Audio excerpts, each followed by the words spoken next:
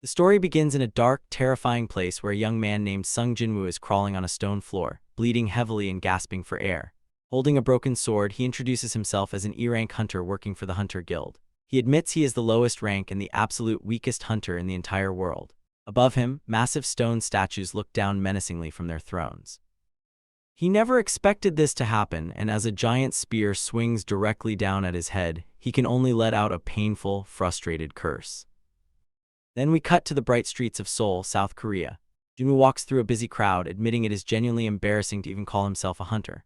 Aside from some slightly abnormal strength and recovery, he constantly gets hurt and survives countless near-death experiences. He isn't putting his life on the line because he enjoys it. He barely makes enough money to pay for his sick mother's medical bills, leaving him no other choice.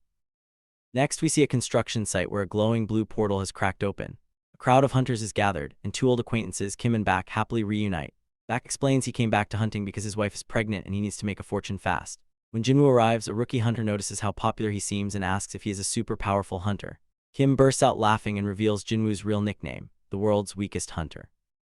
He explains that Jinwoo is weak enough to get hospitalized from a simple E-rank dungeon raid. Hearing this, the other hunters feel relieved, thinking today's raid will be completely safe. Jinwoo overhears them and quietly walks over to get a coffee, but the worker awkwardly tells him they just ran out. Standing outside with bandages on his face, Jinwoo sighs that even coffee is letting him down. Suddenly, a young healer named Juhi rushes up, completely shocked to see his face covered in bandages again. Jinwoo laughs it off, saying it just happened while hunting. They sit down on some steps and Juhi keeps lecturing him about his safety. He confesses that he was the only one who got hurt during a low-level E-rank dungeon, because the higher-rank party members didn't even bring a healer along. Juhi gets incredibly mad at their carelessness, but Jinwoo just smiles weakly, saying he is completely used to being weak. Seeing the crowd move, Jinwoo notices everyone is getting ready to head inside. Over by the portal, a veteran named Mr. Song steps up and asks to be the party leader. Since he is the highest-ranked hunter there, the whole group enthusiastically agrees. Jinwoo cheerfully asks Mr. Song to take care of them today. As they line up, another hunter mocks Jinwoo, telling him to stay safely behind them and try not to get hurt. Jinwoo just laughs it off. Taking a deep breath, he promises himself that he is going to try his absolute best today, stepping confidently into the glowing blue light of the gate. The raid team gets ready to move toward the glowing blue dungeon gate after receiving the final clearance to go ahead. Two support staff members stay behind for a moment, watching them leave. One of them admits he feels a little guilty for not offering coffee to hunter Sung Jinwoo, mentioning that Jinwoo is well known as the weakest E-rank hunter around. The other worker asks about the dungeon's difficulty level, and his partner tells him it is just a standard D rank. He adds that he has never seen Jinwoo finish a raid without getting hurt, but they figure a D rank gate should be safe enough and rush inside to catch up. Deep inside the cavern, a young female healer uses her magic to mend Jinwoo's wounds. She is frustrated and asks why he keeps risking his life as a hunter. Jinwoo quietly apologizes, but she tells him she does not want an apology. She's just genuinely worried about him. Around them, the other hunters easily defeat the monsters with powerful elemental magic, swords, and ice spells. The healer sighs with relief as the battle ends. The other teammates celebrate, joking about how easy the dungeon was. The healer asks Jinwoo if there is a deeper reason why he refuses to quit. To avoid an embarrassing talk about his personal life, Jinwoo laughs it off and says he does it just for fun. He laughs a bit too hard and winces in pain, causing the healer to yell at him to stop before his wounds open back up. Nearby, a veteran hunter shows off a sparkling magical core. He explains that a core from a C-rank monster can bring in thousands of dollars, which is way out of reach for an E-rank hunter. Jinwoo looks at the tiny shard in his own hand and feels disappointed. He risked his life and got badly hurt, but he only walked away with a low-tier E-rank core. He wonders how he will ever make ends meet with such a small payout. Suddenly, a hunter waves his hand from the back of the cave, shouting that he found a hidden entrance. The team gathers around a massive, dark opening leading deeper underground. The leader realizes the rumors of a rare double lair are true. He lights a torch and leads them down a long tunnel wrapped in massive roots that open into a mysterious chamber. The leader explains that since the gate to the surface is still open, the true dungeon boss must be hiding down here. Protocol says they should stop and wait for backup, but if another squad takes the boss, they will lose all the profit. He suggests they handle the boss themselves, but calls for a vote to decide. The team quickly splits right down the middle, resulting in an 8-8 tie. Everything comes down to Jinwoo's final vote. He hesitates, knowing how weak he is, but he thinks about his life outside the dungeons.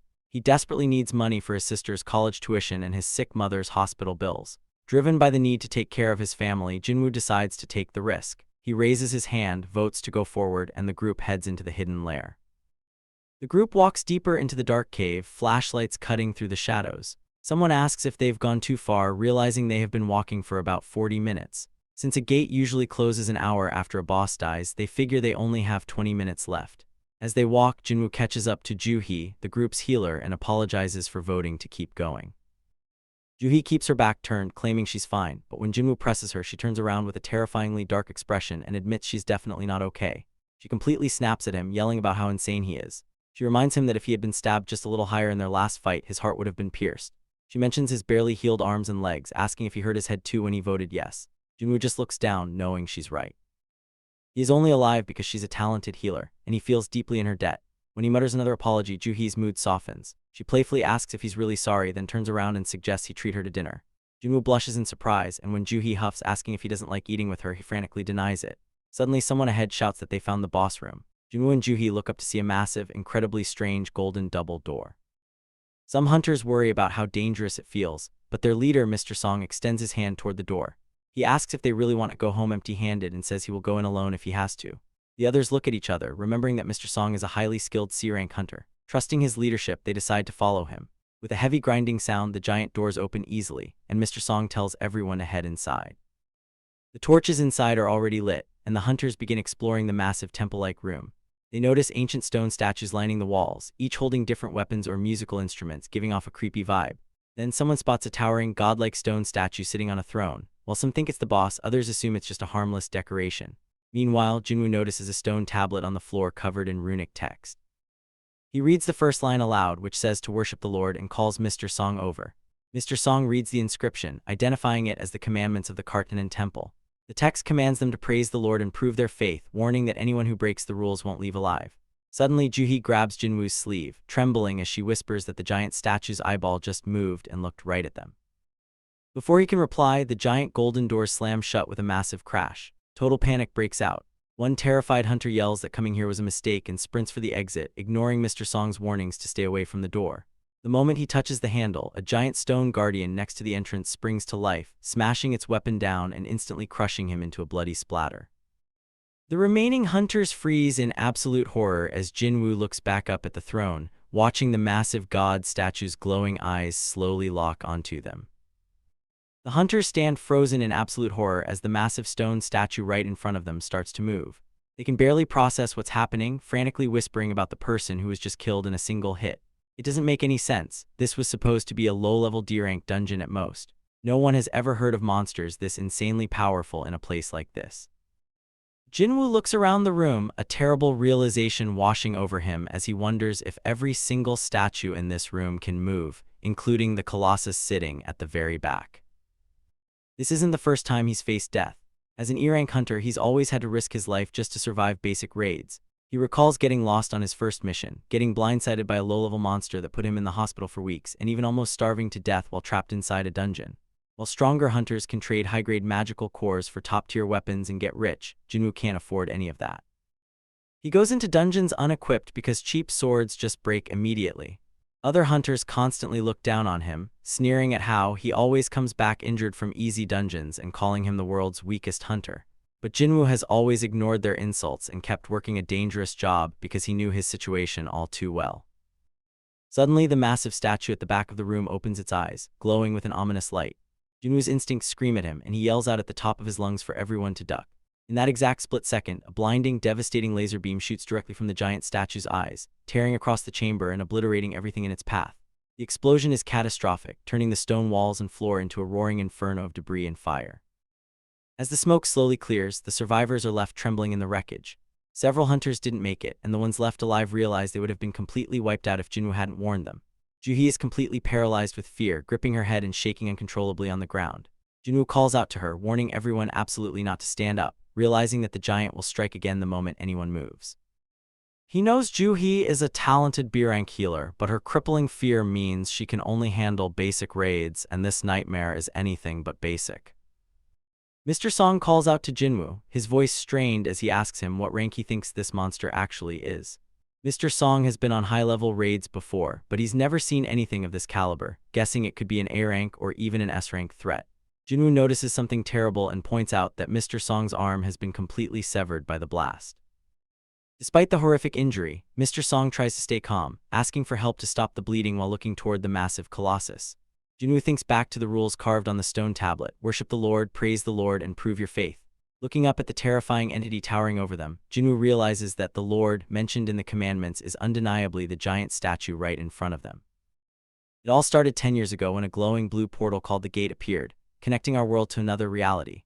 That event changed everything and gave birth to the Hunters, people who awakened incredible powers to cross over and defeat the monsters inside. Our main character Jinwoo became a hunter too, but he only rank locked at E rank, making him barely stronger than a normal human. Most dungeons are straightforward, but sometimes, a gate conceals an absolute nightmare.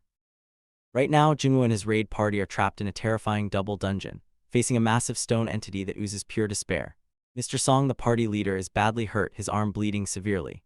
Juhee, a B rank healer, is doing her best to patch him up, but she's shaking uncontrollably from trauma. They are surrounded by slaughter. One hunter was completely obliterated, and another is on his knees, crying out desperately that he just wants to live.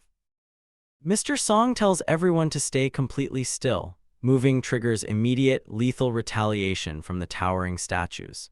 Jinwoo realizes that escaping won't be easy because the giant god statue at the back never intended to let them walk out alive.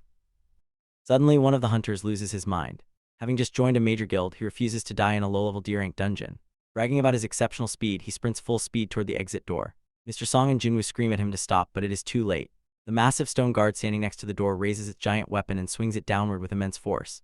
The impact completely smashes the runner into the floor, splashing blood across the heavy doors. Juhee lets out a horrified scream, and the remaining hunters grind their teeth in absolute fury and helplessness. They realize they are completely outmatched, like bugs waiting to be squashed. If these stone monsters wanted to kill everyone right now, they easily could, so why are they holding back? Jinwoo's mind begins to race under the pressure. The statue near the door attacks anyone who approaches it, and the giant god statue fires disintegrating beams from its eyes whenever someone moves. It isn't random violence. There is a specific pattern. They are following a set of strict guidelines. Jinwoo suddenly remembers the stone tablet they found earlier. There is a rule to this room, hidden within the commandments of the Kartanen Temple. Frantic to test his theory, Jinwoo yells out across the room to Mr. Song, asking him what the very first commandment was. Mr. Song, looking tense and confused, calls back that the first commandment said to worship the Lord. Looking up at the giant stone face, Jinwoo notices something chilling. The god statue's eyes are shifting downward, locking directly onto him, but it isn't moving to attack yet. Jinwoo realizes that to survive the first rule, they all have to do something unthinkable. They have to bow down and prostrate themselves before the monster. The chapter starts in the heavy, suffocating darkness of the hidden dungeon, where the survivors are trapped in sheer terror. Sung Jinwoo is on the ground, frantically trying to piece everything together while the other hunters look on in confusion, demanding to know what he is doing. Mr. Song watches Jinwoo closely, noticing that his eyes are sharp and focused, definitely not the eyes of a man who has given up or wishes to die. Towering above them, the giant statue's eyes glow with a terrifying, blinding light, ready to vaporize anyone in its line of sight. Jinwoo stands in a low crouch, sweating and catching his breath as his mind races to decode the danger. He stares intently at the massive entity, remembering how it only attacks when someone moves past a certain height. Suddenly, the puzzle clicks, and he finally understands the true meaning behind the first commandment of the shrine. Without wasting a second, Jinwoo screams at the top of his lungs, telling everyone to immediately bow down to the statue. The other hunters look back at him in complete shock and utter disbelief, shouting to ask if he has completely gone mad. Mr. Song keeps his composure and presses Jinwoo, asking if he has actually figured something out. Looking determined, Jinwoo confirms that he has, explaining that the entity only attacks above a certain height, meaning that bowing low is the literal interpretation of worshipping the Lord. Mr. Song asks if this is just a gut feeling, and Jinwoo admits that it is, at least for now. Realizing they have absolutely no other options, Mr. Song decides to trust him. Slowly, the remaining hunters drop to their knees and press their faces against the stone floor, bowing deeply before the massive throne. Desperate whispers fill the room as they wonder if just bowing will truly be enough to save their lives and let them get out of this nightmare. Juhee is on the floor beside Jinwoo, trembling uncontrollably from the sheer trauma of the situation. Up above, the giant statue slowly shifts its gaze downward, its glowing eyes locking onto the hunters prostrated before it. For a moment, the room falls completely silent. Then a sickening, wide grin begins to spread across the statue's stone face. The close-up reveals a horrifying, massive smile filled with rows of perfectly white teeth, and its eyes turn into blood-red pools of malice. One of the hunters recoils in absolute horror, terrified by the grotesque change in expression. Jinwoo looks up from his bow, sweating profusely as he realizes the creature's mood has shifted, but the deadly eye beams have stopped. The hunters start celebrating, thinking they are finally safe and have survived the worst of it. However, Jinwoo knows better, realizing that the trial is far from over. As the others panic and beg Jinwoo for another plan, he admits he's out of ideas but quickly remembers the second commandment, praise the Lord. Hearing this, a hunter who used to be a church choir member steps forward, confidently offering to sing a hymn to the statue. He starts singing a religious song at the top of his lungs, hoping it counts as praise. For a second, the statue seems to slow down, but Jinwoo watches in dread, realizing with sudden horror that the hunter is praising the completely wrong god. The temple turns into a complete house of horrors as the massive stone lord begins to crush the hunters. One of the men tries to pray, believing he is showing devotion, but Jinwoo realizes in pure terror that the man is praising the wrong god entirely. Before anyone can react, a gigantic stone foot comes down, obliterating the man in an instant and leaving nothing but a bloody crater on the floor. Panic sets in immediately. The survivors start screaming and scattering in every direction. Jinwoo runs for his life while holding onto Juhee, who is weeping and paralyzed with fear. Another hunter, Mr. Back, panics as he runs, thinking about his wife and his 2 kids at home, desperate to survive for his family's sake. He finds a spot near the wall and stops, thinking he might finally be safe. The leader yells a warning to Mr. Back to turn around, but it is already too late. One of the massive stone guard statues standing along the wall moves with terrifying speed. With a single brutal swing of its sword, it slices Mr. Back completely in half. The giant god statue looks down at the carnage, its red eyes glowing as the temple rules demand they praise the Lord, while Jinwoo realizes this thing isn't a god at all, it's a devil. Jinwoo looks around, trying to figure out the puzzle while people are being slaughtered. The stone guards attack anyone who gets too close to the outer walls, using weapons like axes, spears, and swords to hack off limbs. But as Jinwoo runs, he notices something different about one of the statues. It isn't holding a weapon, it's holding a horn-like musical instrument. Putting the clues together, Jinwoo deduces that the guards only activate when a person gets close, moving in preset patterns. If the statues holding instruments follow the same rules, then they might play music instead of attacking. He screams out to the remaining survivors, telling everyone to run toward the statues holding instruments. The group splits up and dashes toward the musical statues. Sure enough, as soon as a hunter gets close, the statue begins to play its instrument rather than strike them down. However, Jinwoo quickly discovers a hidden trap in the rules. 2 people cannot seek shelter under the same statue. When someone tries to crowd another spot, the statue targets them. Jinwoo pushes his body to the limit, running toward a statue he thinks is holding an instrument. But as he gets closer, his heart drops. It isn't holding an instrument at all, it's holding a shield. With no cover left, Jinwoo is completely exposed. A weapon-wielding guard lunges forward and brutally slashes Jinwoo, severing his leg. He collapses to the ground in agony, bleeding out on the cold stone floor while Juhee screams his name in absolute horror. The scene opens on a bloody floor covered in deep cracks, with bodies scattered everywhere across the stone tiles. We see a severed leg sitting in a massive puddle of fresh blood. Juhee's hands glow with golden light as she tries to heal a heavily injured Jinwoo. Jinwoo looks down, completely exhausted, and tells her it's okay and she can stop. Tears stream down Juhee's face and blood drips from her nose from overexerting her magic. But she cries out, promising to heal him if he can just hold on. Jinwoo can barely breathe and coughs violently as the strain of the dungeon weighs down on them. The remaining hunters can only watch in horror. One mutters how terrible the situation is, though he notes that at least Jinwoo survived the initial onslaught.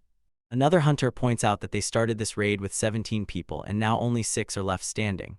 To make matters worse, 2 of them are already gravely injured, leaving their chances of survival looking incredibly slim. Jinwoo lies against the wall, panting heavily with his face bloodied. Kim Sang-shik turns his anger towards Song Kye-yeol, the party leader, telling him that while losing his arm is unfortunate, it all happened because of his rash decisions. He orders Kye-yeol to wait there for his punishment, and Kye-yeol can only look down and softly agree, crushed by the guilt of losing so many lives. Suddenly, a massive crash echoes through the room, sending debris flying everywhere. A huge stone structure rises from the center of the room, shrouded in thick mist. Sang-shik stares in shock, asking what that thing is. Jinwoo looks up with tired eyes, recognizes it immediately, and calls it an altar. He explains that it is just like the altars from ancient mythologies, where living beings were sacrificed to please a lord. Kye-yeol realizes that the last commandment is to prove your faith, meaning this is their final trial. Sang-shik draws his glowing sword, realizing that to clear this room, they have to sacrifice someone to the altar. He points his weapon directly at Kye-yeol, demanding to know who brought them into this nightmare. He angrily reminds Kye-yeol about the hunters who died, including a man who bragged about his family right before being torn in half. Since Kye-yeol promised to take responsibility, Sang-shik tells him to prove it by stepping up as the sacrifice. Another hunter tries to defend Kye-yeol, arguing that they all voted to come here, but Sang-shik barks at him to shut up. Kye-yeol calmly stops the argument, walking forward into the center of the room, accepting his fate and asking the others to step away. As Kyle steps onto the altar, a bright orange flame erupts around the structure. Everyone watches in confusion, wondering if a single flame means the dungeon doesn't want a sacrifice after all. Jinwoo asks for help to get up, and as he and the others join Kyle on top of the altar, more flames ignite around the perimeter. Jinwoo realizes that a new flame appears for every person who stands on the altar, meaning the final trial only begins once every single survivor is up there together. He warns them that the gate has been open for 7 days, meaning it will fully open soon and the monsters will escape into the human world if they don't defeat the boss right now. Suddenly, the massive double doors of the dungeon begin to grind open, making some hunters think they can finally escape. But before anyone can run, Jinwoo looks on in utter dread as every single giant stone statue in the room suddenly opens its glowing eyes and begins marching straight toward the colossal statues suddenly begin to move, their heavy stone footsteps shaking the entire room. Panic completely takes over the remaining hunters, and they shout out in absolute terror, completely lost on what to do next. Seeing the looming danger, Jinwoo quickly turns to Joo-hee and warns her that she cannot close her eyes, no matter what. Mr. Song realizes the true nature of this horrific test, shouting out to everyone that it is just like the game they played when they were young, where the statues only creep closer the moment you take your eyes off of them. He commands everyone to keep their eyes locked onto the statues. But the sheer terror is too much for one girl to handle. Overwhelmed by fear, she lets out a panicked scream and bolts frantically toward the open door, ignoring Jinwoo's desperate cries to stop. She sprints across the chamber, her footsteps echoing wildly, and manages to dive straight through the exit. Surprisingly, she survives, but her escape causes the massive stone door to slide shut just a little bit more. Jinwoo watches this in realization, noticing that one of the red flames on the altar, which represents the number of people inside, instantly vanished the moment she left. Jinwoo pieces the puzzle together, realizing that the open door isn't a true escape, but a trap designed to tempt them with false hope. The final commandment to prove your faith means maintaining that faith even when surrounded by terror, danger, and sweet temptations. Witnessing her successful escape, another hunter breaks down under the pressure, trembling violently as he admits he cannot stay any longer. He drops his weapon with a loud clank and sprints for the door as well, leaving the others shocked and angry. Jinwoo screams at everyone not to move, explaining that if anyone else leaves, they won't have enough people left to watch all the statues, and everyone remaining will die. Mr. Song demands a clearer explanation, and Jinwoo clarifies that the blue flames acting as a countdown timer are their key to survival. If they can just hold their ground and keep looking at the statues until the blue flames disappear, they will all be able to leave safely. Hearing this, Kim Sang-shik looks at Jinwoo, admitting he never expected someone so notoriously weak to be the one saving their lives. He confesses that he always looked down on Jinwoo, but acknowledges that he is only alive right now because of him. However, despite his gratitude and deep apology, Sang-shik looks toward the closing door. He tearfully admits that he has a family waiting for him and simply doesn't want to die here. Despite Jinwoo's furious warnings that his betrayal will condemn the rest of them to death, Sang-shik turns his back and runs, abandoning the final survivors to their fate. So Jinwoo realizes that if everyone runs, they are all going to die right here. The massive temple doors are already closing, and Kyle finally understands the rules of the dungeon. He looks back at Jinwoo and tells everyone else they need to escape while they can. Kyle turns to Joo-hee and asks her to help Jinwoo up, which she completely agrees to, but when she tries to move, her body completely fails her. She falls hard to the stone floor, trembling in pure terror. She looks down, wondering what is wrong with her body, only to realize her legs are totally paralyzed. Kyle points out that she has hit complete mana exhaustion from overusing her magic trying to heal Jinwoo's severe wounds earlier. Seeing this, Jinwoo looks up and tells Kyle that he needs to take Joo-hee and get out of here immediately. Kyle argues that he wants to stay behind instead, but Jinwoo snaps back, asking who else is going to carry her out if he stays. The massive stone statues start marching toward the altar, stamping their weapons, and Jinwoo screams that there is no time left. Kyle looks down deeply torn, but Joo-hee cries out, desperately weeping and insisting that she would rather stay behind with Jinwoo. Jinwoo just smiles weakly, trying to lighten the heavy mood, and reminds her that he still owes her a dinner. He reaches out and drops a small essence stone into her hand, telling her to keep it safe and that he will collect his payment from her whenever he gets back. Joo-hee cries, shouting that this is absolutely no time for jokes, but before she can argue further, Kyle chops her on the neck, knocking her completely unconscious. He lifts her onto his back, looks at Jinwoo with an incredibly heavy heart, and promises to take care of her. Jinwoo sighs in relief, watching their retreating figures finally slip through the glowing light of the exit just before the massive doors slam shut for good. Left entirely alone in the dark temple, Jinwoo watches the towering statues close in on him. He feels a bitter sense of relief that he is the only one dying here, though he can't help but jokingly wish he had bought some life insurance beforehand. As the ground rumbles and the statues loom over the altar, Jinwoo drags his battered, bleeding body upright. Grabbing a dropped sword, he grits his teeth, covered in blood, and tells the monsters to come at him, determined to take at least one of them down with him. But as the heavy weapons swing down to crush him, a sudden wave of raw terror hits him. He doesn't want to die. He screams out in his mind, furious at how unfair it is, thinking about his family and how much he desperately wants to live. He begs for just one more chance. Right as the blades are about to strike, a futuristic system chime rings out in his head. A floating screen appears, announcing that he has completed all hidden requirements for a secret quest called Courage of the Weak. It asks if he wants to accept the right to become a player, warning him that if he refuses, his heart will stop in a fraction of a second. Realizing this weird system is his only lifeline, Jinwoo accepts the prompt, and a final message pops up, welcoming him as a player right as the screen fades out. Sung Jinwoo wakes up with a gasp, his eyes wide with terror as a glowing message fades from his sight. He's panting heavily, sweat pouring down his face as he looks around. The brutal nightmare of the double dungeon is gone, replaced by the quiet white walls of a hospital room. He wonders if it was all just a dream. Before he can clear his head, the door slides open and two men in sharp black suits walk in. Jinwoo asks who they are, completely caught off guard. They introduce themselves as inspectors from the Korean Hunters Association. Jinwoo is immediately confused about why high-ranking officials would want to see an E-rank hunter like him. That's when they drop a bomb on him. He's been unconscious for 3 whole days. Panicked, Jinwoo immediately asks if the others made it out alive. The inspector tells him that they survived, but the cost was high. Mr. Song lost his arm and will likely have to retire, and Juhee is severely traumatized and undergoing psychiatric treatment. It's highly unlikely either of them will ever return to the dungeons. Hearing enough of the grim details, Jinwoo tells them to stop. The inspector goes on to explain that when the association and the White Tiger Guild finally reached the coordinates of the hidden room, the giant statues and the terrifying monsters had completely vanished. There was no trace of a massacre. The only thing left in that empty room was Jinwoo, lying completely alone on the altar. Because of this bizarre situation, the association came up with a theory. They think Jinwoo might have experienced a double awakening, a rare phenomenon where a hunter receives a second surge of power that can shoot their rank all the way up to an A or an S rank. To test this theory, the inspector pulls out a magic power detector and asks Jinwoo to place his hand on the mana crystal. The inspector watches closely, knowing that only a powerhouse could have cleared that room. Jinwoo places his hand down and the device whirs to life, but the screen displays a tiny number, barely reaching a baseline E-rank level. Disappointed, the inspector thinks to himself that trash is just trash after all and apologizes to Jinwoo for wasting his time. As the inspectors pack up and walk out the door, Jinwoo stares after them, realizing something strange. A floating blue system screen is hovering right in front of his face, saying he has unread mail. He checks his body and realizes his severed leg and impaled chest are completely healed. He tries to touch the floating screen, but his hand passes right through it. Just then his younger sister Jinah bursts into the room in her school uniform. She starts scolding him loudly, crying and asking why he always has to be the one getting hurt while everyone else returns fine. Jinwoo apologizes, feeling thankful that he didn't leave her behind. He points to the floating screen and asks if she can see it, but she just looks at him like he's crazy. Realizing only he can see it, he figures out how to open the mail with his mind. A daily quest pops up called Preparing to Become Strong. It demands a brutal routine, 100 push-ups, 100 sit-ups, 100 squats, and a 10-kilometer run. It warns that failing will result in a penalty.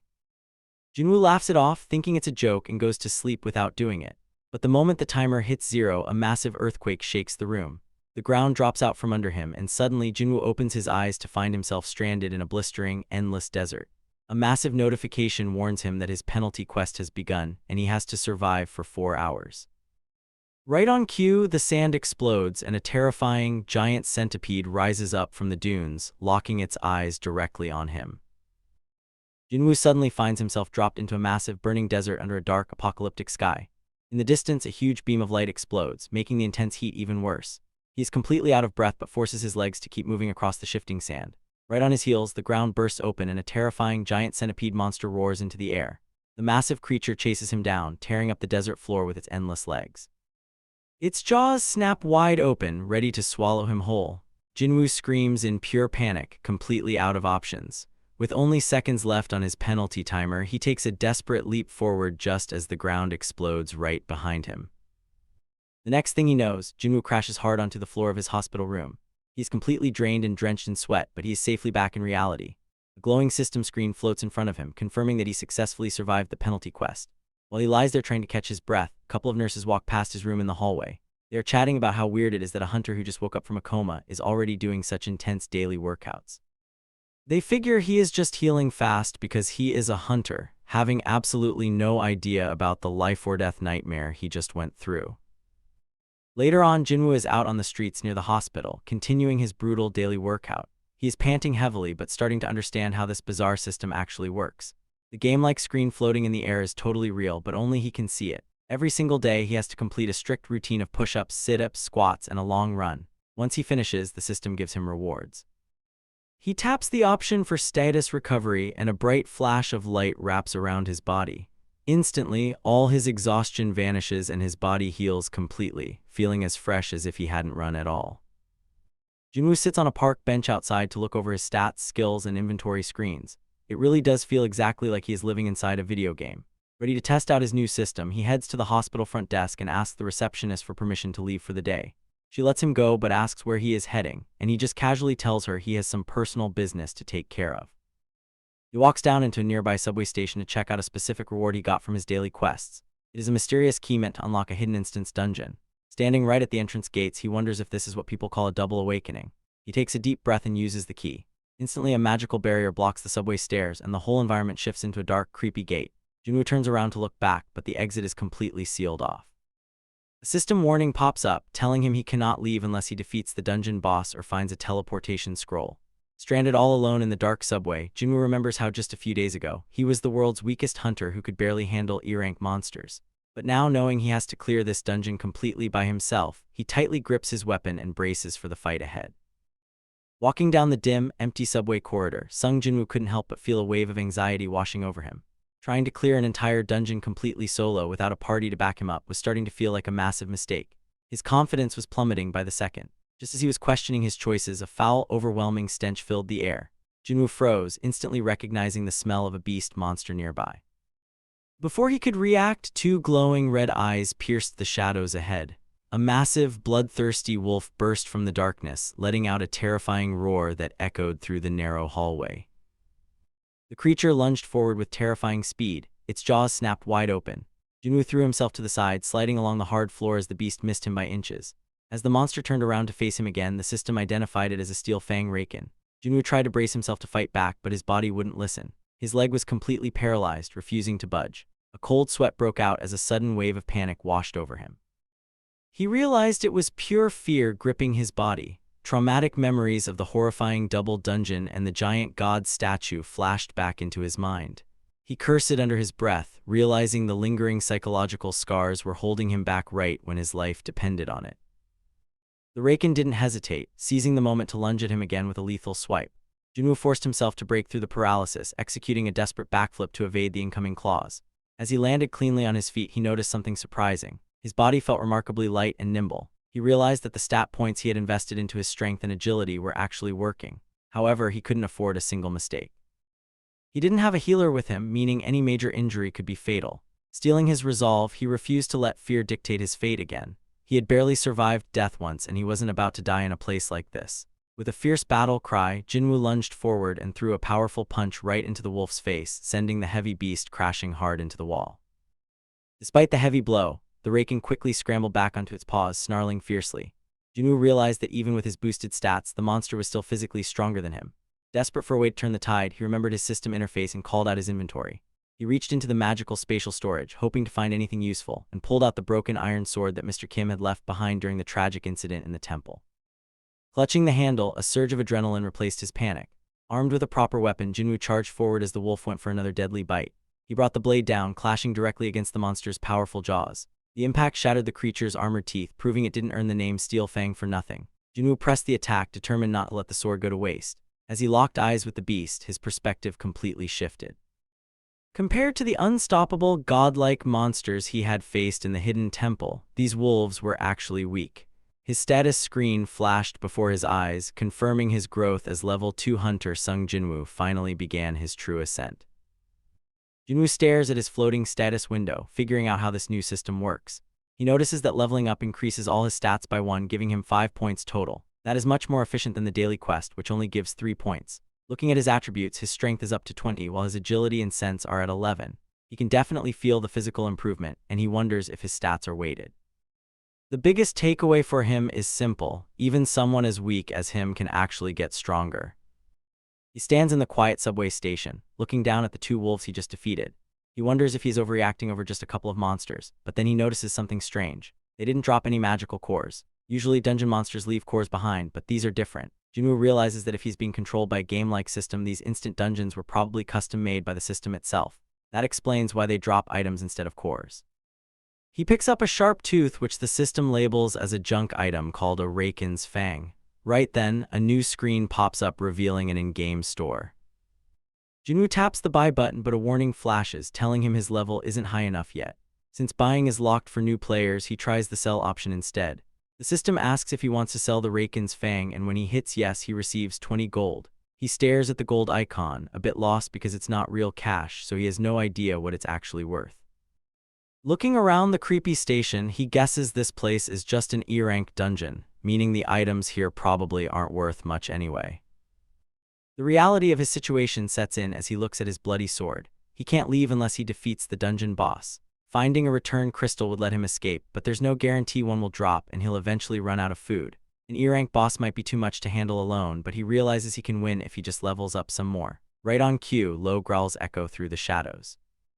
Dozens of glowing red eyes appear in the darkness as a massive pack of wolves rushes down the corridor. Instead of panicking, Jinwoo grips his weapon tightly. There's nothing to fear because he has already died once before. He charges straight into the pack, swinging his sword fiercely and pushing his body to its absolute limits. Blue light trails follow his blade as he cuts through the horde, and a system alert chimes to let him know he just leveled up. As he catches his breath, he thinks of his family. If he dies here, he can't protect the people he loves and he'll lose everything.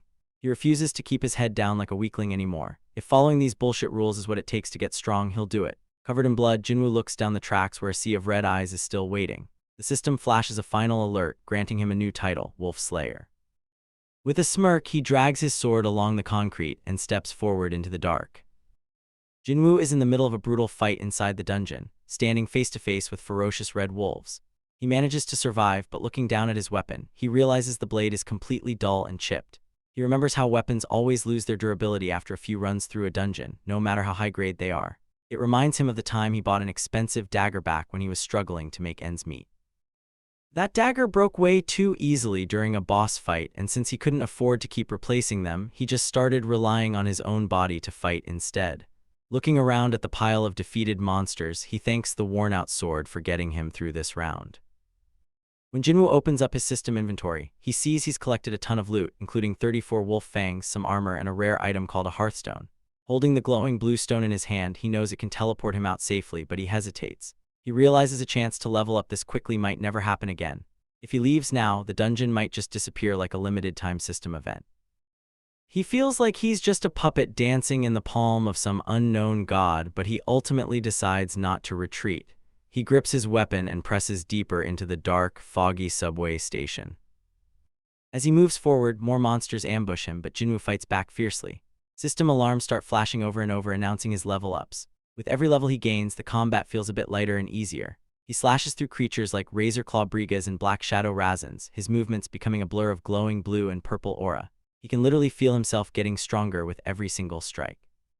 He notices these monsters keep respawning constantly, which doesn't happen in normal dungeons, making them feel more like programmed constructs than living things. By studying their patterns, Jinwoo quickly figures out their attack vectors. He anticipates a monkey falling from the ceiling and big cats striking from both sides, dodging and countering them flawlessly. When another Steel Fang Raken leaps at him, Jinwoo's eyes glow with intense focus and he cuts the beast cleanly in half. He remembers how the system color codes enemy danger levels. Red means deadly, orange means strong, and white means weak. The wolves that used to be a major threat are now marked in white, proving just how much his stats have grown. However, as he walks down the eerie, never-ending stairs of Hapjeong Station, he senses an overwhelming pressure from deep below. Suddenly, a massive blur of red moves incredibly fast, catching him off guard and shattering his sword. Panting and bleeding, Jinwoo faces down a giant wolf whose name still glows a dangerous orange. Even after all his leveling up, this monster is on a whole different tier. Realizing this creature must be the true boss of the dungeon, Jinwoo readies himself for the ultimate fight. So Jinwoo is facing off against this massive blue snake inside the dungeon. He's totally beat up, bleeding from his mouth and breathing heavily. He stares right at it and asks if it's the boss of this place. This monster is huge, with glowing yellow eyes and rows of sharp fangs. Jinwoo looks at his broken sword and realizes his current weapons won't do a thing. Normal punches won't pierce those incredibly thick blue scales either. He has to figure out a way to break through its defense, thinking he needs a fast attack with real weight behind it. Suddenly, the snake whips its massive body around, smashing into the ground with a giant crash.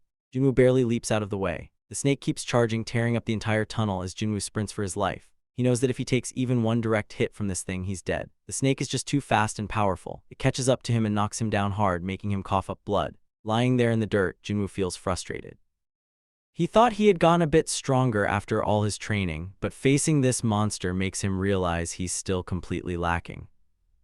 As he struggles to move, memories of his past start flashing through his mind. He remembers being called the world's weakest hunter and how people used to talk behind his back. The snake strikes again, throwing him across the floor. He spits out more blood but forces himself to stay conscious. He tells himself that his weakness isn't something to brag about. He knows exactly how weak he used to be, and he's desperate to escape that past. He grips his broken sword with everything he's got, focusing entirely on one thing: strength. He thinks back to the terrifying double dungeon incident, remembering the overwhelming pressure of the giant stone statue that forced everyone to their knees. He remembers the fear, the desperation, and how he was abandoned and betrayed by the people he trusted. He screams out in his memories, remembering the bitterness of being left behind. That betrayal is exactly why he came to this instant dungeon in the first place, to get stronger so it never happens again. With pure rage and determination, Junwoo stands back up and faces the giant snake. The monster lashes out, hitting him again, but Junwoo refuses to back down. He says he isn't done yet. Compared to the absolute terror of the giant god statue, this snake doesn't scare him at all. He leaps into the air, puts all of his stat points into strength, and drives his broken blade straight into the monster's head, screaming at it to die. Meanwhile, out in the real world, hospital staff are wondering where Junwoo went since he hasn't returned to his room. They talk about how hunters are basically monsters compared to normal humans because they heal so fast. Back in the dungeon, the massive snake crashes to the ground, dead. Junwoo kneels there, completely exhausted and covered in blood, but then the system screens pop up. He officially leveled up and defeated the boss, the blue poison fangs Kasaka. Looking at the notifications, Junwoo just smiles and laughs, realizing he really did get a bit stronger.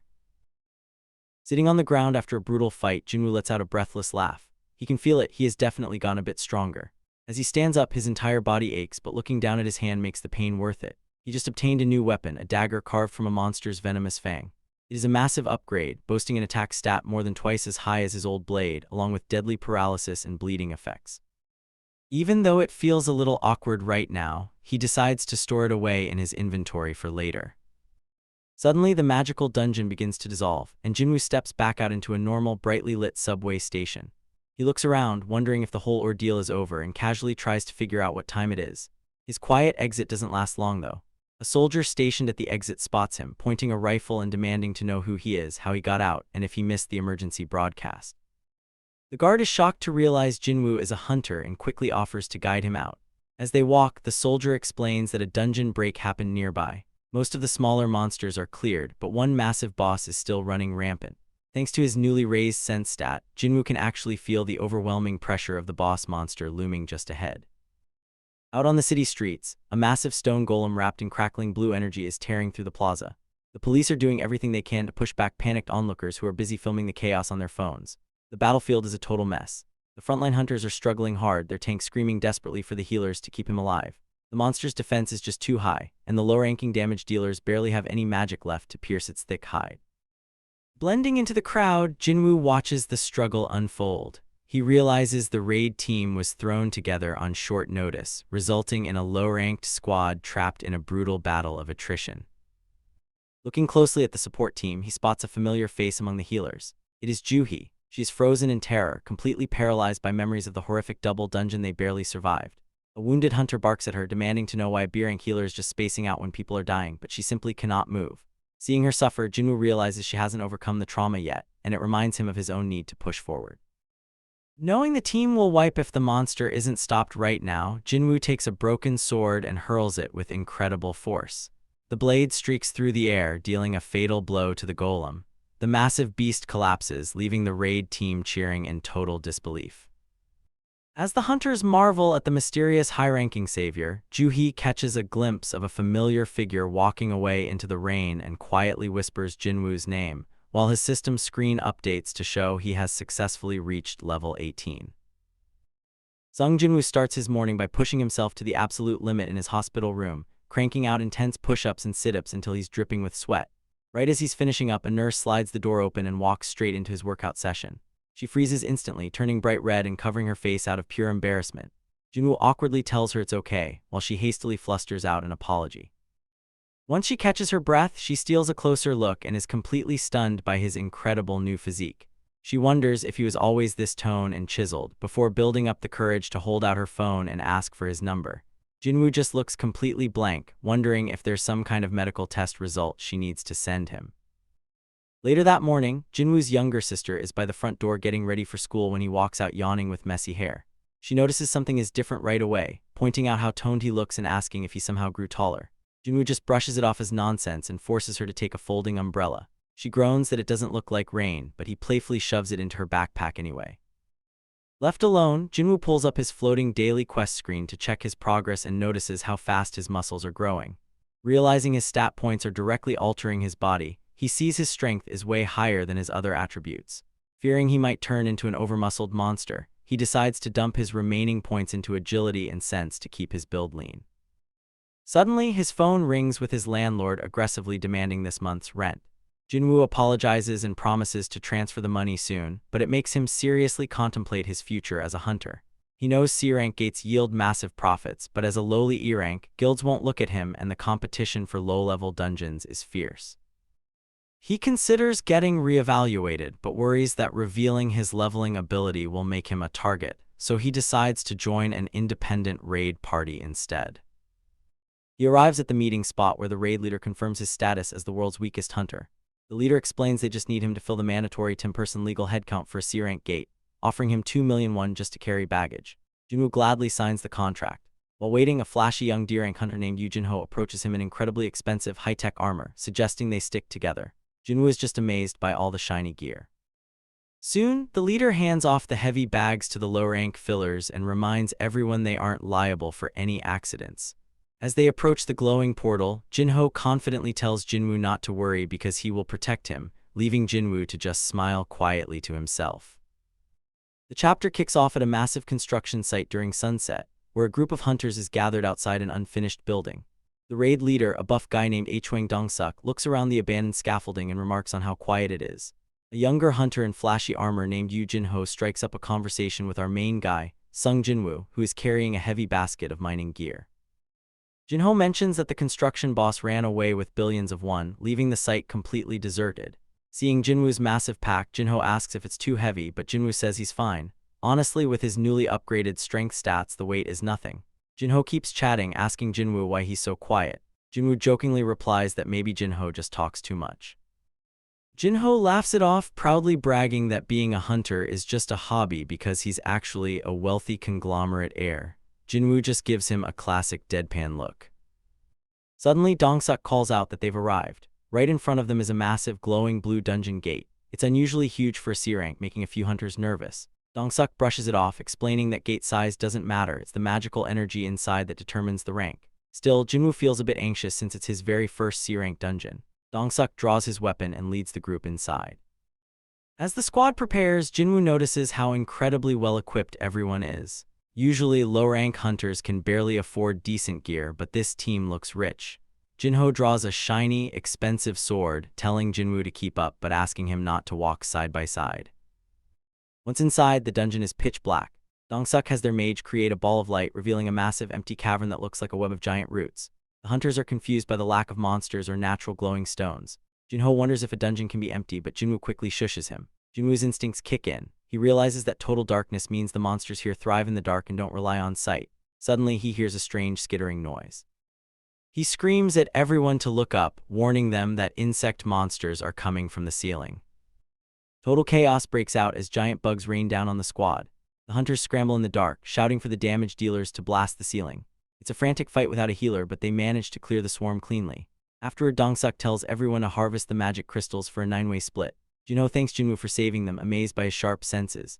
But the victory is cut short when a hunter calls Dong-suk over to look at the carcasses. They discover the insects already had deep blade wounds before the squad even arrived. Dong-suk smiles greedily, realizing a much stronger monster is lurking nearby, meaning a massive payday. But as Jin-ho chats about his expensive gear, Jinwoo gets hit with a chilling, ominous feeling that something is horribly wrong. Jinwoo looks over at Jin-ho and notes that his sword and shield look incredibly expensive. Jin-ho proudly smiles and mentions that his father bought them for him since it is his very first raid. Even though Jin-ho is excited, Jinwoo tells him to stay on guard because he's picking up a really bad vibe from the rest of the group. Jinwoo originally took this job as a porter thinking it would be an easy way to make some quick cash without having to get involved in any dangerous fights. But suddenly, a strange system warning flashes before his eyes, telling him to beware of lizards. He doesn't completely understand what it means yet, but his gut feelings are usually right. Further inside the cave, the raid leader Hwang Dong-suk notices that things are looking grim. They keep walking past the mutilated corpses of giant insect monsters, but none of them are intact. He knows that since the dungeon gate hasn't closed yet, the boss must still be alive. Suddenly, Dong-suk stops the group and orders their mage Jae Chuan to cast a light spell down the path. As the bright light fills the cavern, it reveals a terrifying sight. A massive, horrifying spider boss is hanging right above them, surrounded by thick layers of webbing. Dong-suk tells everyone to quiet down and get ready.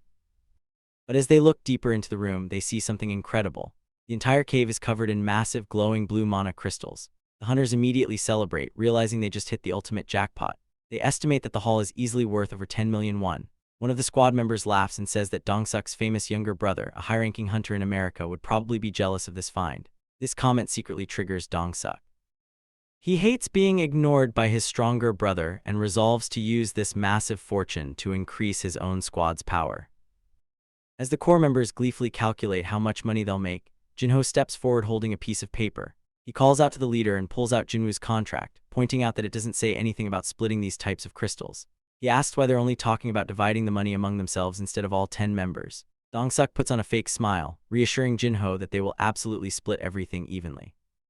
However, he says there is something else they need to take care of first. Dong-suk explains that they need to mine all these crystals before fighting the spider, which luckily seems to be fast asleep after a big meal. When he asks his teammate if he brought the mining equipment, the guy admits he left it all back in the car. Dong-suk smoothly turns to Jinho and Jinwoo, asking them to stay behind and guard the room while the rest of the group heads back to the entrance to grab the gear. He promises them nothing will happen as long as they don't provoke the beast. But as soon as the main group walks out, Jinho puts the pieces together. He realizes this squad always enters C-rank dungeons with just 8 core members and hires random extras to meet the legal 10-person requirement. Before they can even move, Jae Chuan uses his magic to completely seal the boss room entrance with a massive wall of rock. Jinho panics, realizing they've been completely abandoned. Jinwoo looks at the blocked doorway, finally realizing that the lizards the system warned him about are the human scum who just left them to die. The entrance is completely blocked off by giant rocks, and Jinwoo realizes right away what's happening. The guys who left them behind are what hunters call lizards. In dungeons, accidents happen all the time, and since there aren't any cameras to prove a crime, some corrupt hunters will sacrifice or kill their own teammates for profit. If you're weak or get in the way, they'll cut you loose to save themselves, just like a lizard dropping its tail. Jinho completely panics, shouting that those sons of bitches are trying to kill them both just to keep all the mana crystals for themselves. But Jinwoo knows they couldn't have stopped it anyway. They were caught in a trap from the start, and if they had tried anything earlier, the group would have just struck them down right then and there. Meanwhile, outside the room, the betrayers are casually walking away. They've stolen Jinho's gear and are checking a phone to see which rich family he belongs to, figuring they can make even more money off his death. One of the hunters asks their leader, Hwang, if he has the confidence to beat the dungeon boss on his own. Hwang flatly admits it's impossible because a C-rank boss is just too dangerous. Back inside, getting out isn't the main issue anymore. The real problem is the massive creature that just woke up right above them. A giant spider boss drops down from the ceiling. Jinho is terrified, but he still steps in front of Jinwoo, telling him to get behind him while he tries to think of a plan. The monster is hideous, covered in glowing red eyes and filled with rows of sharp teeth. To Jinho, its strength feels like it's on a completely different level. But when Jinwoo hears the words, another level, he just thinks back to the terrifying, smiling giant statue from the double dungeon. Compared to that nightmare, this spider is a joke. Jinwoo casually tells Jinho to stand back. Jinho is totally shocked, asking if he's seriously going to try and kill that thing alone. Jinwoo reflects on how much he's changed. Even though the spider is incredibly strong compared to the monsters from his instant dungeon, he doesn't feel any pressure. He isn't intimidated at all, and he realizes that his current strength is actually high enough to take down a C-rank boss. Jinwoo draws his dagger, Rasaka's Fang, and leaps into the fight. He lands a heavy blow, and Jinho is completely amazed that the attack actually worked against the boss. Jinwoo smiles, noting that his new dagger is a pretty good weapon, and tells himself that the real hunt begins now. Jinho is left staring in absolute disbelief, wondering how a guy this powerful could possibly be the world's weakest E-rank hunter. The E-rank hunter watches in complete shock, his eyes wide, struggling to process what he is witnessing. He cannot believe someone ranked as an E-rank could possibly be this strong. Right in front of him, the battle rages as the hunter clashes with the massive spider boss, their movements blurring. He is constantly on the move, darting around the creature, slashing at its thick skin while trying to avoid its lethal, crushing attacks. He notes that the spider has 8 legs and no blind spots, and it can easily punch through the floor, making every single strike a life-threatening danger. He realizes he needs to be much closer to effectively damage it, but the beast is relentless. As he dodges and weaves, the other hunter watches, his mind reeling as he wonders what kind of person this is. He starts to suspect that this must be a false rancor, someone intentionally hiding their true power, and he knows that false rancors are often dangerous psychopaths who kill for fun. The battle continues, and he wonders how much time has passed, maybe 5 minutes, maybe 10. He is starting to feel the strain, his stamina is dropping, and as his fatigue rises, his speed begins to slow. He realizes he cannot keep this pace up much longer. He decides to use the special ability of his dagger, which has a chance to paralyze the enemy or cause them to lose health over time. Suddenly, the spider sprays a stream of acid. The bystander is stunned. He realizes the guy was hiding a trump card the whole time.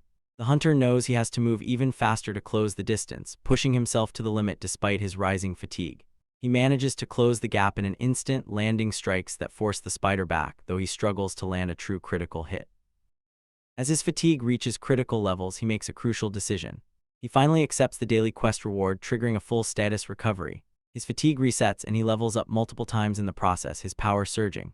The spider, weakened by the effects of his attacks, finally collapses. The E-rank observer is left shaking, unable to believe what he just saw. He is trembling, terrified by the sheer power this man displayed. The hunter, now calm, approaches the man who had been watching in fear.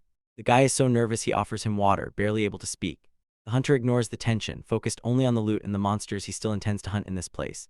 As he looks over his own status screen, seeing his level now at 21, he just sighs, satisfied that he survived and grew stronger while the other man just stands there, completely overwhelmed by what he just witnessed. The smoke and dust clear as Hwang Dong-suk and his traitorous party walk back into the cavern. They stop dead in their tracks when they see Yoo Jin-ho and Sung Jin-woo still standing. The hunters are completely shocked and wonder how the two of them managed to kill the searing spider boss all by themselves. They quickly assume it must have been because of Jin-ho's incredibly expensive, high-grade equipment. Hwang Dong-suk steps forward and calls out to Jin-ho. He reveals that he looked into Jin-ho's background because of his flashy armor and discovered that he is actually the son of Chairman Yoo Myung-han, a massive real estate tycoon. Hwang tells Jin-ho that he wants to talk business with his wealthy father, but first, he offers Jin-ho a chance to live. Hwang gives Jin-ho a brutal ultimatum: kill Sung Jin-woo and join their group. He warns Jin-ho that it is the only way he will leave this place alive, otherwise they will both die right there. Jin-ho is completely horrified by the demand. Hwang mocks his hesitation, asking if he is actually scared of a weak E-ranker and reminds him that nobody will ever know what happened inside the dungeon anyway. Watching from the side, Jin-woo remains calm. He thinks about how it is a given that he will be betrayed because he is viewed as weak. But instead of turning on Jin-woo, Jin-ho takes a firm step forward. He draws his sword, raises his shield, and chooses to protect his partner. Hwang sighs, noting that it is a bit of a waste to kill a rich family's son, and orders his men to take care of the weak one first. He looks at Jin-woo and asks him if he has ever killed a human before. Right at that moment, a blue system screen flashes directly in front of Jin-woo's eyes. It is an emergency quest. The system has detected a clear intent to murder from the surrounding players and commands Jin-woo to eliminate the threats to ensure his own safety. The warning screens tell him that if he fails to complete this quest, his own heart will stop. Looking at the blue panels, Jin-woo finally understands the brutal reality of his situation. He realizes he forgot that the dungeon is a place where only the fittest survive. The system is not acting out of goodwill, it is forcing him to kill so that he can become strong. One of the mages in Hwang's group fires a massive blast of magical energy directly at Jin-woo, but the attack completely misses. The hunters are confused, wondering how a mere E-ranker survived a direct shot. Jin-woo looks at them with cold, glowing eyes. He tells them that if they are hunters, they should be ready to become the hunted. Before anyone can even react, Jin-woo moves at blinding speed. In the blink of an eye, one of the hunters drops dead to the ground. The rest of the group panics in absolute shock, unable to comprehend how an E-ranker could suddenly possess such terrifying power. Jin-woo stands over his first human kill. The system interface flashes before his eyes, marking one enemy dead. The remaining hunters are in complete shock. They can't understand how a weak E-rank hunter just killed a D-rank hunter in the blink of an eye. Jin-woo looks down at his bloody clothes and the dagger gripped tightly in his palm. He realizes he just took a human life. Even if the system forced his hand with a life-or-death order, it doesn't change what he did. But he knows the brutal truth of his situation. If he doesn't kill them, they will kill him. There is no running away anymore. He reminds himself that only the strong survive in this world. Memories of his past weakness flash through his mind. He remembers the terrifying moments in the double dungeon where people screamed, cried, and begged for their lives.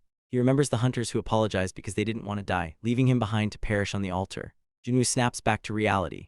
A dark, terrifying aura begins to surge around his body, and his eyes glow with a cold, piercing blue light. He completely accepts his new reality. Ichwang Dongsuk and his remaining men back away, feeling the overwhelming pressure. Desperate, Dongsuk orders his mage to blast Jinwoo with one more blow. A massive explosion of magic engulfs Jinwoo, lighting up the entire cave. But before the smoke can even clear, Jinwoo is already moving. He moves like a shadow, appearing right behind another hunter and slashing through him instantly. The hunters panic as Jinwoo systematically cuts them down. They try to swing their weapons, but they are far too slow. They can't hit him at all. Jinwoo casually tells them that if they call themselves hunters, they should try actually hunting him. Suddenly, Jinwoo activates his skill, unleashing an overwhelming wave of murderous intent. The hunters freeze in place, their bodies refusing to move under the intense pressure of the fear effect. One by one, they are sliced apart until only Ichwang Dongsuk is left standing. Dongsuk is terrified, finally realizing that Jinwoo was the one who defeated the dungeon boss all along. In a final, desperate move, Dongsuk uses his strength skill to power up, but it is useless. Jinwoo effortlessly overpowers him, beating him into the dirt. Dongsuk coughs up blood, completely breaking down. He begs for mercy, then tries to threaten Jinwoo by mentioning his powerful brother. Jinwoo doesn't hesitate and finishes him off. As the dungeon begins to close, the system rewards pop up, and Jinho can only watch from the side, throwing up from the horror. Meanwhile, across the world in Washington, USA, a massive man wakes up in a sweat. It is Ichwang Dongsu, Dongsuk's younger brother. He sits up in bed, realizing his eyes are wet with tears from a sudden bad dream. Confused, he wonders what time it is back home in Korea, completely unaware of the slaughter that just took place. Over at the Hunters Association Monitoring Division, an agent rushes into manager Yu Jinchul's office with an urgent report. 8 hunters were just killed during a C-rank dungeon raid, and the only survivors are a D-rank and an E-rank hunter.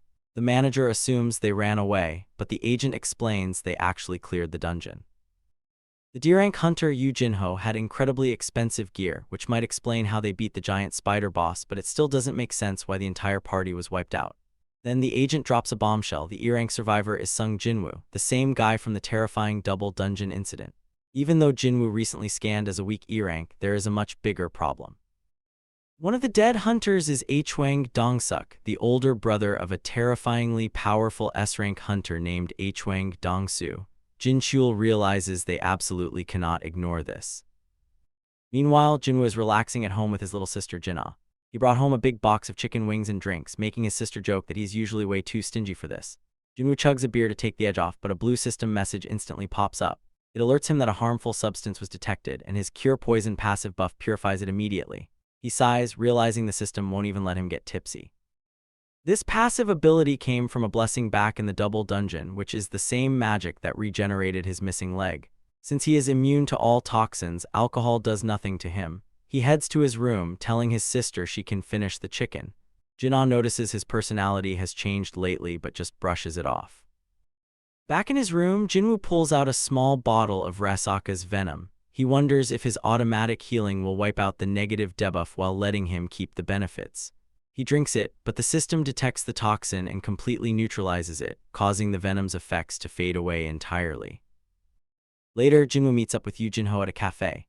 The rich kid is incredibly excited, calling Jinwoo his savior and explaining that he made a ton of money from the magic crystals Jinwoo let him keep. He's grateful Jinwoo kept quiet to avoid legal trouble, though he gets quiet remembering how their old party tried to murder them. Jinho then reveals his grand plan. He wants to form a private raid team to clear 19 more dungeons so he can get a guild master license. Jinwoo immediately declines and stands up to leave, but Jinho begs him to stay, promising a fair split of the rewards.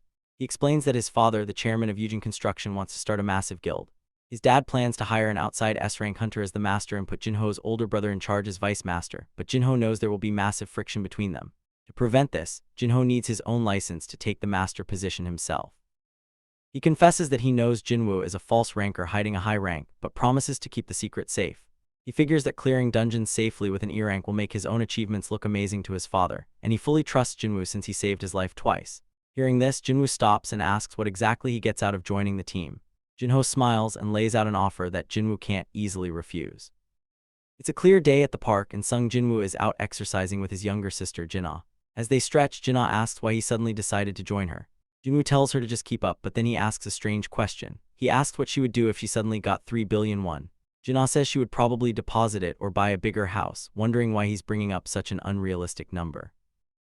Instead of answering, Jinwoo takes off sprinting, leaving her panting in the dust and complaining about how he's still a hunter after all. While he runs, Jinwoo's mind flashes back to his meeting with Yu Jinho. He remembers looking over the offer of a 3 billion won building in exchange for clearing 19 C-rank dungeons. Jinwoo knows he's a special case who can continuously level up. If he can reach S-rank, 3 billion won will be nothing. Back in the cafe, Jinwoo gives Jinho his strict condition. They will clear the dungeons completely by themselves. Jinho is shocked, noting that C-rank gates require a minimum of 10 members to even enter. Jinwoo explains they will use the exact same method Hwang Dongsuk used, paying random people just to fill the head count without actually fighting. Realizing this keeps others safe and will perfectly impress his father, Jinho eagerly agrees to recruit the teammates. Back in the present, a system alarm snaps Jinwoo out of his thoughts. He realizes he accidentally overdid his daily quest while lost in thought. Since he has to wait for his sister anyway, he decides to see how far he can push the system. He doubles his routine, smashing out 200 push-ups, curl-ups, and squats. He decides to double his run to 20 kilometers too. Just as Jinha finally catches up, he bursts forward again, leaving her screaming behind him. Meanwhile, all the way across the world in Washington, USA, the terrifying S-rank hunter Hwang Dongsu is on the phone. His assistant Lola enters the room and asks what he's doing so late. Dongsu looks over his shoulder and asks her what happens if he kills someone in Korea. Lola explains that Korea hasn't signed the criminal hunter treaty yet, meaning he would be tried back in America, where government negotiations would easily handle it. Dongsu reveals that some bastards killed his older brother. Looking at the files for the only two survivors, Yu Jinho and Sung Jinwoo, he decides these low ranks must have set a trap. He tells Lola to clear his schedule in 2 weeks so he can visit Korea, muttering that he hopes the culprits are still alive by then. Back to Jinwoo, who just finished his doubled workout. The system rewards him for completing a hidden quest, granting him an S-class key to an instant dungeon called Hell's Gate. Jinwoo knows that an S-rank difficulty means his survival chance is basically 0. But then he remembers he still has a Hearthstone to escape if things get too dangerous. Knowing he needs to test his strength to clear the C-rank gates with Jinho, he refuses to back down out of fear. He resolves to face the challenge, stay alive, and keep leveling up. Jinwoo is standing right in front of Hell's Gatekeeper, Cerberus, this massive, terrifying three-headed beast covered in flames. He knows that if he backs down now out of fear, he will never get any stronger, so he resolves to push through and level up, refusing to let his journey end here. Right there, we see a notification for an S-rank key that grants entry to the Demon Castle, highlighting just how insane the difficulty of this place is. If the key itself is S-rank, his chances of surviving are incredibly slim, making it clear that his best option is to level up as much as possible in instant dungeons whenever he gets the chance. After a certain point, the difficulty of these gates skyrockets, much like what happened on Jeju Island where an S-rank gate broke open and turned the entire area into an uninhabitable wasteland. Even a full team of S-rank hunters would struggle to clear a gate like that, and with the current forces available, it is practically impossible, which is why Jinwoo originally chose to avoid these high-level zones. As Cerberus roars, its overwhelming toughness and lethal strength become instantly clear, presenting a level of danger that is completely unmatched. Jinwoo dodges a massive strike that slams into the ground, jumping out of the way just in time as the beast's paws shatter the floor. He tries to strike back out of pure curiosity to see if his attacks can even pierce a monster of this caliber, but his blades barely scratch the creature. Realizing he needs more quickness, he activates his sprint skill, boosting his movement speed by 30% at the cost of his mana. He unleashes a flurry of rapid attacks, but a system alarm pops up warning him that the enemy's resistance is too high and his status effects are being completely cancelled. Even with his active title buffs, the gap in power is just too massive, and the monster heavily damages him, leaving him on the brink of death. With continuous warnings flashing on his screen, Jinwoo manages to turn things around by using a clever trick with the system. He accepts a pending daily mission reward for a full recovery right at the final second, completely restoring his health and managing to deliver the finishing blows to slay the beast. After the giant wolf collapses, he stands over its body, realizing that this fight was a massive reality check. He knows that if he tries to open the actual castle gates right now, he will definitely die, so he decides to leave and return only after he has gotten much stronger. Meanwhile, the scene shifts back to the human world, where a wealthy, grieving father is meeting with a shady hunter named Kang Taeshik from the monitoring department. The man explains that what happens inside a dungeon stays inside a dungeon, and begs Taeshik to assassinate the criminals who ruined his family, offering a staggering 20 billion won to get the job done. Taeshik agrees with a twisted smile, making it clear that he has absolutely no problem taking out those targets, casually admitting that for him, hunting humans is way more fun than hunting monsters. The story begins inside a traditional kendo dojo where two practitioners are heavily sparring with wooden swords. Mr. Song Kai-yol, the veteran C-rank hunter, finishes the match dripping with sweat. His student catches their breath and praises his skills, bringing up how amazing he is even after losing an arm in that horrific double dungeon incident a few months ago. Song tells them to drop it, but right then, an emergency call rings on his phone, forcing him to cut the session short for an urgent low-rank summons. Before he leaves, the student, who is actually a powerful S-rank hunter, asks why he is postponing retirement. Song explains he just wants to stay useful to the world, while the student notes that even a high rank cannot make up for a total lack of martial arts skill. Walking down the street, Song reflects on how his awakening gave him magic instead of physical strength, making his decades of sword training useless against monsters, but he continues on toward his C-rank raid anyway. Suddenly, someone calls out to him on the street. Song turns to see a tall young man in a hooded coat, who lowers his hood to reveal he is Sung Jinwoo. Song is in absolute shock because Jinwoo has completely transformed, leaving no trace of his old, fragile self. Song is completely baffled to see that Jinwoo's leg, which was severed in the double dungeon, is now perfectly fine. Jinwoo smiles and says it was completely healed when he woke up. Overjoyed, Song laughs and slaps Jinwoo on the shoulder, glad he did not end up disabled. They soon arrive at the raid site, which is closed off with yellow tape. To Song's amazement, the other survivors from that terrible day are all gathering together again. Jinwoo spots Lee Joo-hee and Mr. Kim Sang-shik waiting by the gate. Kim looks incredibly tense and guilty for running away and leaving Jinwoo behind, while Joo-hee looks at Jinwoo with teary eyes, stunned to see him alive and looking like a completely different person. Their reunion is cut short when a group of handcuffed criminals arrives. An official explains that these are rehab hunters sent to reduce their sentences, overseen by a sharp-looking association agent named Kang Tae-shik. Kim Sang-shik complains about entering a dungeon with dangerous criminals, but the official explains there is a severe hunter shortage and notes that Kang is a strong B-rank who will keep them in line. Jinwoo senses that something is deeply wrong and softly begs Joo-hee to back out because it feels dangerous, but she insists on coming along. Realizing they are in this together, the group steps forward into the glowing blue portal, completely unaware of what lies ahead. The chapter starts with Bang Tae-shik from the monitoring department introducing himself. He has brought along a few convicts to help out with the raid. When one of the prisoners complains about being treated like slaves, Tae-shik quickly tells him to shut it. He asks who will lead the raid today, and Mr. Song steps up to take charge. Before they head inside, Mr. Song turns to Jinwoo and asks if he's okay with him leading. Jinwoo says of course he is. Right then, Mr. Song bows deeply, thanking Jinwoo for giving him another chance. He carries a heavy guilt, saying that while it was his fault 11 people died in the double dungeon, it was thanks to Jinwoo that 6 survived. He explains that he is bowing to show his gratitude on behalf of all the hunters. Jinwoo is taken aback and tells him to raise his head, while Joo-hee and Mr. Kim watch the emotional moment quietly. Mr. Kim makes a comment about having no complaints, and suddenly, a goblin leaps out with a loud screech, kicking off the battle. The convicts jump straight into action, tearing through the monsters with brutal ease. One prisoner swings his weapon, laughing about how bland the fight is and telling the monsters to come at them in packs. Another convict delivers a massive punch that completely obliterates a goblin. Watching them fight so ruthlessly, Mr. Kim thinks to himself that it's hard to tell who the real monster is and who the human is. Kim mentions how nice it is that all the survivors from that horrific incident are finally reunited. As they walk, Joo-hee tells Jinwoo how much he has improved. She points out his high-quality dagger, noting how strange it is to see someone who used to fight barehanded suddenly using a weapon. Jinwoo just plays it cool.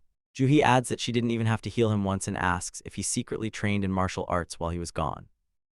Jinwoo laughs it off, claiming he just does a little exercise every day. Mr. Kim watches Jinwoo from behind, thinking about how much the young man has changed. It's not just his looks, his entire aura is completely different. He used to look helpless, but now he has a relaxed confidence. On the other hand, Kim notices Joo-hee trembling, realizing she is still deeply traumatized and terrified of mere goblins. Soon they reach a three-way split in the path. Kim suggests splitting up to clear the dungeon faster since the difficulty is low, and Mr. Song agrees. Jinwoo walks down his chosen path, sensing the boss is at the end. He knows ordinary goblins don't give much experience, so he needs to defeat the boss to get stronger. But more than that, he is keeping an eye out because Bang Tae-shik is making him uneasy. Meanwhile, the convicts are ruthlessly slaughtering goblins in another tunnel, mocking how weak they are. Bang Tae-shik walks up and asks them a dark question, if they could kill human children. The prisoners find the question boring, replying that starving children in a dungeon would gladly eat your flesh, so of course they would kill them. Tae-shik smiles a twisted smile, agreeing that to kill you must be ready to kill anyone. He plans to report it to the association as if they just ran into 100 goblins. In a separate tunnel, Mr. Kim and his partner walk together. Kim admits he feels immense guilt for running away and abandoning Jinwoo before. He decides that after this raid, he's going to bow his head and formally apologize to Jinwoo, even if he isn't forgiven. Suddenly, they turn a corner and stop dead in their tracks, gasping in complete horror at what lies ahead. The assassin from the monitoring division stands over a terrified prisoner who is begging for his life. He casually talks about how his job was to cause as much pain as possible, and how much fun it was to watch them cry. But then his higher-ups tell him to wrap it up quickly. Just as he's dealing with the prisoner, he notices footsteps. Jinwoo and the other hunters enter the area, and the assassin realizes the tunnel pathways are connected. Looking at the dead bodies of the prisoners lying in pools of blood, he figures out that the way to the boss room must be to the left, meaning he won't have to wander around aimlessly anymore. Suddenly, an intense wave of killing intent fills the dark cave. Sensing the danger, the group panics and Mr. Song screams for everyone to turn back. But the assassin moves like a flash, launching a lethal ambush directly at them. In a split second, Jinwoo reacts and completely blocks the strike. The assassin is shocked that someone actually stopped his attack, noting how sharp Jinwoo's senses and strength are. He admits that his original plan was to take out the B-rank healer first to avoid any nuisances, but now he has to change his strategy. With a terrifying glare, he bluntly declares that he's just going to kill all of them instead. Mr. Song yells out in disbelief, demanding to know why a regular guild member would commit such a horrific crime. But the assassin doesn't care and lunges forward through the darkness to slaughter them. Amidst the chaos, Kim Sang-shik's mind flashes back to his family. He remembers talking to his wife and kids about why he risked his life as a hunter, knowing he's just a regular dad who needs to make a living. He desperately repeats to himself that he absolutely cannot die today. Tragically, the assassin slashes him down, leaving him collapsed in a massive pool of his own blood. Jinwoo gasps in horror as he sees Kim Sang-shik bleeding out on the ground. He frantically screams at Joo-hee to hurry up and heal him. Joo-hee desperately channels her green healing magic into Kim's chest, but he's coughing up blood and fading fast. With his final breaths, Kim Sang-shik looks at Jinwoo and tearfully apologizes for abandoning him back in the double dungeon, deeply regretting that he has to say sorry like this. Furious, Jinwoo confronts the assassin, demanding to know why he did this. The man just shrugs it off, casually brainstorming a cover story for the association. He smiles, saying he can just blame it on a monster ambush or claim the criminals broke free and slaughtered everyone. Mr. Song steps forward, ready to fight the assassin himself, but Jinwoo stops him, warning that the man is far too dangerous to handle alone. The assassin gets excited, eager to fight a human opponent for once.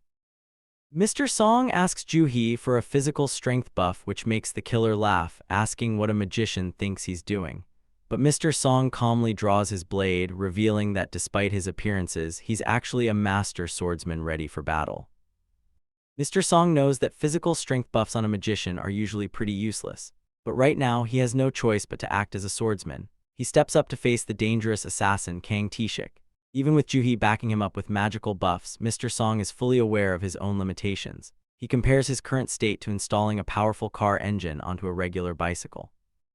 If he goes down a steep hill too fast and fails to control his speed around a sharp curve, it is going to cost him his life. Suddenly, Kang Tae-shik drops down from above with terrifying speed. Their blades clash with a loud ring, sparks flying into the air. Tae-shik just smiles a twisted grin, completely confident in his overwhelming superiority. He mocks Mr. Song, telling him it is completely normal for a magician to be at a massive disadvantage against an assassin type. To him, Mr. Song is just a weak mage holding a blade, someone whose physical level cannot even reach D rank. He openly questions if holding a weapon can even make a difference for someone so weak. The fierce battle continues as Mr. Song tries his best to keep up.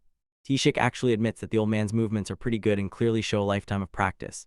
Mr. Song pushes his old body past its limits, desperate to find a way to go just a little bit faster.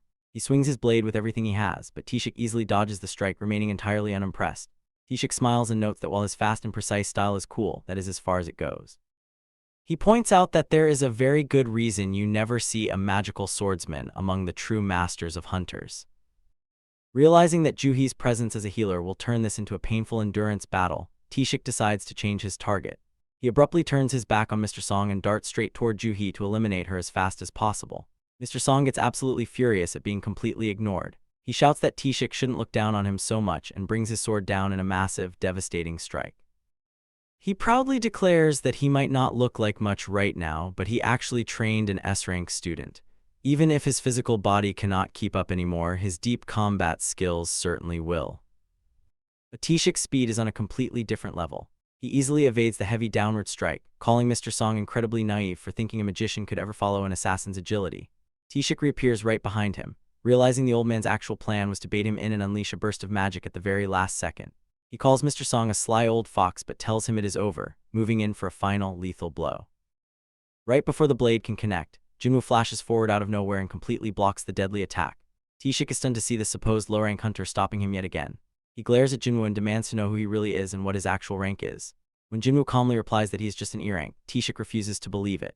He realizes Jinwoo has blocked his attacks twice now, and an insane reaction speed like that is definitely not normal. Taeshik tries to figure out his identity, wondering if he is a fake ranker or a hidden assassin type. Finally, Taeshik deduces the true answer. Jinwoo is a reawakened hunter who recently gained a massive surge in power. With a sinister grin, Taeshik decides to step up and teach this newcomer a brutal lesson. The purple-haired hunter, Kang Taeshik, looks at Jinwoo with a smirk, realizing that Jinwoo has gone through a reawakening. He notes that Jinwoo still lacks experience and offers to teach him a lesson as his superior.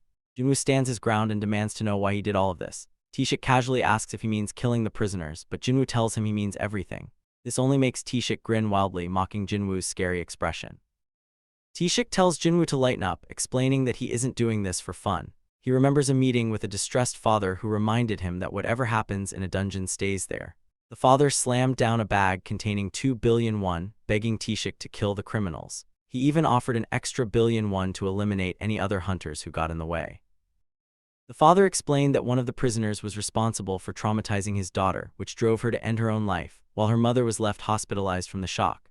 The thought of that criminal walking free in a few years kept him awake at night.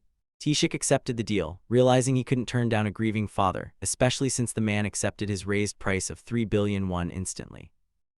Back in the present, Taeshik tells Jinwoo and the others that he doesn't want to hurt them, promising to let them go if they swear to keep quiet.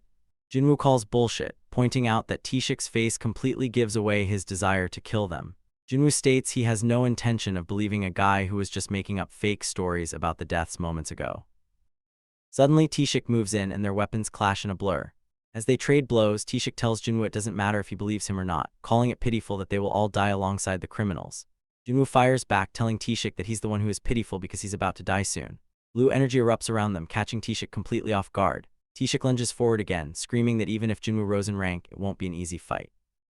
The two exchange lightning-fast strikes, moving so quickly that the onlookers can barely keep up.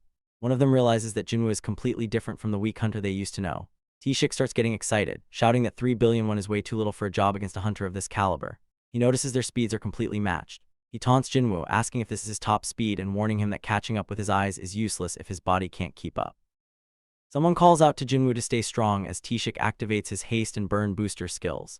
Taeshik rushes in, confident that his vast combat experience will bring victory, and mocks Jinwoo for failing to protect his healer. Jinwoo takes a heavy blow but stands his ground. Taeshik is surprised by his durability, while Jinwoo notices the system has triggered on its own in response to the killing intent. Taeshik charges back in, convinced he has the upper hand, but he can't help but wonder what Jinwoo is thinking. The sharp edge of a dagger gleams against the blue sky as Jinwoo gets ready, quietly saying that he's coming for his opponent. Across from him, the assassin Taeshik tries to convince himself that he still has the upper hand, wondering what on earth Jinwoo is thinking.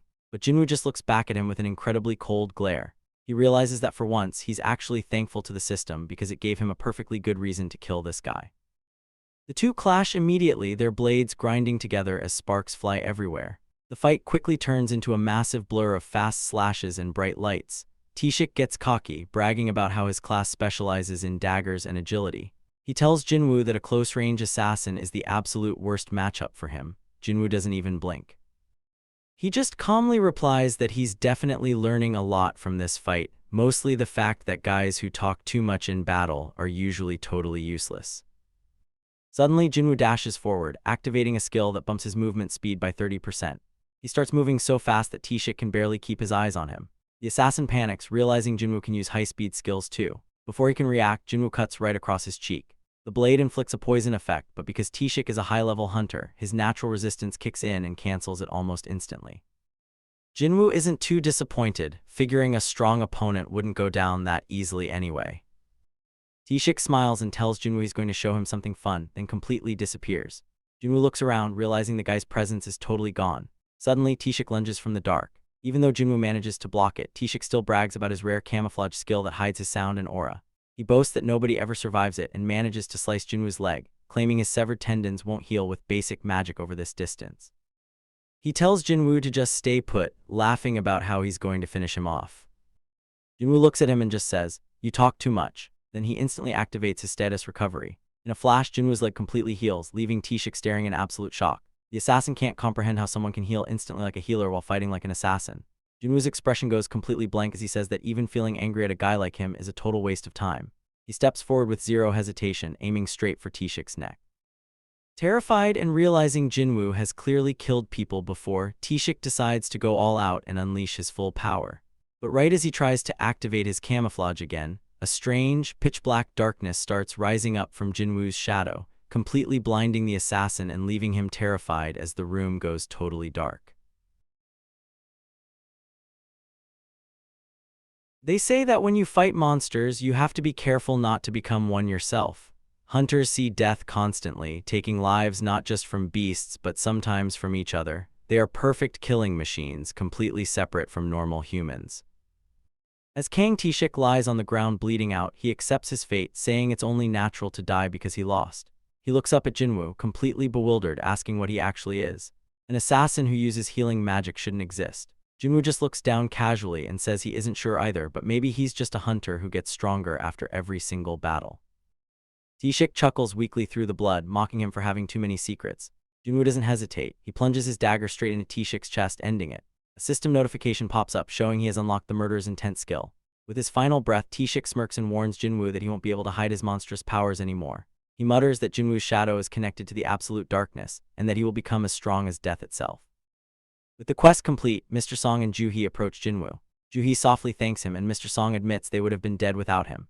They wonder if they should leave and report the incident, but Mr. Song suggests they close the dungeon gate first. Seeing Jinwoo's true strength, he tells him he won't try to stop him from taking on the boss alone. He glances at the dead hunters, wishing he could give them a proper burial, but knows they have to focus.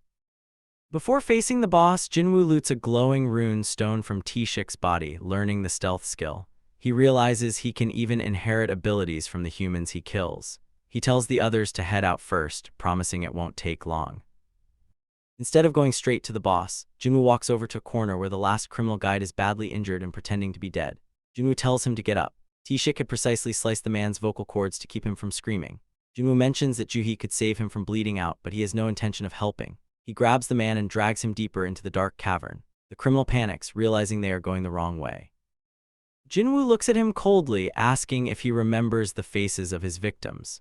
He calls him a monster worse than T-Shik and refuses to let trash like him back into the outside world, leaving him to a silent, terrifying end. Defeating the hobgoblin boss is an easy task. Outside the dungeon, Mr. Song and Joo-hee explain the massacre to a guild employee. Soon, the elite monitoring division arrives, led by the intimidating Woo Jin-chul. He approaches Jinwoo and officially apologizes for the actions of their rogue agent. Jinwoo immediately senses that this A-rank hunter is on a completely different level of power. When Jin-chul asks who killed the B-rank assassin, Mr. Song steps in to cover for Jinwoo. He lies and claims he took T-Shik down with Jinwoo's support. Jin-chul is suspicious but accepts it for the report. Afterward, Mr. Song tells Jinwoo he knew he had a good reason to hide his powers. However, Jin-chul leaves Jinwoo with a dark warning. He reveals that because Jinwoo survived a previous raid, a ruthless S-rank hunter named Hwang Dong-soo will be coming for blood. He warns him that S-ranks are calamities above the law and that Jinwoo needs to be careful because he is now being targeted by a monster that even monsters fear. Jinwoo and Joo-hee are walking through a park at night under the streetlights. Joo-hee looks at him and points out how much he has changed lately. She feels like she hasn't changed at all, admitting she's just too easily scared to be a hunter. Even though she is a high-level B-rank healer, her anxiety always kept her sticking to low-rank dungeons. That is exactly how she always crossed paths with Jinwoo, constantly patching up his endless injuries. She jokes that she used to think he was kind of stupid for always getting hurt, but she always admired his desperate will to live. Then she drops some big news. She's retiring as a hunter and moving back home to Busan. She tells him to look her up if he ever visits, promising to buy him some fresh sashimi. Jinwoo is caught completely off guard. He reminds her of the promise they made to grab a meal together if they survived the double dungeon. Holding a magic crystal tight in his hand, he tells her that next time he's going to ask her out for real. Joo-hee gives him a bright smile, says goodbye and walks away into the autumn leaves. Watching her leave gives Jinwoo a brand new reason to get stronger. He knows S-rank hunter Hwang Dong-soo is looking to hunt him down, so he needs to gain power incredibly fast to survive. The scene shifts to Sunny Mountain Trail, where Jinwoo is standing with his wealthy sidekick Yoo Jin-ho. Jinwoo is totally bewildered by the raid team Jin-ho put together. To meet the legal 10-person requirement for a C-rank dungeon, Jinho hired a ragtag group of misfits, including a guy on crutches, an older heavy drinker, and a young girl looking for quick cash. Jinho is paying them $1,000,000 each just to sit outside the gate and sign a strict confidentiality contract. Meanwhile, Jinho is wearing a ridiculous super shiny suit of custom Italian armor because he thinks he needs to dress for the occasion. The oddball group watches them enter the gate, assuming these two overconfident kids are bound to die. But just an hour later, the gate begins to shrink and close. Jinwoo and Jinho walk out completely unscathed, having killed the boss in record time. Jinwoo casually tells Jinho to move on to the next dungeon, leaving the hired hands completely stunned. Meanwhile, over at the White Tiger Guild, an analyst rushes into his boss's office in a panic. Someone has been buying up the rating rights for every single C-rank gate in the area, driving the prices up to an absurd 200 million won. When the guild executive connects the names Yu Jinho and Sung Jinwoo to the recent double dungeon incident, he senses a massive opportunity and orders his team to find out absolutely everything they can about them right away.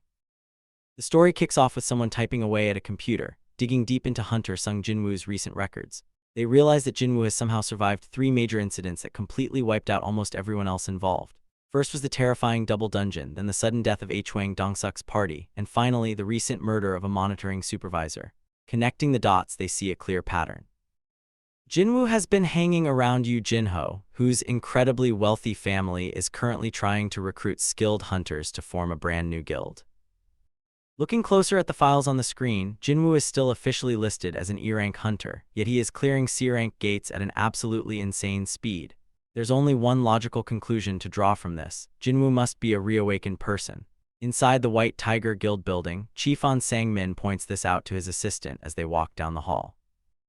He explains that the official report claims a C-rank magician and a B-rank healer defeated a powerful B-rank assassin, which is completely impossible. Assassins counter magicians easily, meaning someone else had to take him down. Out of the very few survivors, Jinwoo is the only suspicious one left. Obsessed with finding out the truth, Chief On decides he's going to personally go out and scout him.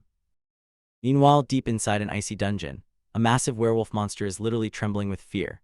Jinwoo stands right before it, radiating a terrifying dark aura that sends the beast and its pack running for their lives. But they can't escape him. Jinwoo moves like a flash, unleashing lightning-fast slashes that tear through the monsters in seconds. Even the other raid participants watching from the sidelines are completely blown away by his overwhelming power, noticing he seems even stronger than before. After clearing the room, Jinwoo takes a moment to check his floating system stats.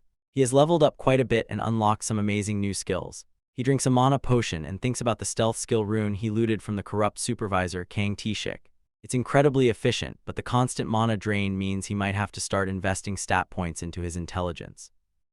Just as he's reflecting on his new passive dagger arts and vital strike skills, another werewolf lunges at him, but the system alarm suddenly goes off. He has finally hit the required level and a glowing screen pops up with a rare notification. A job change quest has arrived, asking if he will accept. The scene shifts back to the city. Chief On tells his secretary to clear his schedule for the next day, deciding to leave their dungeon reservations on hold while he tracks down his target. Shortly after, Chief On manages to sit down with Jinwoo at a cafe. He introduces himself as the head of management for the prestigious White Tiger Guild and confidently makes a massive recruitment offer. He tells Jinwoo they will double whatever Yu Jinho's family offered him, expecting the former E-rank hunter to be absolutely thrilled by the shortcut to wealth. But Jinwoo completely misinterprets the offer with a totally straight face, asking if the chief is seriously handing over the entire 50 billion won White Tiger Guild building to him. The chapter wraps up with Chief On completely frozen, sweating bullets, and utterly confused by Jinwoo's bizarre response. Jinwoo asks On Sang-min how much the White Tiger Guild's building is worth. On is totally caught off guard and says it should be around 50 billion won. Jinwoo looks at him calmly and asks if he really expects him to just hand over his services for that, revealing that Yu Jinho already offered him a 30 billion won building. On starts sweating, realizing Jinwoo's hidden value must be insane if a massive corporation's son offered that much before his rank was even officially reevaluated. On wonders if Jinwoo is just bluffing to push the price up. Jinwoo notices his doubt and pulls out his phone, offering to prove the deal right then and there. On completely panics, realizing this guy isn't bluffing at all. He stammers that a price that high goes way past his current authority and asks for time to talk to the guild's higher-ups, but Jinwoo doesn't want to waste time and says they're finished. Suddenly, Jinwoo vanishes using a stealth skill. On freezes as a voice speaks right behind his ear, telling him not to turn around. Jinwoo asks directly if they research his background. Terrified out of his mind, On confesses that someone in their guild noticed how incredibly fast C-rank dungeons were being cleared and dug into it. On lays out his theory about Jinwoo's reawakening and how Yu Jinho must have witnessed his power. Jinwoo asks exactly how many people know his secret, and On says it's just him and one subordinate. Jinwoo warns him that if any rumors spread, he'll hold both of them personally responsible. On is sweating bullets, thinking he's about to die, and quickly promises to keep his mouth shut. Jinwoo then brings up the fact that his fast dungeon clearing has been a nuisance, leaving White Tiger with no gates to train their new recruits. He offers a surprise deal to sell 3 of his C-rank gate reservations. When Jinwoo asks for 300 million won each, On negotiates it down to 200 million won based on the usual profit from those gates. Jinwoo accepts, and On transfers 600 million won right to his account. On asks if showing off the stealth skill was a sign of trust, and Jinwoo just says it's fine as long as his secret stays safe. Shortly after, On's subordinate Gichul rushes over, shocked that they paid so much for cancelled gates. Suddenly, Gichul checks the system and realizes they've been tricked. Yoo Jin-ho's team hadn't reserved a single new gate and had no plans to continue tomorrow anyway. On realizes he got completely scammed out of 600 million won, but then he receives a text message from an unknown number. It's Jinwoo. On smiles, deciding to be satisfied because they finally got Jinwoo's direct phone number for future recruitment. Meanwhile, Jinwoo stands ready to start his official job change quest, eager to see what kind of monsters are waiting for him as the game truly begins. Inside a dark, torchlit dungeon corridor, a massive armored knight raises its sword and swings down with a heavy strike. Jinwoo quickly dodges out of the way, stepping into counterattack with his glowing blue dagger. He activates his vital strike skill, unleashing a flurry of fast stabs, but sparks just fly off the heavy metal plating. He quickly realizes his daggers aren't doing any real damage at all. Looking closely at the monster, he realizes the knight isn't actually that strong. Its movements are dull and its attacks lack any real force. Its only good point is its high defense, but because its swings are so huge, it leaves massive openings. Remembering a past fight where daggers were useless against thick armor, Jinwoo decides to change his strategy. He reaches out with his bare hands, grips the knight's armor tightly, and uses his raw physical strength to slam the heavy monster down, completely shattering it. With the first enemy taken care of, Jinwoo walks down the gloomy hallway holding a torch to light the way. He starts analyzing his situation, knowing that just like an instant dungeon, he can't exit this place until he completely clears it. That means he has to conserve his mana as much as possible, especially since any damage he takes will just keep accumulating. Powerful skills like stealth and vital strike are great, but they consume way too much mana. He mutters to himself that if he knew this would happen, he would have put more stat points into his intelligence. This job change quest is turning out to be incredibly risky, and he has no idea how many hours or weeks it will take him to finish. To make matters worse, he suddenly remembers his daily quest. If he takes longer than 12 hours inside this dungeon, he will fail the daily task and get dragged back to the penalty zone with the giant centipedes. He looks down the dark corridor, wondering if his current self could actually beat that centipede if he ran into it again. Up ahead, a whole group of armored knights steps out from the shadows. Jinwoo just smiles, balls up his fists, and decides to take care of these muscleheads who rely entirely on their defense. Charging forward, he throws a massive punch, using pure physical strength to smash right through their metal armor. He tears through the group, shattering the knights one by one until the floor is covered in broken metal scraps. Suddenly, a hooded assassin monster using stealth drops silently from the ceiling right above him. Jinwoo's sharp senses pick it up instantly, and he reacts with blinding speed, cutting down the hidden threat before it can land. Checking the loot, he opens a dropped leather pouch and receives 30,000 gold, bringing his total fortune even higher. But then, a magician monster appears and fires a blaze magic spell at him. Jinwoo realizes the dungeon is replaying his past fights against the treacherous hunters he faced before. He notes that he needs to use different stats for different enemies, like strength for knights and vitality for mages. After leveling up and clearing some of his fatigue, Jinwoo finally stands before the massive doors of the boss room. A freezing chill washes over him, and he instantly recognizes the terrifying sensation. It feels exactly like the double dungeon where his journey first began. He pushes the doors open to reveal a massive king's throne room, where a powerful presence with glowing red eyes waits for him in the shadows. A massive red cape flutters in the dust as a towering figure steps forward. It's the blood-red commander, Igris. Jinwoo stares at the dark red name hovering above him, immediately realizing this guy is completely different from any monster he's faced before. This is a legendary knight guarding an empty throne. Jinwoo braces himself and grits his teeth because he knows a brutal attack is coming. In a flash, Igris charges and swings a massive greatsword, slicing right through the heavy stone pillars like they're made of tofu. Jinwoo can't believe how insanely strong this guy is. He moves in to counter, but when his dagger slashes against Igris's armor, it just leaves a shower of sparks.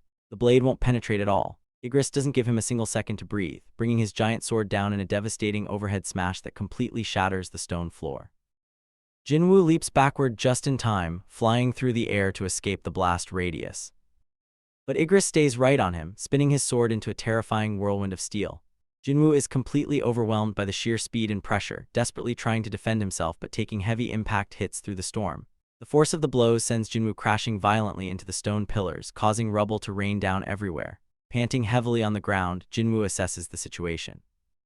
He remembers that heavy armor only slows someone down if their strength is below 80, but Igris's strength is clearly way past that level. His destructive power, agility, and defense are completely off the charts. Jinwoo honestly starts to wonder if there's any possible way to win this fight. Realizing his dagger is completely useless against that thick defense, Jinwoo decides to take a massive gamble. He puts his hands together and unequips his weapon, deciding that going barehanded is his only real choice. Seeing this, Igris stops. In a shocking display of chivalry, the giant knight drives his massive sword deep into the ground. He reaches down, unbuckles his sidearms, and tosses them to the floor with a heavy metallic clang to fight Jinwoo on equal terms. Jinwoo grins painfully, thinking the monster is looking down on him by acting so chivalrous.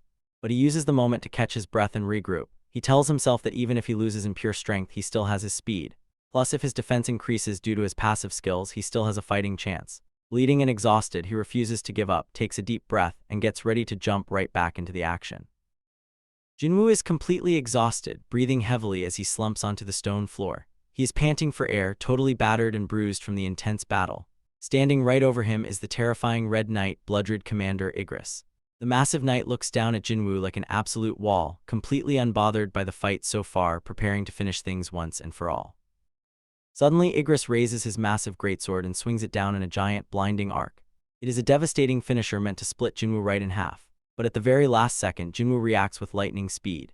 He raises his arm and catches the giant blade barehanded. A system notification pops up, showing that his silver gauntlets just activated, giving him a crucial 15% physical damage reduction. The impact is heavy and shatters the ground around them, but Jinwoo's grip holds firm. Jinwoo grips the enemy's blade tightly and tells himself that he hasn't lost this fight yet. He realizes he cannot win a traditional weapon clash against a monster with this much strength and skill, so he decides to change his tactics entirely. Glowing blue sparks fly around his hand as he uses his inventory system to recall his hidden dagger straight back into his palm. With a sudden surge of adrenaline, Jinwoo lunges forward, bypasses the giant sword, and grabs onto the knight's heavy armor. He tackles Igris, refusing to let go, and manages to find a small gap in the defense. He drives his dagger right into the opening in the armor around Igris's neck. Jinwoo quickly realizes the first strike is way too shallow to do fatal damage, so he grits his teeth and forces the blade even deeper. His eyes flare with intensity as he repeatedly stabs the knight, triggering his active strike skills over and over again.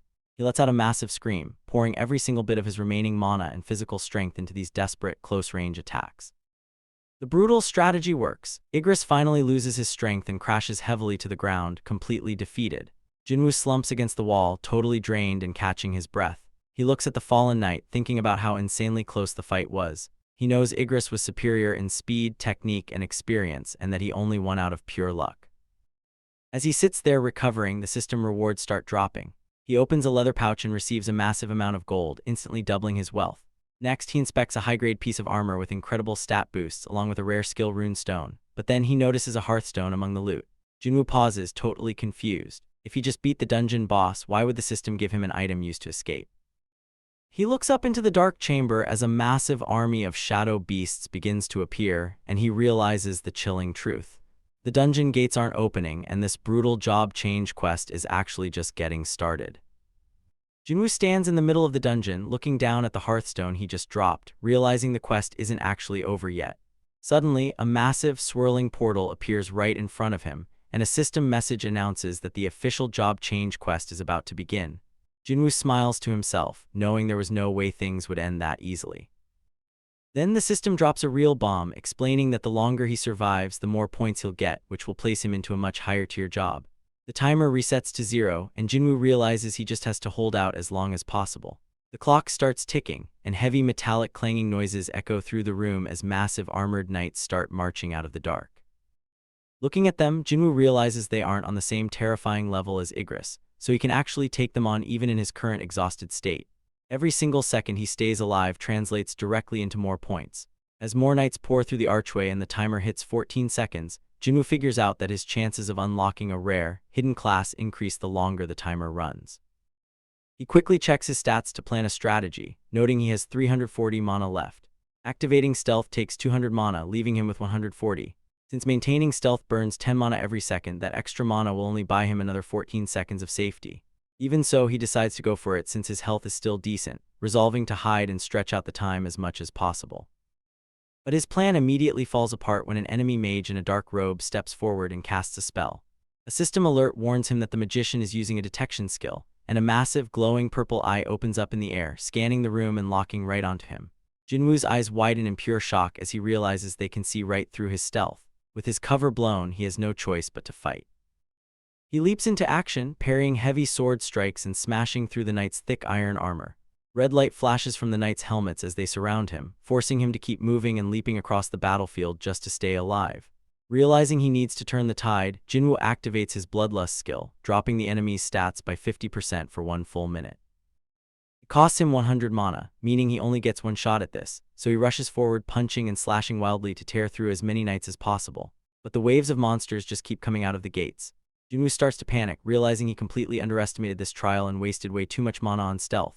He looks up at the timer, expecting it to be much higher, but it's only at 5 minutes and 8 seconds. He thinks about using the Hearthstone to escape, but then he remembers how everyone used to look down on him as the world's weakest hunter. He refuses to give up such a precious opportunity, and since he started at rock bottom, he is determined to climb all the way to the top. Jinwoo is staring down death, and suddenly everything goes completely dark. He finds himself face to face with a vision of his past, weaker self. This old version of him starts mocking him, asking why he always avoids the safe path and chooses to dance with death instead. It tells him that as a low-level E-rank hunter, he should just be grateful he even made it this far. The past self looks him up and down, pointing out how much taller, more muscular, and sharper he looks now, but then it hits him with a brutal truth. It says the only thing that actually changed is his outer appearance, and that deep down he's still the exact same weakling. After all, he just ended up right back on the brink of death. The voice tells him his courage is actually just recklessness, and in the end, he's still just E-rank hunter Sung Jinwoo. Furious and pushed to his limit, Jinwoo just screams at the vision to shut up. Suddenly, we're back in reality, and a massive armored knight standing right over him, swinging a giant weapon straight down. The strike hits with an absolute crash, completely shattering the stone floor into a massive crater. Jinwoo is left face down in the rubble, barely clinging to life. In this near-death state, the dark vision returns. The voice tells him he still has a long way to go, warning him that from here on out, he'll have to kill more people, make sacrifices, and leave behind friends and family. It even says this path will ultimately lead to his own demise. But right as things look completely hopeless, a loud system alarm goes off. The daily quest time limit has run out, and because he didn't finish it, he's immediately transported to the penalty zone. The next thing he knows, Jinwoo opens his eyes and finds himself lying in a massive, scorching desert under a dark red sky. He checks his status screen and sees his health is down to a critical 53 points, while his fatigue is sitting at a brutal 91. He realizes that failing the daily quest actually saved his life from the knights, and he can't help but laugh at his crazy luck. Just then, the sand starts shifting, and 6 enormous desert centipedes burst out of the ground, completely surrounding him. Jinwoo quickly pulls up the system store to buy mana potions to clear his extreme exhaustion, noting that regular health potions won't heal these deep physical wounds. Even though his body is totally broken, he realizes these monsters don't terrify him the way they used to. He stands his ground, remembering his past self's words, and decides that if the pain doesn't kill him, it'll only make him stronger. With a massive burst of energy, he lunges forward to take down the giant centipedes. Back at home, Jinwoo's sister wakes up from a strange dream and notices how late it is. Looking up at the clock, she wonders why her brother isn't back yet and figures he must still be working late. She feels a bit anxious because she explicitly told him about her parent-teacher meeting today, but she reassures herself that he will definitely show up. Meanwhile, Jinwoo is pushing his limits inside the penalty zone. Surrounded by giant desert centipedes, he activates his vital strike skill over and over to tear through them.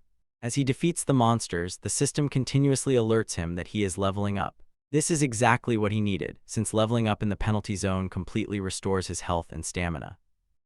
He checks the status screen and realizes he only has about 3 minutes left before he is forced to return to the job change quest.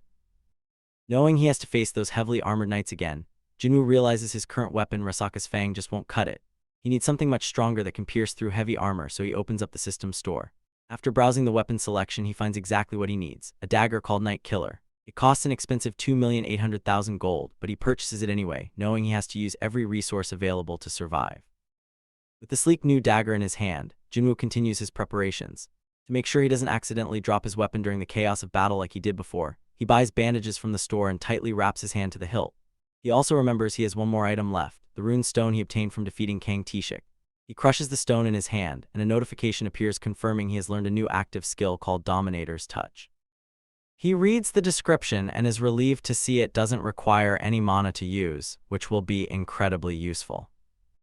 As the penalty clock ticks down to the final seconds, the quest concludes and Jinwoo is instantly transported back to the dungeon hall. The moment he opens his eyes, he sees a terrifying sight. The number of armored knights has grown immensely during the hours he was gone, completely packing the room from wall to wall. Without missing a beat, Jinwoo charges straight into the fray, using his new Night Killer dagger to slice through their armor. The weapon works perfectly, but as he cuts his way through the crowd, he notices something highly unusual. Even though he is taking down an incredible number of enemies, his level isn't rising and he isn't gaining any experience points.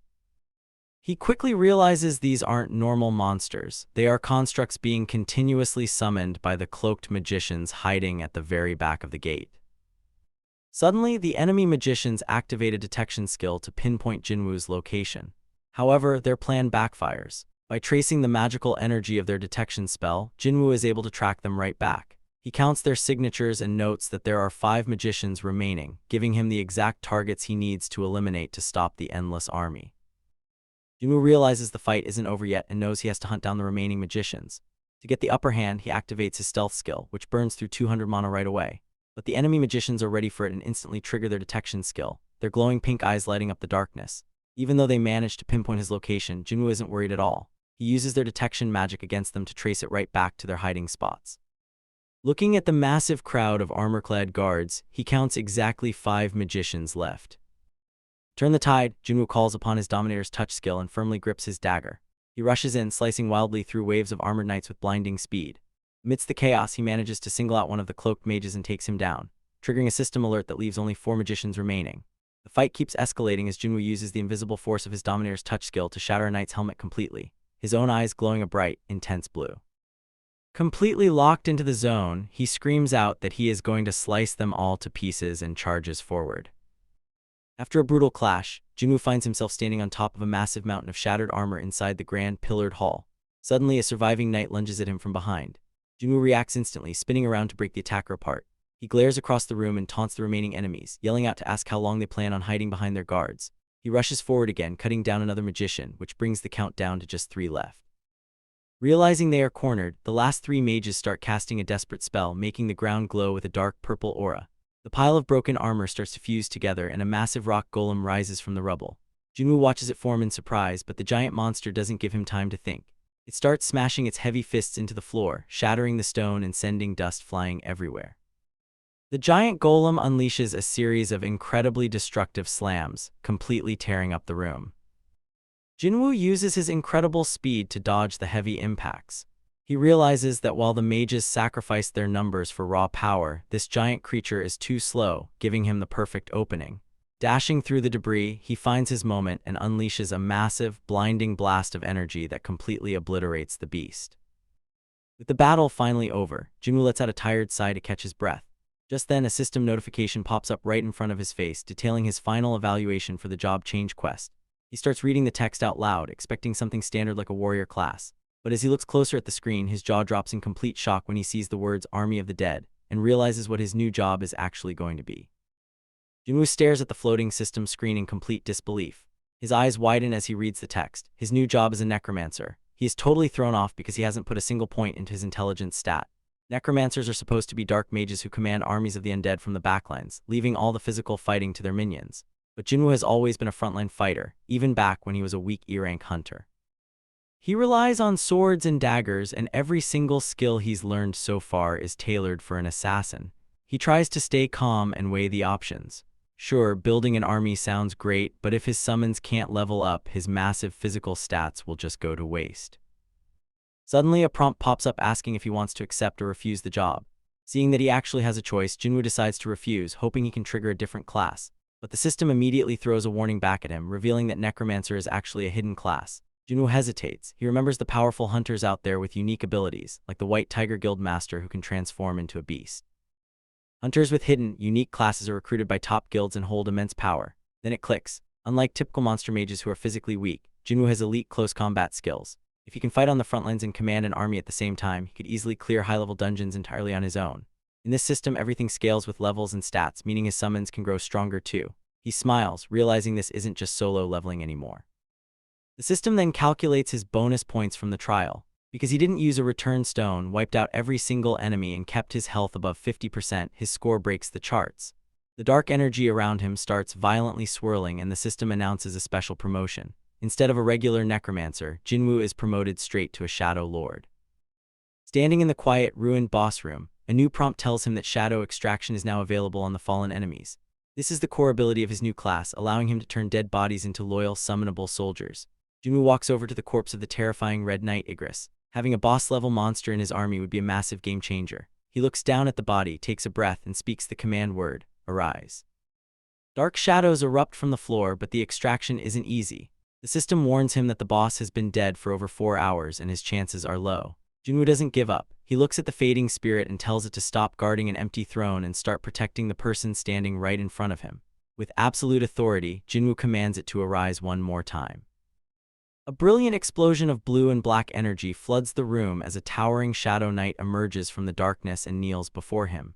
Jinwoo successfully extracts the shadow, names him Igris, and officially checks his updated status window. With his new Shadow Lord title active, Jinwoo smiles at his new loyal knight and tells him to take good care of him. Jinwoo is sound asleep in bed when his phone suddenly starts buzzing. He picks it up groggily, and his sister Jinna is on the other end asking if he's still sleeping. He admits he's a bit tired, but she tells him to check the time and reminds him that he needs to come to her school today. He panics a bit, asking when he needs to be there, and she firmly replies that he needs to arrive by 5 o'clock. Jinwoo reassures her that he won't be late and jumps out of bed to wash up. Standing in the hallway, he realizes he should probably dress a bit better since he is going to meet his sister's teacher after all.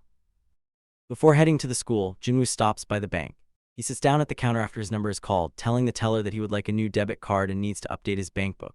The bank teller takes his book, but as she looks at the computer screen, her eyes widen in absolute shock. She sees a balance of over 1 billion won and can't believe someone who looks so young has that much money. Curious, she asks him what he does for a living. When Jinwoo casually answers that he's a hunter, she completely understands, noting that hunters really do make a lot of money. She immediately tries to pitch a new financial product to him, but Jinwoo politely declines, saying he's fine. Later, Jinwoo meets up with Jinna at her school. She stares at him blankly, barely recognizing him, and asks if he's really her brother. He asks if it's that strange, and she marvels at how much a person can change, joking that she expected him to show up in a tracksuit. As they walk down the school hallway together, they immediately turn heads. The other students crowd around and whisper, completely starstruck by how handsome Jinwoo looks. Jinna proudly walks beside him, noticing how popular he suddenly is, and teases him about not having a girlfriend, even offering to introduce him to a cute student. Jinwoo doesn't take the bait, playfully pinching her cheek and telling her to stop making fun of him until she apologizes. They arrive at the faculty office and Jinwoo steps inside to meet the teacher. The teacher welcomes him, surprised to see such a cool older brother. Jinwoo takes a seat, remembering that he actually graduated from this very school himself, though it's his first time meeting this specific teacher. She reassures him that Jinna is a model student with a great personality and excellent grades, so he doesn't need to worry about her. The conversation shifts when the teacher mentions she heard he works as a hunter. She looks down at her cup and asks if he would let Jinna do hunter work if she happened to awaken with abilities. Jinwoo gives a firm, immediate no. The teacher explains that she's asking because a student at their school recently stopped attending classes after awakening as a hunter. She worries about the student's future and asks Jinwoo what rank the student received. When she reveals it's the lowest rank, an E rank, Jinwoo's expression hardens, knowing exactly how dangerous that is. The teacher then asks him for a favor, explaining that this student happens to be Jinna's best friend. She asks if he could talk to her, revealing her name is Han Song-ai. Jinwoo recognizes the name immediately, realizing just how small the world can be. A high school hunter named Song-yi is questioning why an underage kid is allowed to do raids, but a companion points out that if a kid is awakened, there is no law banning them. She's surprised to find out that the hunter her teacher wanted to introduce her to is a guy who looks like a total amateur. The older hunter looks at a photo on his phone, realizing she is friends with his sister Jinna. He is surprised, thinking they aren't even real acquaintances. The young girl boldly states that she doesn't know what her teacher said to him, but she doesn't plan on returning to school, and she doesn't plan on quitting being a hunter either. The experienced hunter then gives her a reality check, explaining how expensive the hunter lifestyle is. He warns her that normal weapons won't work on monsters and that magic-infused weapons wear out incredibly quickly, making it a completely unprofitable business for a low rank. He questions whether she thinks she can just become a full-fledged hunter because she made a little cash from one single raid. When she gets defensive and tells him to stop lecturing, he adds that it is hard to accept reality until you have actually faced the cruel world with your own eyes. Stunned, she asks him why he is even there if it's so terrible, and he smiles coldly, telling her that he's there to turn her into a great hunter. Meanwhile, at an airport, a powerful hunter from America named Achwing Dongsu arrives earlier than expected. He's met by a representative from the local hunter association who explains it is only natural to welcome an S-rank hunter. Achwing Dongsu makes it clear that he doesn't plan on staying in Korea for too long, and will head right back out after finishing his business. The representative directly asks him if his business involves E-rank Sung Jinwoo and D-rank Yu Jinho. Finding the question amusing, Dongsu leans in with a terrifying, malicious smile, his eyes glowing red, and asks if the man expects to stop him. The representative holds his ground, calmly stating that he is just devoted to doing his job. Back near the dungeon site, a group of lower-rank hunters are preparing to enter, complaining about how heavy the heavy atmosphere feels. Achwing Dongsu gives a friendly tap on the shoulder of another hunter, pitching an offer for them to join the scavenger guild instead, claiming they can treat them far better than the current setup. But the true motive is dark. A hunter's brother was murdered, and they are hunting down the culprits like cutting off a lizard's tail. They know they couldn't start an official investigation because of the brother's status, but since they are bound by blood, their thirst for revenge is real, showing a complete lack of sentimentality. As the raid preparation continues, the chief introduces their main tank, an A-rank hunter named Kim Chul, noting that the attack force is a balanced mix of A-rank, B-rank, and C-rank individuals. The recruits wonder aloud when they will finally enter. Suddenly, the energy shifts violently as a strange phenomenon takes over the area. The panicked hunters yell to Chief On that something is incredibly wrong, shouting that hunter Sung Jinwoo is being sucked directly into the gate. Realizing the extreme danger, they urgently yell to bypass normal protocols and call the master immediately.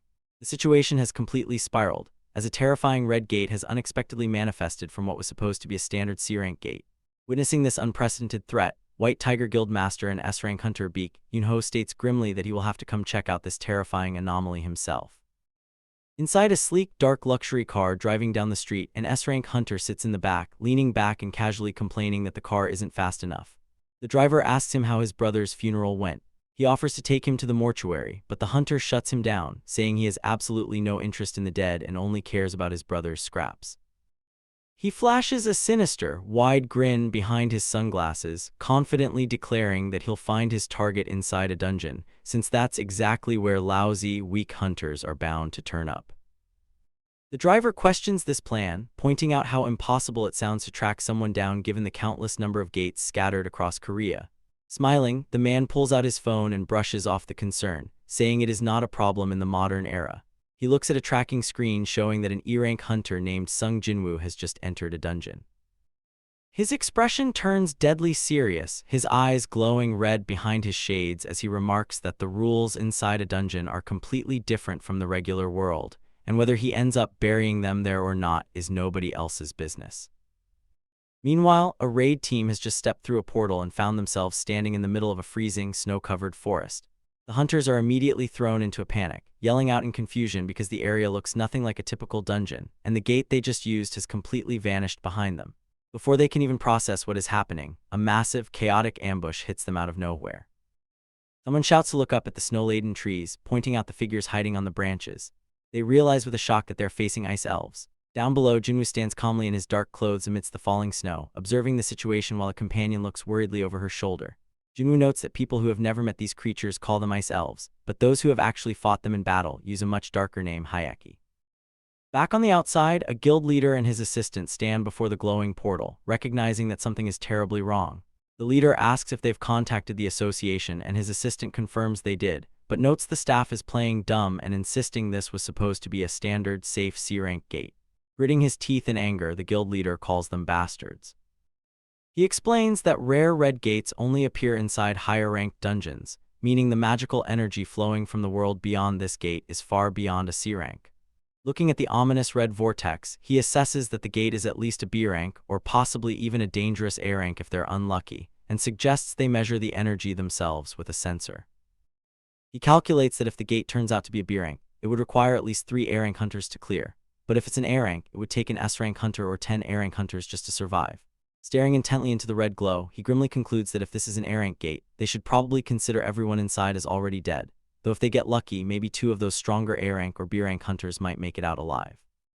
The assistant then mentions that one specific hunter who caught the chief's eye is also inside. The assistant reveals that the person is actually just an E-rank. The group walks into the dungeon expecting a standard low-level raid, but things get strange the moment they step through the entrance. Instead of the usual dark, damp cave system they prepared for, they are hit by a sudden, biting blast of cold air. They open their eyes and find themselves standing in the middle of a massive, blindingly white, snow-covered wasteland.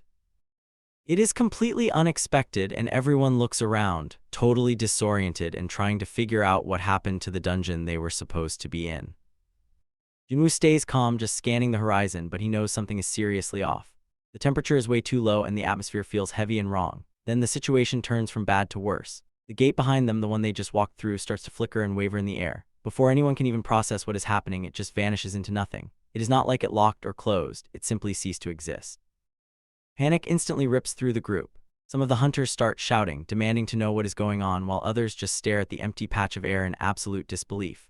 Jinwoo watches the chaos unfold and he connects the dots immediately. He realizes they have stumbled into a red gate. These are those nightmare scenario dungeons that seal themselves off from the outside world completely. It is basically a closed box now. There is no way back and there is no way for help to get in until the boss is taken down.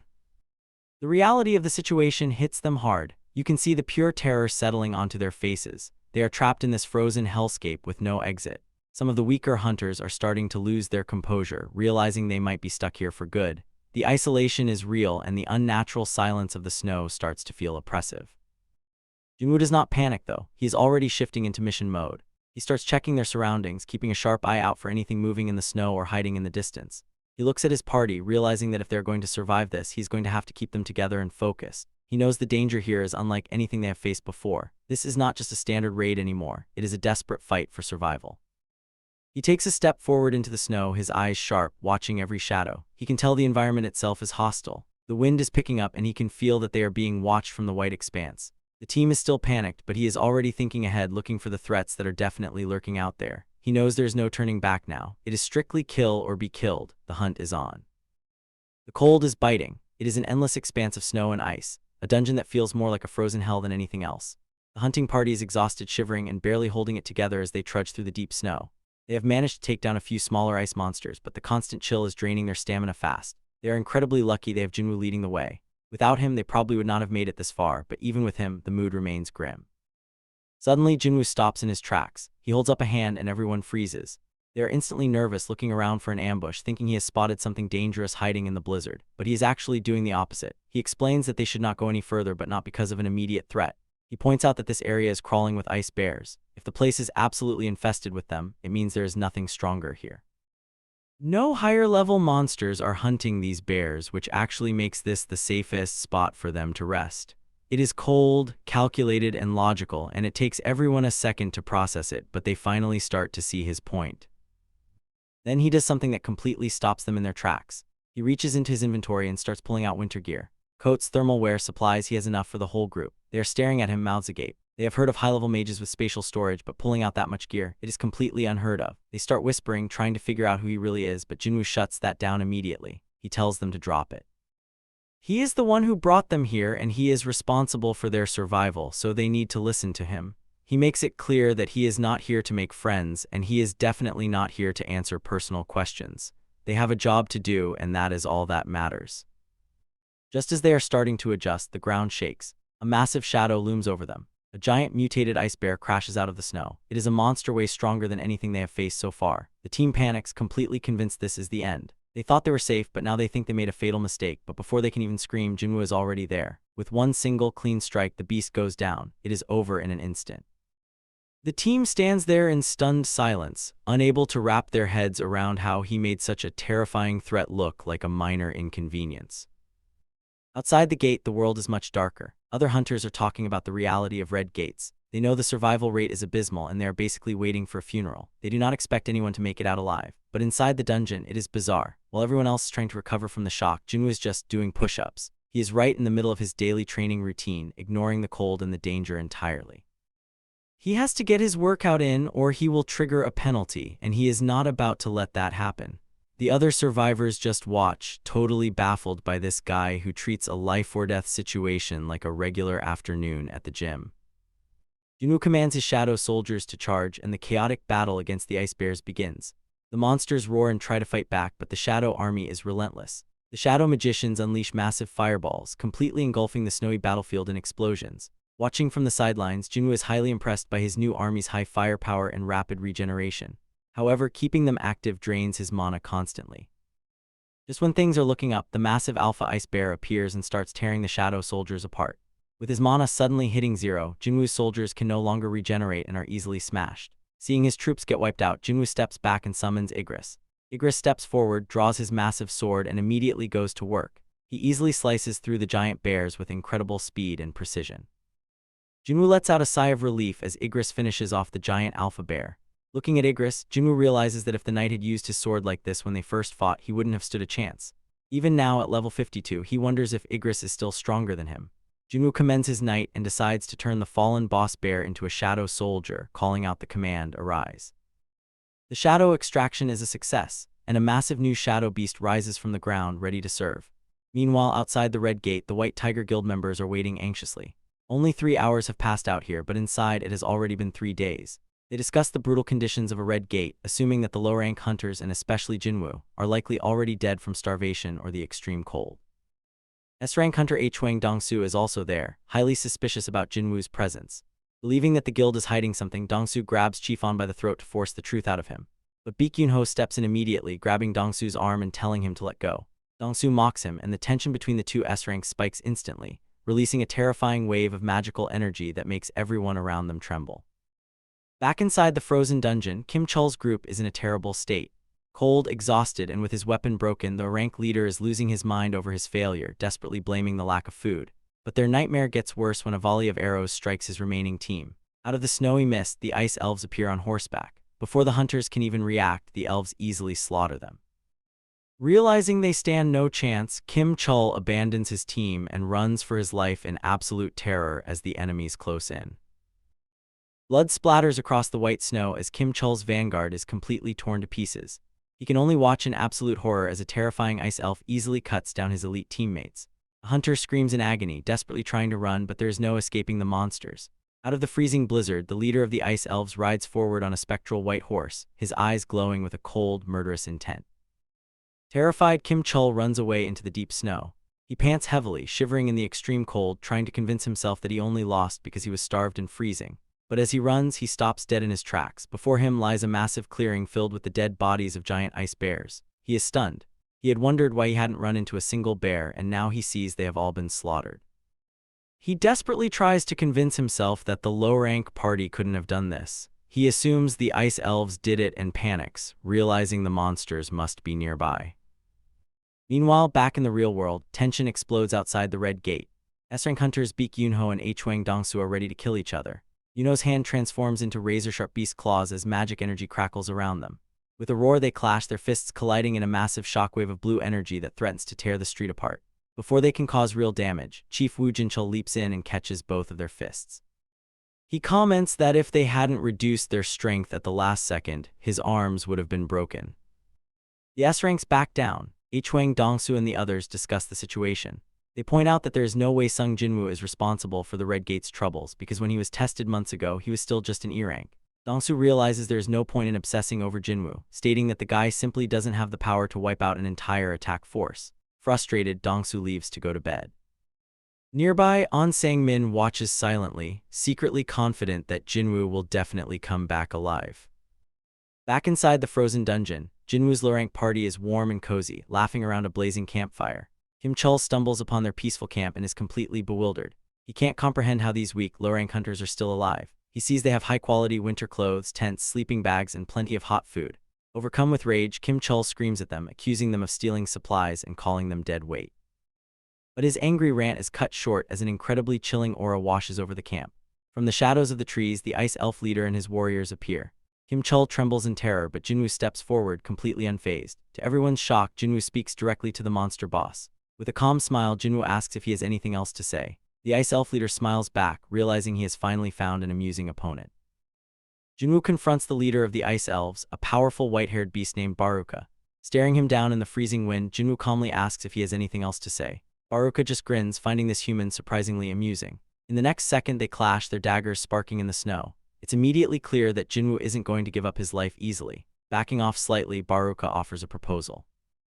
He claims it won't hurt Jinwoo, but first he wants to ask a question. Baruka explains that a constant voice rings in his head, commanding him to kill humans.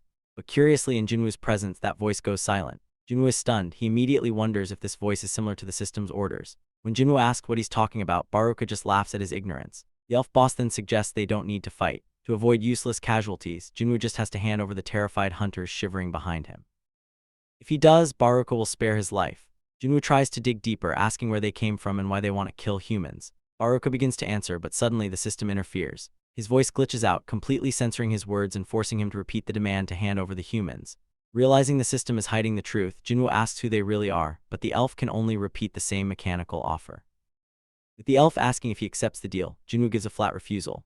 Baruka sneers, asking if Jinwoo really thinks he can withstand an entire army of ice elves all by himself. But Jinwoo has his own army. In a flash of dark energy, the shadow army rises from the snow.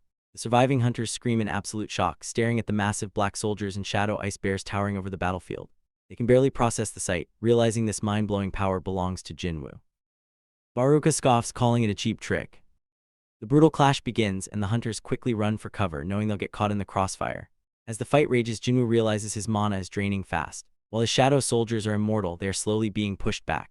He looks at Baruka and knows this boss is on a completely different level of strength. The elf boss is highly impressed and introduces himself as Baruka, asking for Jinwoo's name in return. Jinwoo replies, and they trade lightning-fast blows.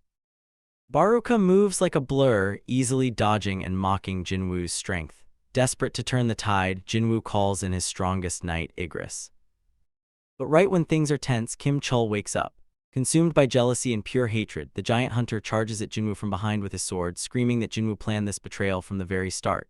Baruka finds it hilarious, mocking Jinwoo because his own ally is trying to kill him. But Jinwoo is always one step ahead. He lets his shadow soldiers take care of the backstabbing hunter. Standing over Kim Chul's lifeless body, Jinwoo utters a single command to extract his shadow, arise. Baruka lunges forward, screaming that there is no point in hiding, but Jinwoo has other plans. Standing over the lifeless body of Kim Chul, Jinwoo calls out his signature command, arise. Instantly, a violent dark mist erupts from the corpse. A hulking shadow soldier emerges, far larger than the original man, letting out a deafening roar that echoes through the frozen cave. The watching hunters are completely stunned by its sheer size, and Jinwoo casually decides to name his new knight-grade soldier Iron. Baruka sneers, mocking the idea that a single soldier could ever hope to stop him, but Jinwoo just smiles and tells him that, of course, he isn't fighting alone. Iron immediately activates his taunting cry, emitting a massive shockwave of energy that forces the dungeon boss to focus entirely on him. Enraged, Baruka charges at Iron, easily dodging the shadow's heavy, slow-moving attacks. He mocks the giant's speed, but before he can land a counterstrike, Jinwoo and Igris materialize right beside him. Igris swings his glowing sword, and Jinwoo smiles, asking the boss how he feels about fighting all three of them at once. On the sidelines, the surviving hunters are watching with their jaws on the floor. Songyi asks if all hunter fights are this intense, and Hee-jin admits she would have never gotten her license if they were. To them, the battle looks like an impossible dream. Jinwoo keeps up the pressure, sliding past Baruka and landing a swift strike to his shoulder. System messages pop up, confirming that both paralysis and bleeding have been activated, but Baruka's high resistance quickly cancels out the paralysis. The boss backs off, calling Jinwoo's team persistent, but Jinwoo just tells him to take a look around. Baruka turns his head and is horrified to see that his entire ice elf army has been completely slaughtered by Jinwoo's shadow soldiers. Desperate and furious, Baruka charges at Jinwoo, yelling that the summons will disappear once the summoner is dead. In a surprising move, Jinwoo throws his dagger aside, making Baruka laugh at what looks like a foolish mistake. But it's a trap. Jinwoo activates Dominator's Touch, using telekinesis to spin and accelerate the floating dagger straight into Baruka's back.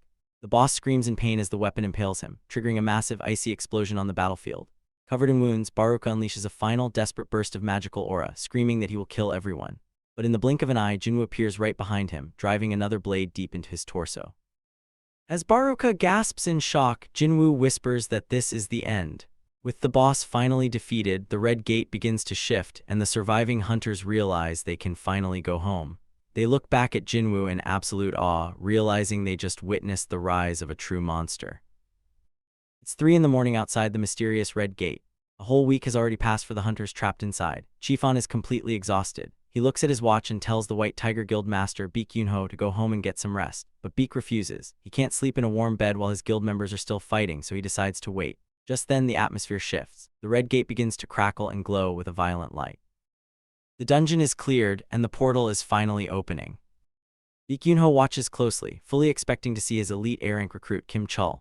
But instead, Park Hee-jin, Go Myung-hwan, and Yoon Kai-jung step through. They are alive, but they look completely beaten up. Right behind them, a tall silhouette emerges from the blue light. It's hunter Sung Jinwoo. Chifon realizes his instincts about this young man were right all along. But as the gate completely vanishes, a harsh reality sets in.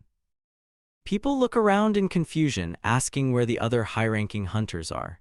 Hee-jin quietly delivers the devastating news: they are the only survivors. Baek is stunned, unable to process how all the elite A-ranks died while the low-ranked hunters made it out. As Jinwoo tells Han Song-yi they should head home, Baek Yoon-ho steps up and grabs Jinwoo's shoulder, demanding to talk. Jinwoo doesn't even look back. He calmly says he's tired and tells Baek to ask his own guild members. With a quick flick of his arm, Jinwoo easily brushes the guild master's hand away. Irritated, Baek grabs him again, his hand transforming into beastly claws. He coldly tells Jinwoo this isn't a request, but Jinwoo is completely unfazed. He looks back with glowing blue eyes, pointing out that he just saved 3 of Baek's people and asks for a thank you first. Realizing Jinwoo's overwhelming power, Baek backs down and apologizes.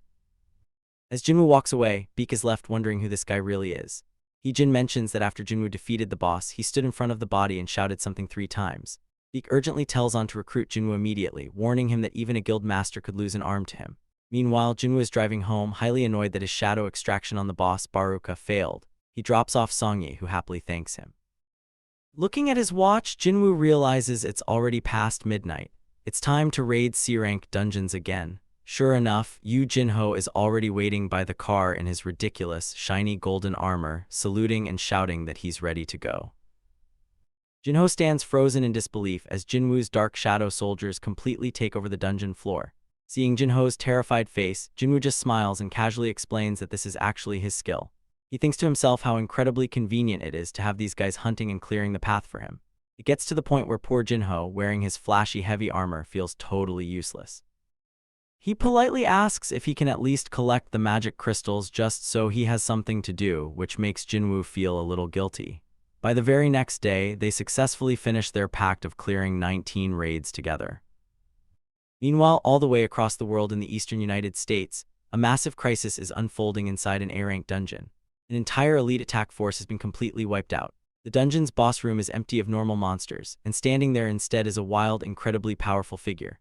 James, an A-rank hunter, is left trembling in absolute terror, wondering what kind of human-type monster could possess such a monstrous aura. But the mysterious man with long, messy black hair speaks up. He assures James that he didn't kill anyone, only knocked them out. He looks confused as to why they attacked him, explaining that he isn't a monster at all, he is a human and he is Korean. Clenching his fist, the man simply smiles and says he just wants to go home. Back in Korea, Jinwoo and Jin-ho celebrate the end of their long journey over a humble meal of Korean barbecue and soju. Jin-ho sincerely apologizes, wishing he could have treated his leader to a much more luxurious place for their final meal. Jinwoo laughs it off, saying he was actually worried a cheap restaurant wouldn't suit a rich young master's taste anyway. When Jinwoo asks about his next steps, Jin-ho explains that he will get his guild master license soon and finally present it to his father. For Jinwoo, while receiving a 10 billion won building is a nice bonus, his real victory was gaining massive amounts of experience and leveling up. Now that his goal is met, he decides it's time to move on. Jinwoo tells Jin-ho that he will be out of contact for a while because he has somewhere important to go. Hearing this, Jin-ho immediately gets emotional and downs his drink. He tearfully says that if he is ever a bother, Jinwoo should just let him know and he will leave him alone. Jinwoo can only sweat drop, realizing Jin-ho has completely misunderstood his words yet again. Jin-ho opens up, explaining that his own older brother doesn't care for him, making Jinwoo feel like his actual family. Just then, the television in the restaurant broadcasts a chilling report about Jeju Island, which was abandoned to monster ants years ago. The news reveals a terrifying update. A mutant ant with wings has just been discovered flying near Japan's coast. It turns out these creatures are rapidly evolving, preparing to cross the ocean and bring a whole new nightmare to the world. The chapter starts with Jinwoo packing his bags to head out. His sister Jin-ah notices he's leaving and asks why he's suddenly going on a trip for a week. She teases him, wondering if he got a girlfriend, but Jinwoo just laughs it off and says he's going with a friend. Of course, he's actually heading out to tackle a dangerous solo dungeon. Next, we see Jinwoo standing right in front of a massive building that's completely engulfed in flames. He remembers how much he struggled against Kerberos, the three-headed gatekeeper dog, back when it was 20 levels higher than him. But now his level is 3 times higher, so he feels a lot more confident. He pulls out the Arank Castle door key he got from Kerberos and enters the demon castle. When the massive doors creak open, a dark, empty hallway greets him. He can't sense any monsters nearby and wonders if he's just in a regular corridor. Then a new quest notification pops up. The system wants him to collect 10,000 demon souls. The rewards are absolutely insane. He can gain bonus stats, a hidden reward, and even choose any item from the system shop, even stuff that costs over 10 billion gold. Jinwoo knows that if the rewards are this good, the challenge is going to be incredibly tough. Still, he's confused because the place seems completely empty. But then he looks outside and his eyes widen. The dungeon isn't just a castle, it's a field-type dungeon that has completely recreated a ruined, burning version of Seoul. He realizes that to collect 10,000 souls, there must be at least 10,000 demons running around this massive city.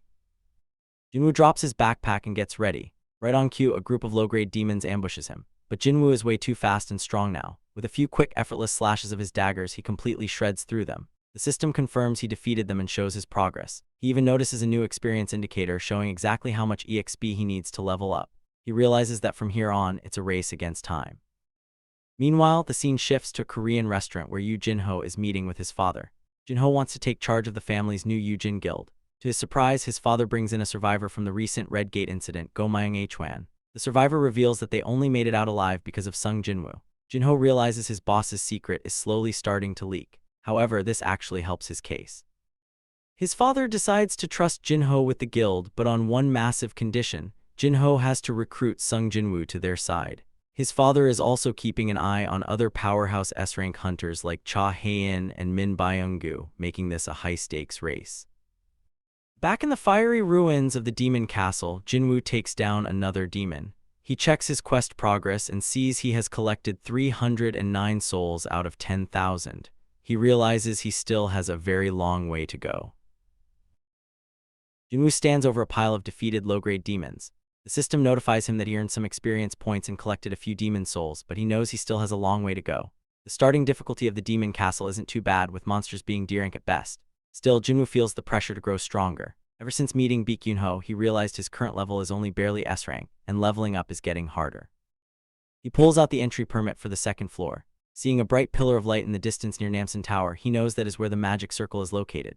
To speed things up, he decides to summon one of his monster-type shadow soldiers. With a flash of dark magic, the massive leader of the Ice Bears emerges. The beast is huge, almost like a heavy-duty vehicle. Jinwoo climbs onto its back, ready to ride, but right away, 3 ugly demons block their path. Jinwoo sighs at the annoying monsters and charges ahead. The giant bear wildly smashes through the enemies with ease. Smiling, Jinwoo names the bear tank and orders him to run straight toward the magic circle. Meanwhile, over in Washington, a major incident is unfolding at the United States Bureau of Hunters. Inside an interrogation room sits a mysterious man in an orange jumpsuit and handcuffs. The deputy director asks if they have figured out his identity. The man claims to be a hunter from South Korea who got trapped inside a dungeon when a gate closed 10 years ago. He says he only just opened his eyes to find himself in America. This is an unprecedented situation. The man walked right out of an active A-rank gate, and an entire team of A-rank hunters was completely helpless against him. The Bureau highly suspects he might actually be a monster wearing human memories. Since he could pose a massive threat to Washington, they need an S-rank hunter who speaks Korean to interrogate him properly.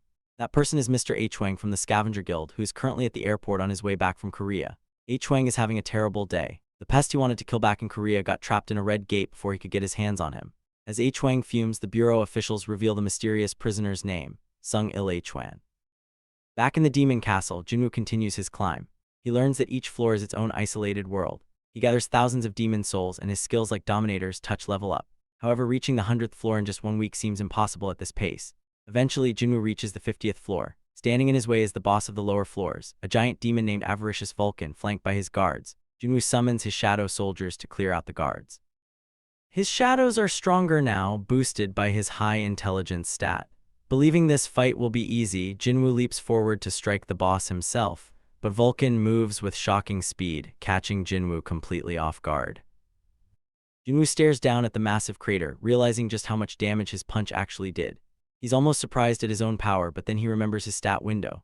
He spent so many points boosting his strength, making him an absolute powerhouse. But his opponent, the massive demon Lord Vulcan, isn't down for long. Vulcan suddenly gets back up and activates his Wrath skill. It's the exact same buff skill that Kerberos used before. It boosts Vulcan's stats by 50%, making him incredibly fast, aggressive, and highly resistant to pain. Before Jinwoo can even react, Vulcan lunges forward for a direct hit. Knowing he can't dodge in time, Jinwoo quickly summons Iron to shield him. Iron takes the brutal impact head-on, but Vulcan doesn't stop. He keeps swinging his massive club, unleashing a barrage of devastating blows. Jinwoo holds his ground, blocking the shockwaves. He knows his high-strength stat is the only reason he's surviving this onslaught, but he can't just keep defending. He needs to find an opening to counterattack during Vulcan's next swing. Seeing a brief gap in the monster's continuous movements, Jinwoo leaps into the air to strike. But Vulcan was actually waiting for this exact moment. He swings his giant club upward, aiming right at Jinwoo while he's completely defenseless in midair. Jinwoo realizes he's a sitting duck and desperately needs a way to dodge. That's when it clicks. He activates his skill, Dominator's Touch. Even though he can't push the giant beast back with it, he can use the Psychic Force's recoil to launch himself backward. He barely manages to escape the crushing blow, realizing just how close that was. Realizing his dagger can only pierce Vulcan's head, Jinwoo knows a direct head-on attack is too risky. He needs to trap the monster and seal its movements first. He comes up with a plan and baits Vulcan into chasing him. Vulcan, completely blinded by rage, runs full speed after him. Jinwoo activates his sprint skill, leading the demon right to the edge of a deep cliff. By the time Vulcan notices the drop, it's far too late to stop his massive momentum and he goes crashing down into the abyss. Meanwhile, back in the real world, members of the guild and the Hunters Association are trying to locate Jinwoo.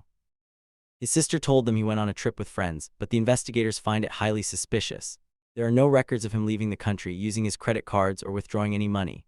His tracker simply went dark somewhere downtown. They even wonder if he was somehow kidnapped, though they admit it would take an elite international squad of high-ranking hunters to pull that off. They're left completely baffled, wondering where on earth he could have vanished to. The freezing wind finally stops howling, and the massive icy world inside the dungeon begins to crumble away. With the boss defeated, the snow and ice start to melt. Jinwoo stands quietly, looking at his powerful new shadow soldier Iron, who stands tall behind him. The battle is over, and Jinwoo turns to the exhausted survivors, telling them that the nightmare is finally finished and it is time to go home. Out in the real world, the atmosphere is incredibly tense. A massive crowd of reporters, onlookers, and association staff are gathered in the freezing streets, staring up at the massive red portal. Baekhyunho, the master of the White Tiger Guild, stands alongside Woo Jinchul from the Hunters Association. Everyone is preparing for the worst, fully expecting that the raid team has been wiped out. But then the giant red gate flashes with light and suddenly shifts to a bright calm blue. The crowd gasps. A blue gate means the dungeon boss is dead, and the gate is safe to enter. Slowly, the portal ripples and figures begin to emerge. The reporters rush forward with their cameras flashing as Han Songyi and the other low-ranked trainees step through. The crowd is in disbelief that these weak hunters actually survived. But as Baekhyunho looks over the group, his face falls. The high-rank strike squad, including their promising leader Kim Chul, is nowhere to be seen. Yunho demands to know what happened inside. One of the surviving trainees, still visibly shaken, steps up and tells him the truth. He reveals that Kim Chul completely lost his mind and tried to kill them, and they only survived because of a supposedly weak E-rank hunter named Sung Jinwoo. Baekhyunho is completely speechless. He scans the crowd, looking for this mysterious E-rank hunter who somehow managed to save everyone, but Jinwoo has already vanished.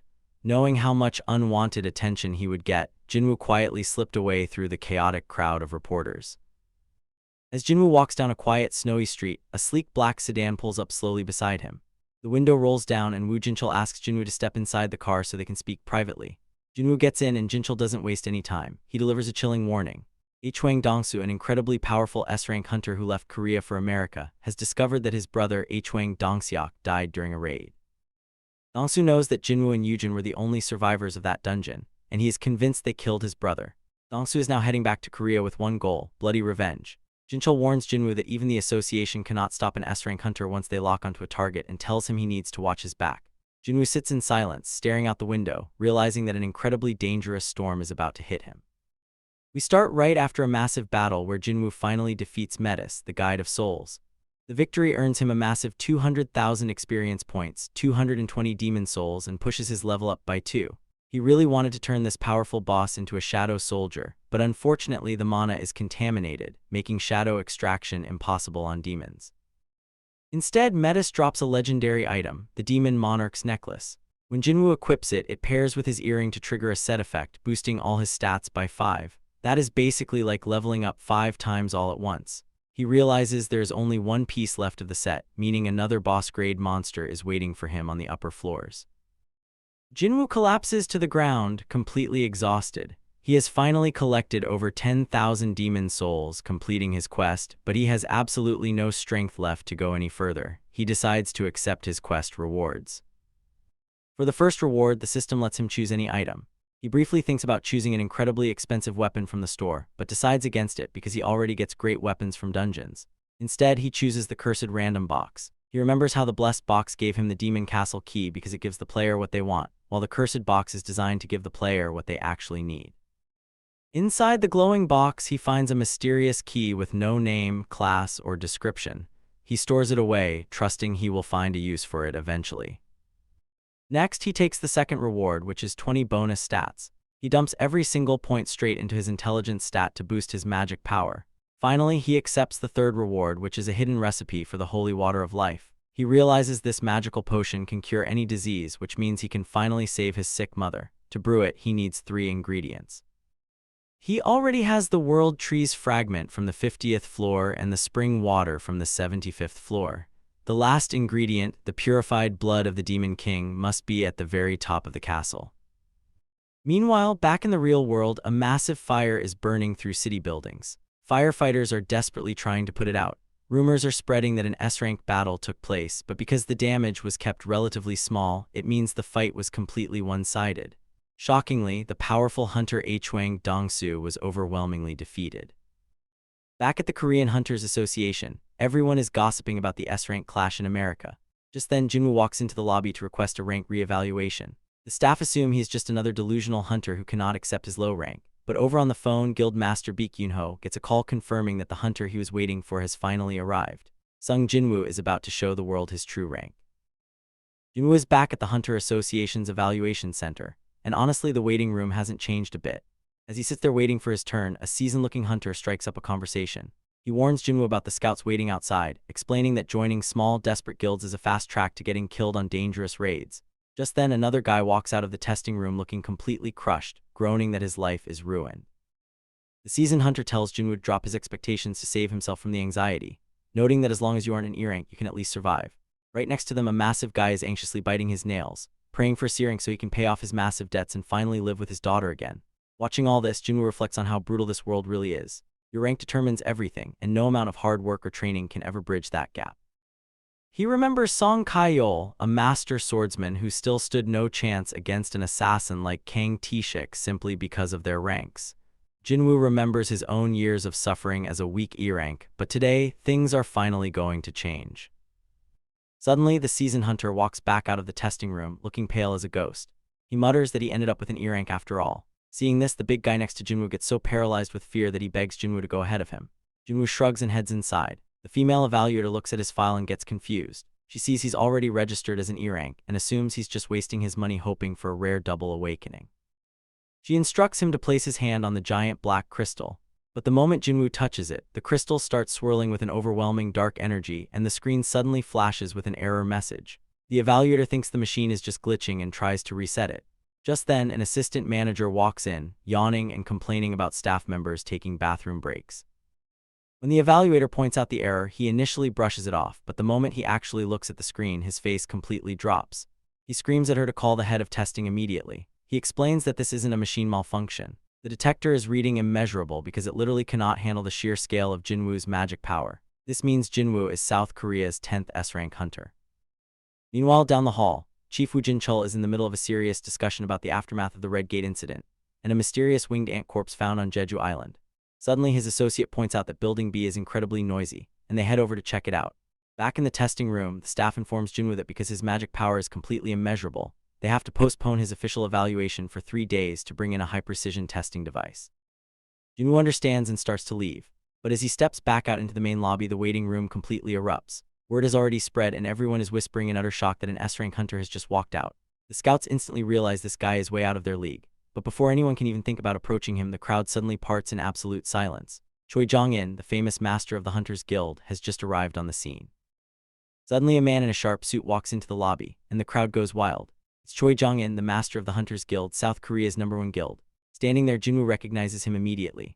Choi is a legendary S-rank hunter known as the Ultimate Soldier, famous for top-tier fire magic powerful enough to vaporize entire buildings with a single spell. While everyone else whispers in shock, wondering if the top guild is about to recruit a new powerhouse, Choi adjusts his glasses.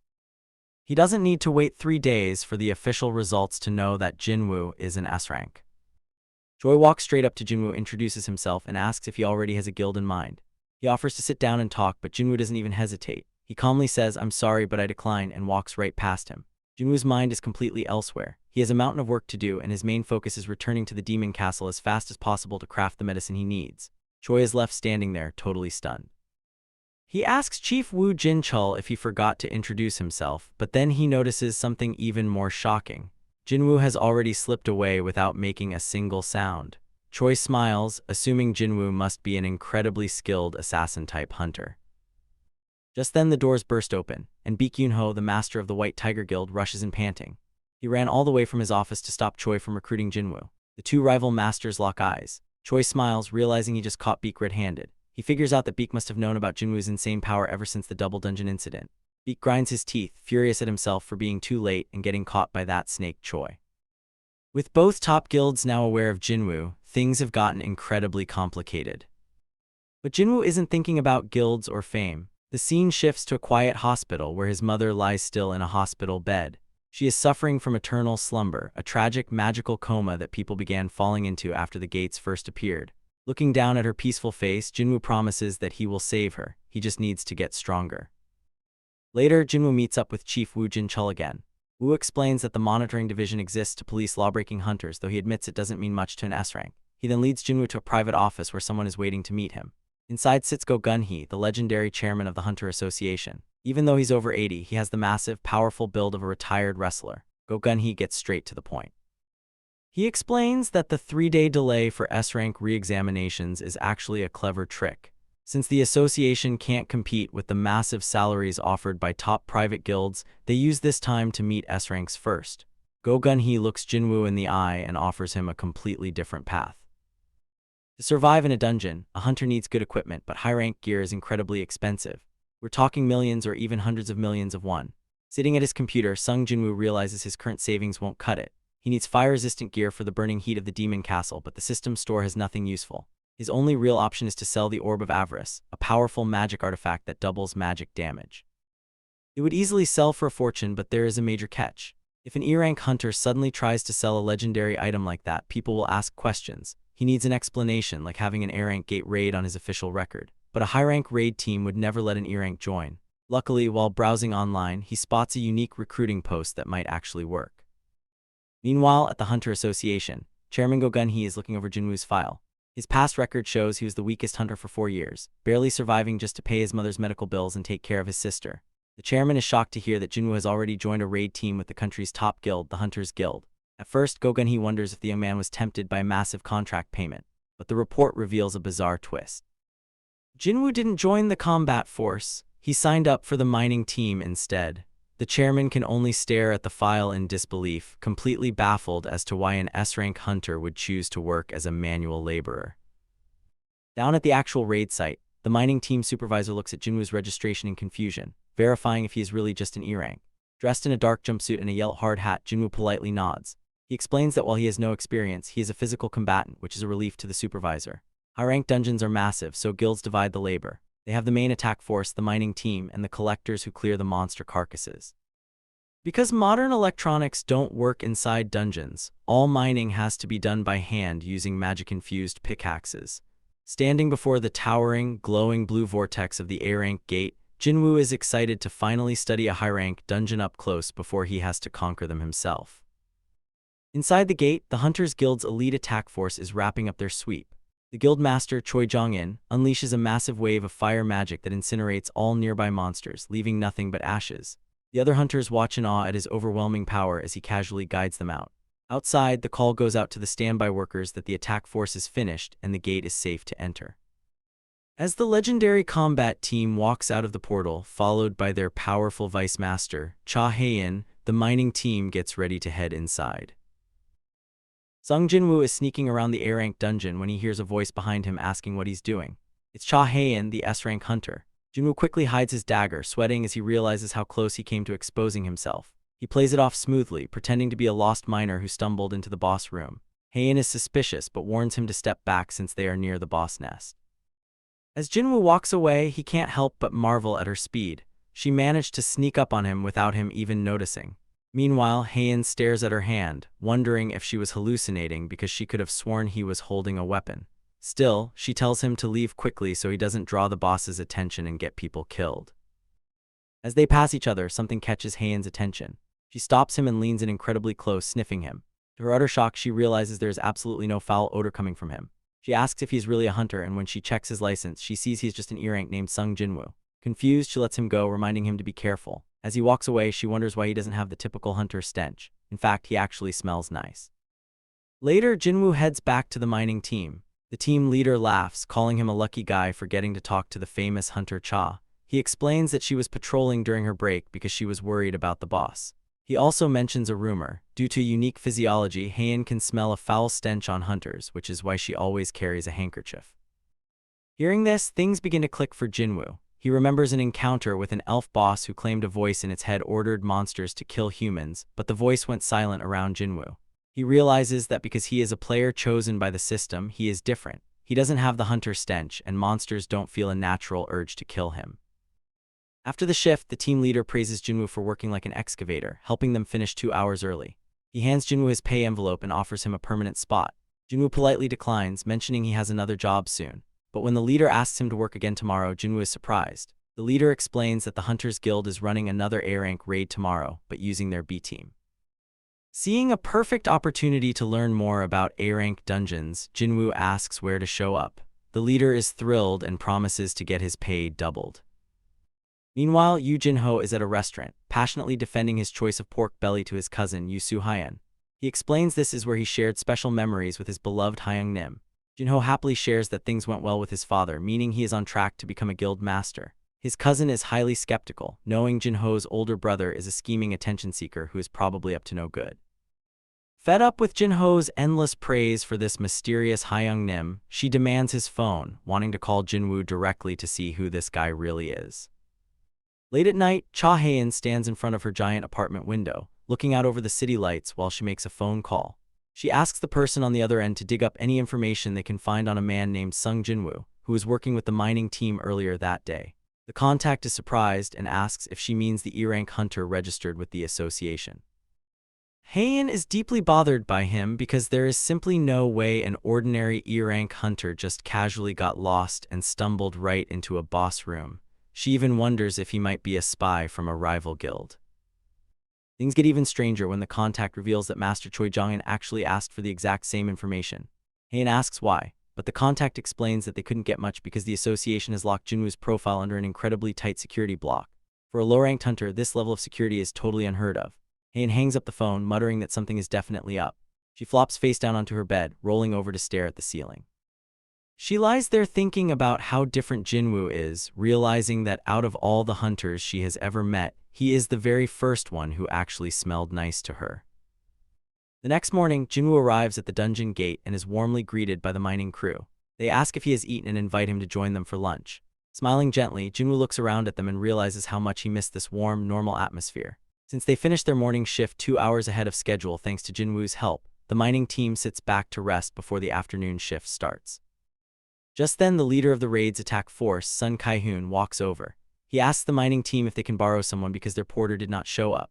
The miners immediately start complaining, pointing out that they have already worked non-stop for hours and that high-rank guilds shouldn't be dumping their dangerous work on them. Kai-hoon offers to compensate them well, but the mining chief, Mr. Han, flatly refuses.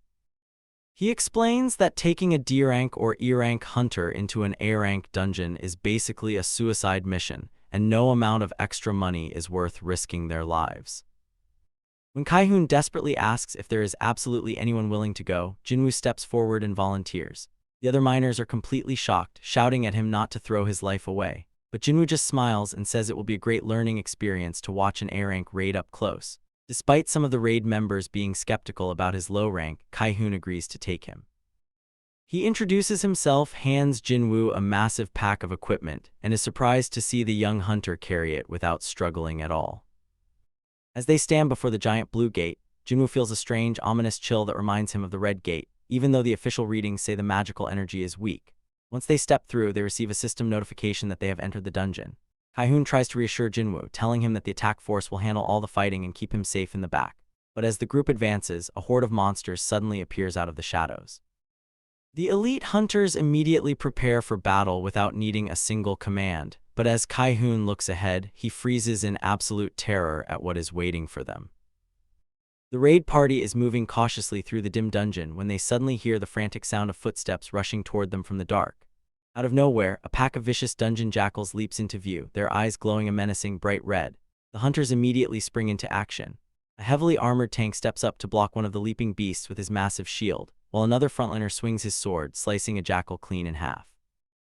Despite their quick reactions, the tension on the battlefield is high as more and more of these creatures keep pouring out of the shadows. The hunters leap through the air to counterattack, while a mage at the back warns everyone to get down before unleashing a devastating wave of fire magic that completely incinerates the remaining beasts in a massive flash of light. Once the immediate danger passes, the hunters take a moment to catch their breath and inspect the dead monsters, but the situation doesn't make any sense. One of the hunters asks why dungeon jackals are even in an A-rank dungeon in the first place. Another party member explains that since jackals are only C-rank monsters, they sit way too low on the food chain to survive here. Stronger monsters should have hunted them down long ago, making it impossible for them to maintain a pack. That is when Jinwoo takes a closer look at one of the dead jackals and notices a distinct mark around its neck. It is the clear trace of a leash. He quickly realizes these jackals are actually being raised by someone to be used as hunting dogs. An intelligent monster is pulling the strings, which makes Jinwoo realize his worst premonition is about to come true. Right on cue, a terrifying warning echoes through the cavern that the real enemies are arriving. The hunter's faces twist in pure horror as a massive, red-skinned monster with a single glowing eye steps forward. It's a high orc, and behind him, a massive army of fully armored high orcs emerges from the shadows, wielding heavy axes and spears. One of the beasts lets out a deafening roar and swings its weapon with terrifying force, smashing directly into a hunter's shield. The shield cracks instantly, leaving the tank stunned by the creature's raw power. To make matters worse, the high orcs completely ignore the tank's taunts and leap straight over the front lines to target the vulnerable mages in the back. The mages desperately launch fire spells to defend themselves, but the attacks do almost nothing against the orcs' incredibly high magic resistance. One female mage manages to bind a beast with her magic, but she screams that she can only hold it for 5 seconds at most. Another mage plays his trump card, summoning a powerful creature to fight, but the spell completely drains his remaining mana. Chaos erupts as the tankers try frantically to protect the backline while healers struggle to keep everyone alive. Just as the party is on the verge of being completely wiped out, a sudden, quiet shift occurs on the field, leaving the surviving hunters staring in absolute disbelief, completely bewildered by what just happened. The battle begins in total confusion. One of the female healers is left completely stunned, wondering what just happened. Suddenly, a massive high orc charges forward with a roar, but as the hunters brace themselves, the raid leader, Sun Kai-hoon, notices something strange. The fight, which felt impossible just moments ago, has suddenly become much easier. In the shadows, Jinwoo is moving silently. He targets the high orcs' weak spots, slicing their ankles and slashing their backs. His goal is simple: weaken the monsters as much as possible without anyone noticing, but a few orcs catch on to his presence. To prevent them from blowing his cover, Jinwoo quickly silences them before they can react. With the monsters weakened, the hunters finally gain the upper hand. One of the female fighters charges in and lands a decisive blow, celebrating her first kill. Watching from the sidelines, Jinwoo wipes a splash of blood off his cheek. He knows these elite hunters from the Hunters Guild are supposed to be the nation's finest, but high orcs are far too dangerous to take lightly. He can't just sit back and watch them die, especially after the healer almost lost her life. Suddenly, a system notification pops up in front of him. He leveled up just by supporting the party. He realizes he could have gained even more levels if he killed them all himself, but since the guild paid a fortune for this dungeon's permit, he decides to let them handle the rest. As the dust settles, the exhausted hunters look around, wondering if they actually won. Kai-hoon calls out, making sure the healers tend to anyone still breathing. While the team catches their breath, Jinwoo stands quietly in the back, carrying his heavy porter pack. But some of the hunters are starting to put the pieces together. One of the magic casters suspects that the porter is hiding a stealth skill, knowing that mages should have sensed it. Nearby, the female healer pulls Kai-hoon aside, explaining that she saw a high orc get torn apart in midair by some unseen magic. They ask Gina, the blonde mage, if she did it, but she explains it is impossible with her telekinesis, and they have no curse mages or assassins in their party. The mage with the glasses looks directly at Jinwoo, realizing that only an outsider could have done this. She wonders why he is hiding his power but decides to keep quiet. With the immediate threat gone, the team debates their next move. The hunters point out how dangerous it is to continue without their guild master or vice master. They suggest retreating as they would need more healers and mages to survive. Kai-hoon is torn. If he clears this dungeon today, he will officially become the raid leader. It might be his only shot. Jinwoo watches him, understanding the temptation but hoping he makes the right choice. Fortunately, Kai-hoon makes the smart call and orders a retreat. The relieved hunters head back, but their relief is cut short. A powerful magical barrier has suddenly blocked their exit. The mage warns that it is a high-level spell that will take time to break. They are trapped inside. The raid team is in deep trouble. One of the hunters panics, calling out to Sun Kai-hoon. Heavy footsteps echo through the red-lit cavern as Kai-hoon sweats, completely terrified. They just barely survived fighting 20 high orcs, but now a massive purple magic barrier blocks their path. Standing before them is an army of over 50 high orcs armed to the teeth. A giant high orc steps right up to Kai-hoon, growling and breathing heavily in his face. A team member screams at Kai-hoon to stop. Kai-hoon stands his ground, knowing that fighting means instant death. He desperately wishes their strongest S-rank hunters, Choi Jong-in or Cha Hae-in, were here. Suddenly, the monster leans in and lets out a bizarre guttural chant. Its eyes glow purple and it lets out a deafening roar. But then the orc begins to choke out human words, saying human, humans. Sun Kai-hoon stares in utter shock. The voice claims to belong to a powerful wizard named Kargalgan. A massive, glowing silhouette looms over the puppet as it demands to meet with the humans. The team is bewildered. They realize this orc is just a puppet being controlled by some faraway sorcerer. Some of the hunters call it a trap and beg Kai-hoon to fight to the death. But Kai-hoon keeps his head. He asks the puppet if it was the one who set up the magic barrier. The sorcerer Kargalgan proudly boasts that his magic cannot be undone by mere humans. When Kai-hoon asks if there is someone even stronger in the cave, Kargalgan gets furious, demanding they either surrender and follow his guards or die on the spot. Realizing they have no other choice, Kai-hoon agrees to follow them. As they walk, Kai-hoon pulls aside Sung Jinwoo, who is acting as their porter. He tells Jinwoo that once they reach the boss room, they are going to launch a surprise attack. He wants Jinwoo to use that distraction to run away and call for backup. Kai-hoon even hands him a letter for his family, but Jinwoo looks at him calmly. He points out that by the time backup arrives, they will all be dead anyway. Jinwoo keeps the letter but tells Kai-hoon he won't need to deliver it. He can already sense the massive magic energy coming from the boss room, and he knows things are about to get wild. Meanwhile, back outside, S-rank hunter Cha Hae-in arrives at the gate on her day off. She asks if Jinwoo came to work today, only to learn he entered the highly dangerous A-rank dungeon as a simple porter. She's completely baffled and worried. Why would an E-rank hunter put himself in such danger? She decides she has to go in after him. Since she doesn't have her gear, she ends up borrowing a standard mining pickaxe from the crew before running straight into the gate. Back inside the deep cavern, the high orc guards lead the raid team right up to the massive boss room. The puppet turns to them with a sinister grin and says, "Humans, welcome." The hunters are completely surrounded by a massive horde of terrifying high orcs. Kai-hoon, the raid leader, is sweating buckets. He realizes that if these monsters break out of the gate, they will wipe out a whole city before backup can even arrive. There is only one desperate option left. At the very least, they have to take down the boss. Kai-hoon looks toward the throne where the high orc sorcerer sits looking down at them.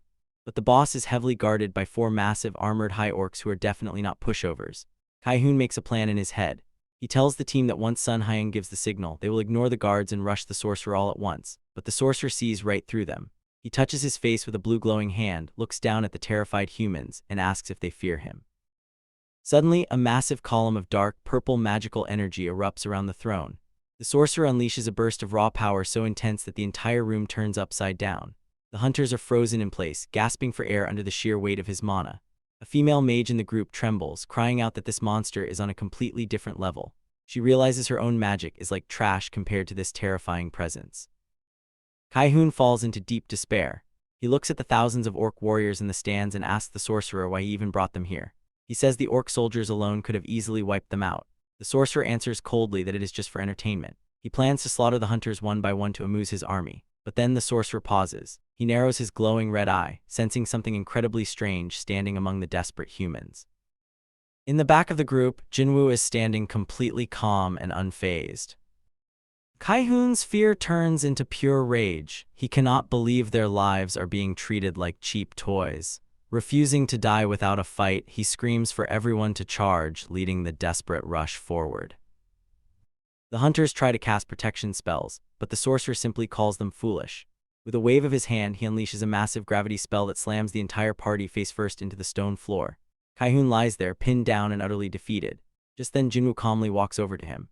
He reminds Kai-hoon that this dungeon belongs to the Hunters Guild, so he cannot just step in without permission. But since the raid team is about to die, Jinwoo asks a simple question.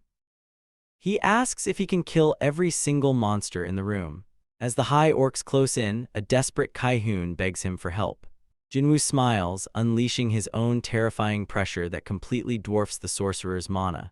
Before the shocked monsters can even react, Jinwoo calls out to his army, commanding his shadows to emerge.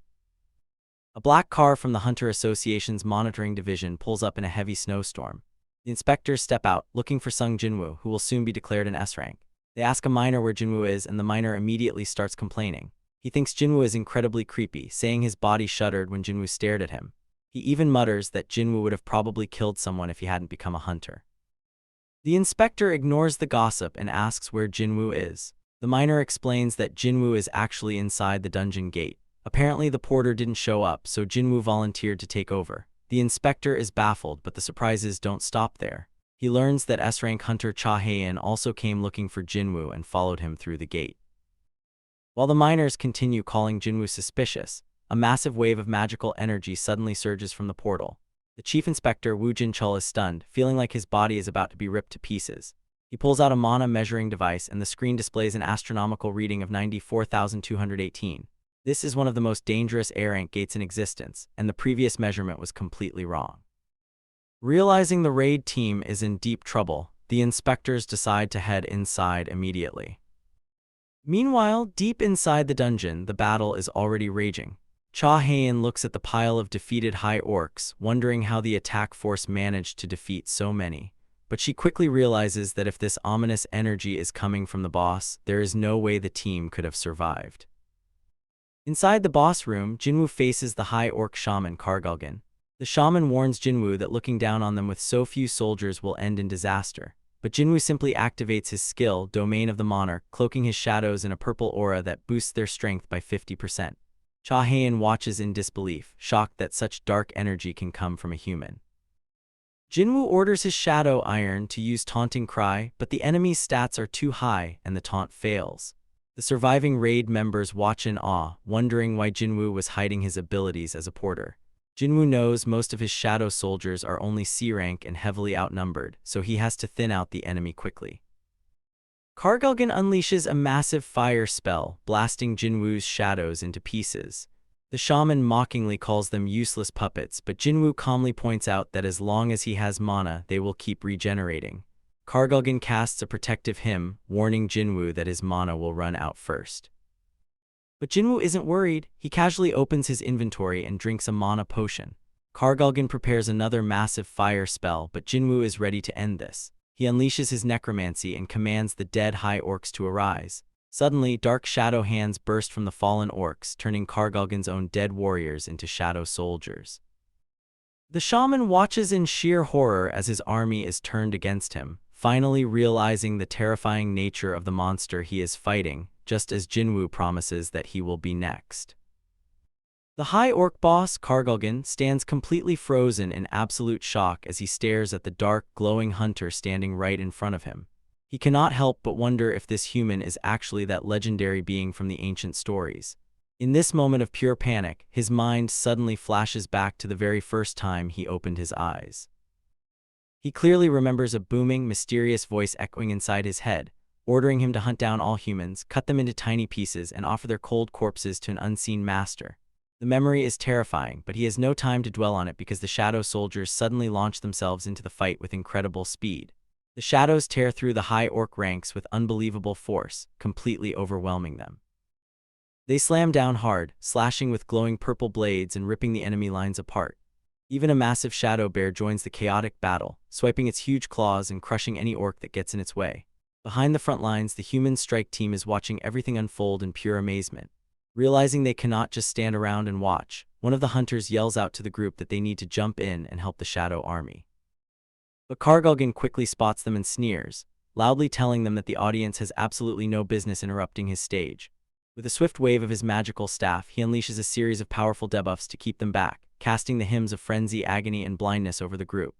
Once they are dealt with, he turns all his attention back to Jinwoo, casting his most powerful curses directly at him, including the hymns of slumber and lethargy. To the High Orc's absolute horror, the Dark Hunter does not even flinch under the spells. Kargalgan begins to shake with fear, screaming out in frustration and demanding to know how a mere human could possibly block his high-level magic.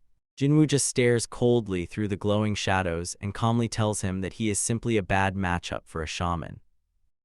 Desperate to protect himself from the approaching hunter, the shaman quickly casts a hymn of protection, but Jinwoo shatters the defensive barrier instantly with ease. Right at that moment, Cha Haein and the reinforcement hunters finally break through the doors and burst into the boss room. They look around the chaotic chamber in complete disbelief, asking what on earth is happening, but the captain can only reply that they do not know either. Sensing that his end is near, Kargalgan decides to go all out and unleash everything he has left. He chants his final and most dangerous spells, the hymns of rage, strengthening, giants, and combustion. His body rapidly expands, transforming him into a massive, flaming giant that towers over the room. The human captain yells at his team to run for their lives, but Jinwoo remains completely calm. Looking up at the colossal beast, Jinwoo simply points out that getting bigger just makes him an easier target to hit. Moving faster than the eye can see, Jinwoo slips right past the giant's defenses. He notes that a sorcerer without any bodyguard stands absolutely no chance against a true assassin. With one clean, lightning-fast strike, the giant orc is cut down, bringing the fierce battle to an end once and for all. Wu Jinchul and his guys from the monitoring division finally push their way into the dungeon, but they stop dead in their tracks, completely frozen in shock. Right in front of them, these massive, terrifying shadow creatures are absolutely tearing through the remaining monsters. Cha Haein is standing right next to them, looking completely calm, and she quietly explains that these giant beasts were actually summoned by Sung Jinwoo. The other guys are completely stunned, and they realize Jinchul already seems to know exactly who this mysterious man is. Meanwhile, further inside the battlefield, Jinwoo is facing down the massive High Orc King Kargalgan. He quickly realizes his daggers aren't going to cut it against a monster of this size, so he decides to switch things up and use his bare fists instead. He clenches his hand and unleashes a massive, devastating punch. The impact is so insanely powerful that the entire cavern starts to shake. Watching from a distance, Cha Haein and the others are just left in complete awe. They can't believe one person can have this level of speed and physical power while also commanding a whole army of shadow soldiers. Haein turns to Jinchul and asks who Jinwoo really is, but Jinchul just quietly admits he only knows a tiny bit about him. Jinwoo closes the gap on the Orc King, pointing out that a magician is totally helpless once all their guards are out of the picture. Cornered and desperate, the Giant King screams in denial as Jinwoo's shadow soldiers swarm and overwhelm him. With one final heavy strike, the massive beast finally crashes to the ground. System alerts immediately pop up in front of Jinwoo, announcing that the boss has been defeated and that he has leveled up. With the battle officially over, Jinwoo decides to leave all the physical loot behind since the dungeon technically belongs to the Hunters Guild. But there is one thing he isn't about to leave behind, and that's the boss's soul. He walks over to the giant body, kneels down, and utters his signature command, "Arise." Right away, a massive, terrifying wave of black magic erupts throughout the cavern. The surviving guild members watch from a distance, absolutely terrified by the sheer pressure of the magic.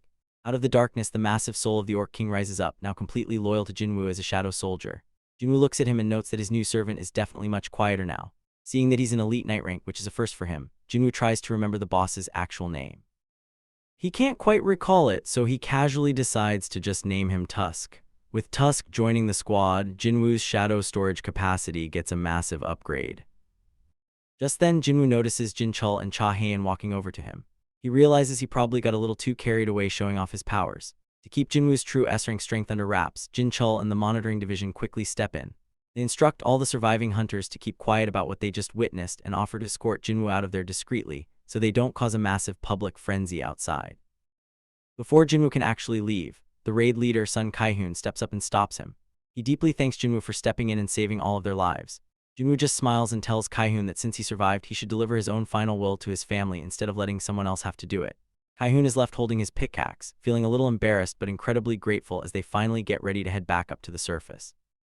The 3 days of waiting are finally over, and Jinwoo heads back to the Hunters Association to get his official rank reevaluation. Everyone is anxious to see the final results, especially the high-ranking officials. He enters the building and is immediately guided to a private meeting room instead of the usual testing area. Waiting for him inside is none other than Go Gun-hee, the president of the Hunters Association himself. Go Gun-hee looks at Jinwoo with immense respect and hands over the official documentation.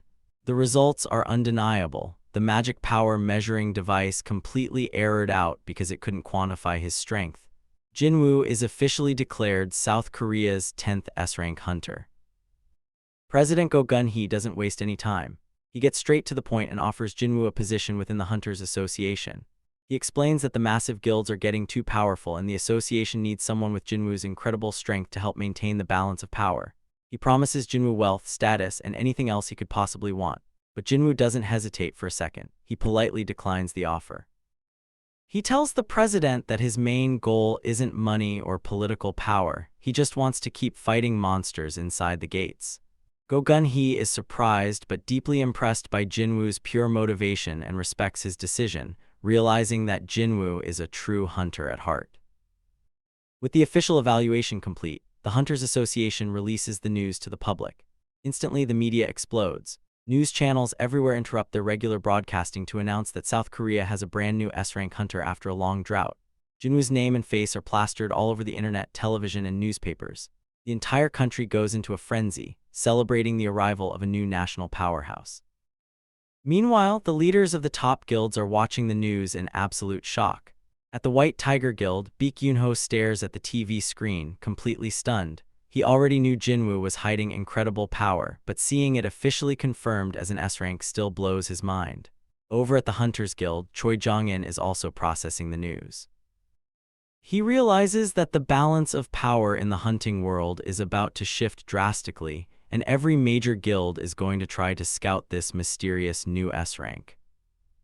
While the rest of the world is losing its mind over his new rank, Jinwoo remains completely calm and grounded. He walks out into the streets, watching people stare at giant screens broadcasting his achievement. He knows his life is about to change completely, but he isn't distracted by the fame. Instead, his mind is already focused on his next move. He needs to get back to the Demon Castle dungeon to find the cure for his mother's illness.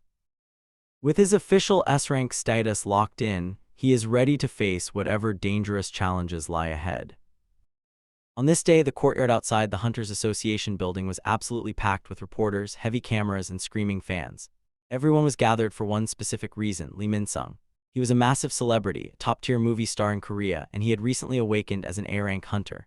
Sensing a massive career opportunity, Min-sung decided to turn his final ranking evaluation into a giant media spectacle. As he stepped out of his car, he soaked in every bit of the attention. He was flashing his perfect $1,000,000 smile for the cameras, waving to the crowd, and giving smooth answers to the reporters. He was completely convinced that he was the undisputed main character of the day. But while Min-sung was enjoying his grand moment, a young man in a casual hoodie quietly walked up to the entrance. It was Sung Jinwoo. He wasn't there for any media hype. He had just come to pick up his final evaluation results. Since the area was completely cordoned off for the celebrity star, the security guard stopped Jinwoo, telling him he couldn't pass. The reporters didn't even glance his way, assuming he was just some random fan trying to sneak in. Min-sung looked over from a distance, feeling smug and highly amused by the little scene. Just as security was about to push Jinwoo away, the heavy glass doors of the association building slid open. Out walked the big boss himself, Association President Go Gun-hee, flanked by S-rank guild leaders like Choi Jong-in and Baek Yoon-ho, who were also waiting in the wings.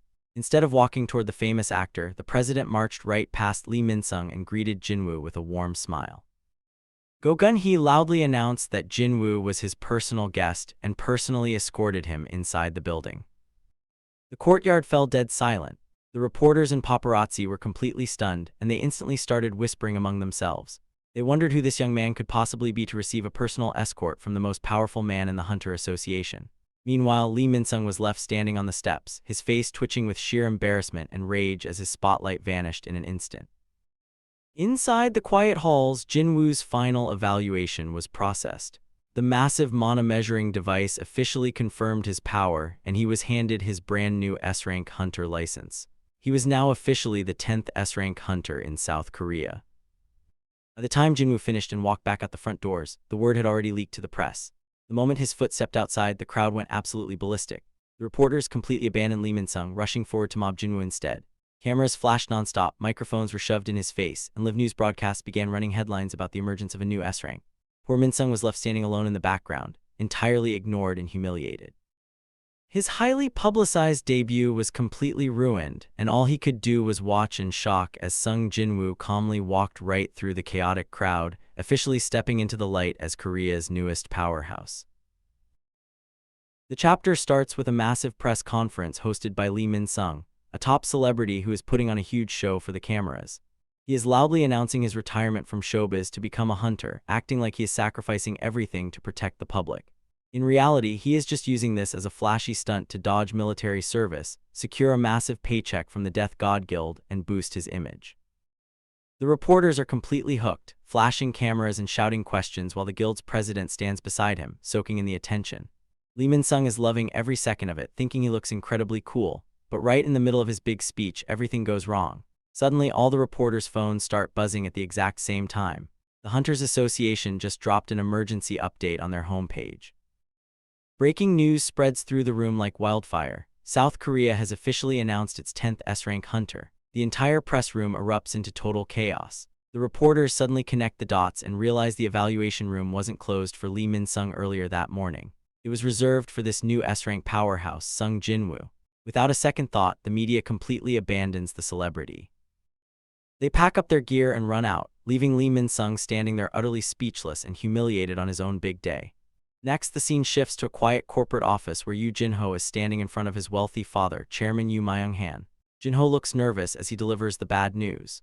He apologizes to his dad, admitting that he couldn't convince Sung Jinwoo to join their family's upcoming guild. Jin-ho explains that Jinwoo actually wants to build his own guild from scratch, and even offered him the position of vice president. Instead of getting angry, the chairman stays calm and shares a chilling reality about the current state of the world. He explains that money doesn't matter anymore. Hunters are growing so powerful that individual people can now rival entire nations, and in some smaller countries, hunters are already ruling like kings. The rule of law won't protect them forever. The chairman tells Jin-ho that the true goal of building a guild isn't to make money, but to gather strong people they can completely trust on a deeply personal level. Looking at his son, the chairman realizes that Jin-ho has already found someone exactly like that in Jinwoo. He smiles and tells Jin-ho that he has passed the test. He officially hands the Yoo-jin Guild over to Jin-ho, instructing him to grow it and surround himself with loyal people he can rely on, because in this dangerous new world, true trust is worth far more than any amount of wealth. Jin-ho bows deeply, filled with gratitude, ready for what comes next.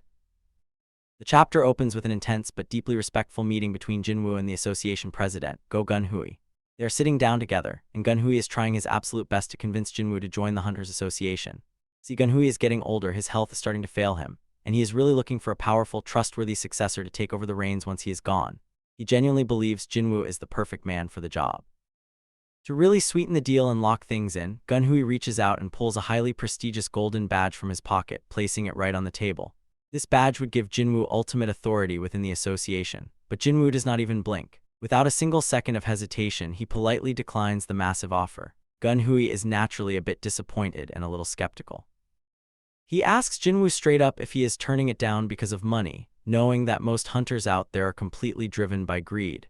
Jinwoo looks him dead in the eye and tells him flat out that no, it has absolutely nothing to do with money. He explains that he simply wants to keep fighting and clearing dungeons so he can continue to grow stronger. Now Gun-hui is an absolute master at reading people, and looking closely at Jinwoo, he can tell the young man is telling the absolute truth. Instead of being offended or angry, Gun-hui is actually completely thrilled. His old heart, which usually gives him a lot of trouble, starts racing with an excitement he has not felt in decades. It takes him right back to his own youthful passion from when he first awakened. Seeing the old man smile, Jinwoo accepts Gun-hui's business card, bows respectfully to him and Woo Jin-cheol, and excuses himself, saying he needs to get back home. Once Jinwoo steps out, Gun-hui is in such incredibly high spirits that he orders his assistant to cancel every single one of his remaining meetings for the day, even the important ones with high-ranking government officials. He even playfully invites Jin-cheol out to grab a drink with him. Meanwhile, Jinwoo catches a bus back to his quiet neighborhood. As he walks down the street, he notices a flickering street lamp making a strange ticking sound. The dim, dark alleyways around him start to feel a bit uneasy, and he immediately begins worrying about his sister having to walk home alone in the dark. He realizes he cannot personally stand guard on this corner every single night, but right then, a brilliant idea hits him. A smirk creeps onto his face as he realizes he already has the perfect crew for a job just like this. He calls out into the night and summons 5 of his trusty shadow soldiers. These guys have leveled up nicely after their long run in the demon's castle, and they look incredibly strong and reliable. Jinwoo commands them to patrol the streets and act as the local neighborhood watch. Right on cue, the soldiers melt into the darkness, slipping quietly into the shadows of the surrounding buildings to begin their new patrol duty. Jinwoo just chuckles to himself, realizing that his neighborhood now has a completely free S-rank security force keeping watch 24/7. Finally feeling completely relaxed and knowing his sister is totally safe, he walks the rest of the way home with a huge smile on his face. Jinwoo is continuing his climb up the dangerous layers of the demon castle, and things are starting to get seriously intense. Before he can move any further, a massive army of demon soldiers blocks his path. They are all riding heavy, terrifying mounts and looking completely ready to tear him to pieces. But Jinwoo isn't fighting alone anymore. Instead of taking them on by himself, he decides to summon his shadow army. In an instant, the entire battlefield is flooded with his loyal soldiers, with Igris and Iron leading the charge right at the front. The clash between the two forces is absolutely brutal, but it doesn't stay a fair fight for long. In fact, it is completely one-sided. Jinwoo's shadow soldiers completely overpower the demon forces, effortlessly ripping through their ranks and leaving nothing but destruction and smoke behind them. Watching all of this madness unfold from the backlines is Essel, a noble demon girl from the Raideru clan. She honestly cannot believe her own eyes. Her clan's elite warriors are supposed to be incredibly powerful, but here they are, getting wiped out like they're absolutely nothing. As the last of her protective guards fall to the ground, Jinwoo walks right through the thick smoke and approaches her. The sheer pressure and terrifying aura he radiates is enough to make her freeze on the spot. She tries her absolute best to hold her ground and maintain some dignity as a demon noble, but she is visibly trembling with fear. Jinwoo doesn't hesitate for a second. He closes the distance between them in a flash and points his sharp dagger right at her face, instantly demanding answers. He wants to know how to get to the higher floors of the castle and where the rest of the demon clan leaders are hiding. Essel is completely terrified, especially when she gets a closer look at him. She suddenly realizes that he isn't a monster from the castle at all. He is actually a human. This completely throws her off because, in her mind, a regular human should never possess this kind of terrifying, godlike power. But instead of just killing her on the spot, Jinwoo notices something unusual about her. Unlike the mindless monsters he usually fights inside the dungeons, Essel can speak fluently and shows genuine, human-like emotions. She starts begging him for her life, absolutely terrified that he will wipe out her entire clan next if she doesn't do something. She quickly tries to save herself by offering up a deal. She tells him that she has the special entry permits required to move between the upper floors of the castle. She promises to act as his personal guide and help him navigate through the rest of the dangerous tower if he just agrees to spare her and her people. Jinwoo takes a moment to think the whole situation over. He realizes that just wandering around these massive, burning floors blindly is going to waste a massive amount of his time. And time is something he doesn't have, because he's on a strict mission to find the ingredients for the holy water of life to save his sick mother. Having a local guide who knows the terrain and holds the keys to the upper floors is exactly what he needs to speed things up. He decides to accept her offer, lowers his weapon, and tells her that she is going to lead the way from now on. Essel lets out a huge sigh of relief, realizing she just barely survived an encounter with someone far worse than any demon. With their uneasy alliance now official, Jinwoo prepares to climb even higher, completely changing the dynamic of his entire raid. On a quiet coastal road, 2 low-ranking hunters walk their daily patrol route. They chat about how peaceful the island is, but acknowledge the constant danger. If a gate ever appeared here, backup from the mainland would take 3 full days to reach them. As they talk, a strange silhouette walks up the seaside road. When the creature gets closer, the hunters freeze in horror. Standing right in front of them is a giant humanoid ant monster. Meanwhile, deep inside the demon castle, Sung Jinwoo is making quick work of the flaming ruins. After raising his intelligence stat, his shadow storage limit increased, allowing him to keep over 100 shadow soldiers at once. Realizing that moving as one big group is inefficient, Jinwoo decides to change tactics. He splits his shadow army into 6 separate squads led by his strongest commanders, including Igris, Iron, Tusk, and Tank. He orders them to spread out across the floor, wipe out every enemy they find, and alert him the moment they secure an entry permit to the next level. With a single command, the shadow army disperses. Jinwoo stays behind, watching experience points pour in continuously as his team sweep the city. The strategy works better than expected. Not only is Jinwoo gaining levels without having to wander around, but his shadow soldiers are leveling up too. Tank alone has already leveled up 10 times since their last fight. A few days pass and Jinwoo swiftly climbs all the way to floor 80.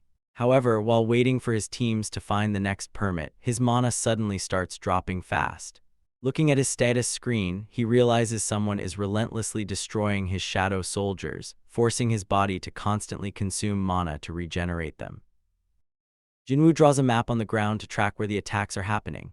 Team Iron, High Orc Team B, and Team Igris were all ambushed one after another. Strangely, the attacker completely skipped past Tusk's team to strike High Orc Team A instead. Jinwoo quickly realizes what this means. The enemy on this floor isn't just powerful, it has enough intelligence to measure power levels, actively avoiding his strongest soldiers while hunting down the weaker squads. To ambush the attacker, Jinwoo uses Tank's squad as bait and conceals himself nearby in the ruins. Sure enough, the enemy takes the bait. A demon noble accompanied by 3 heavily armored demon knights emerges from the smoke and begins slicing through Tank's shadow bears.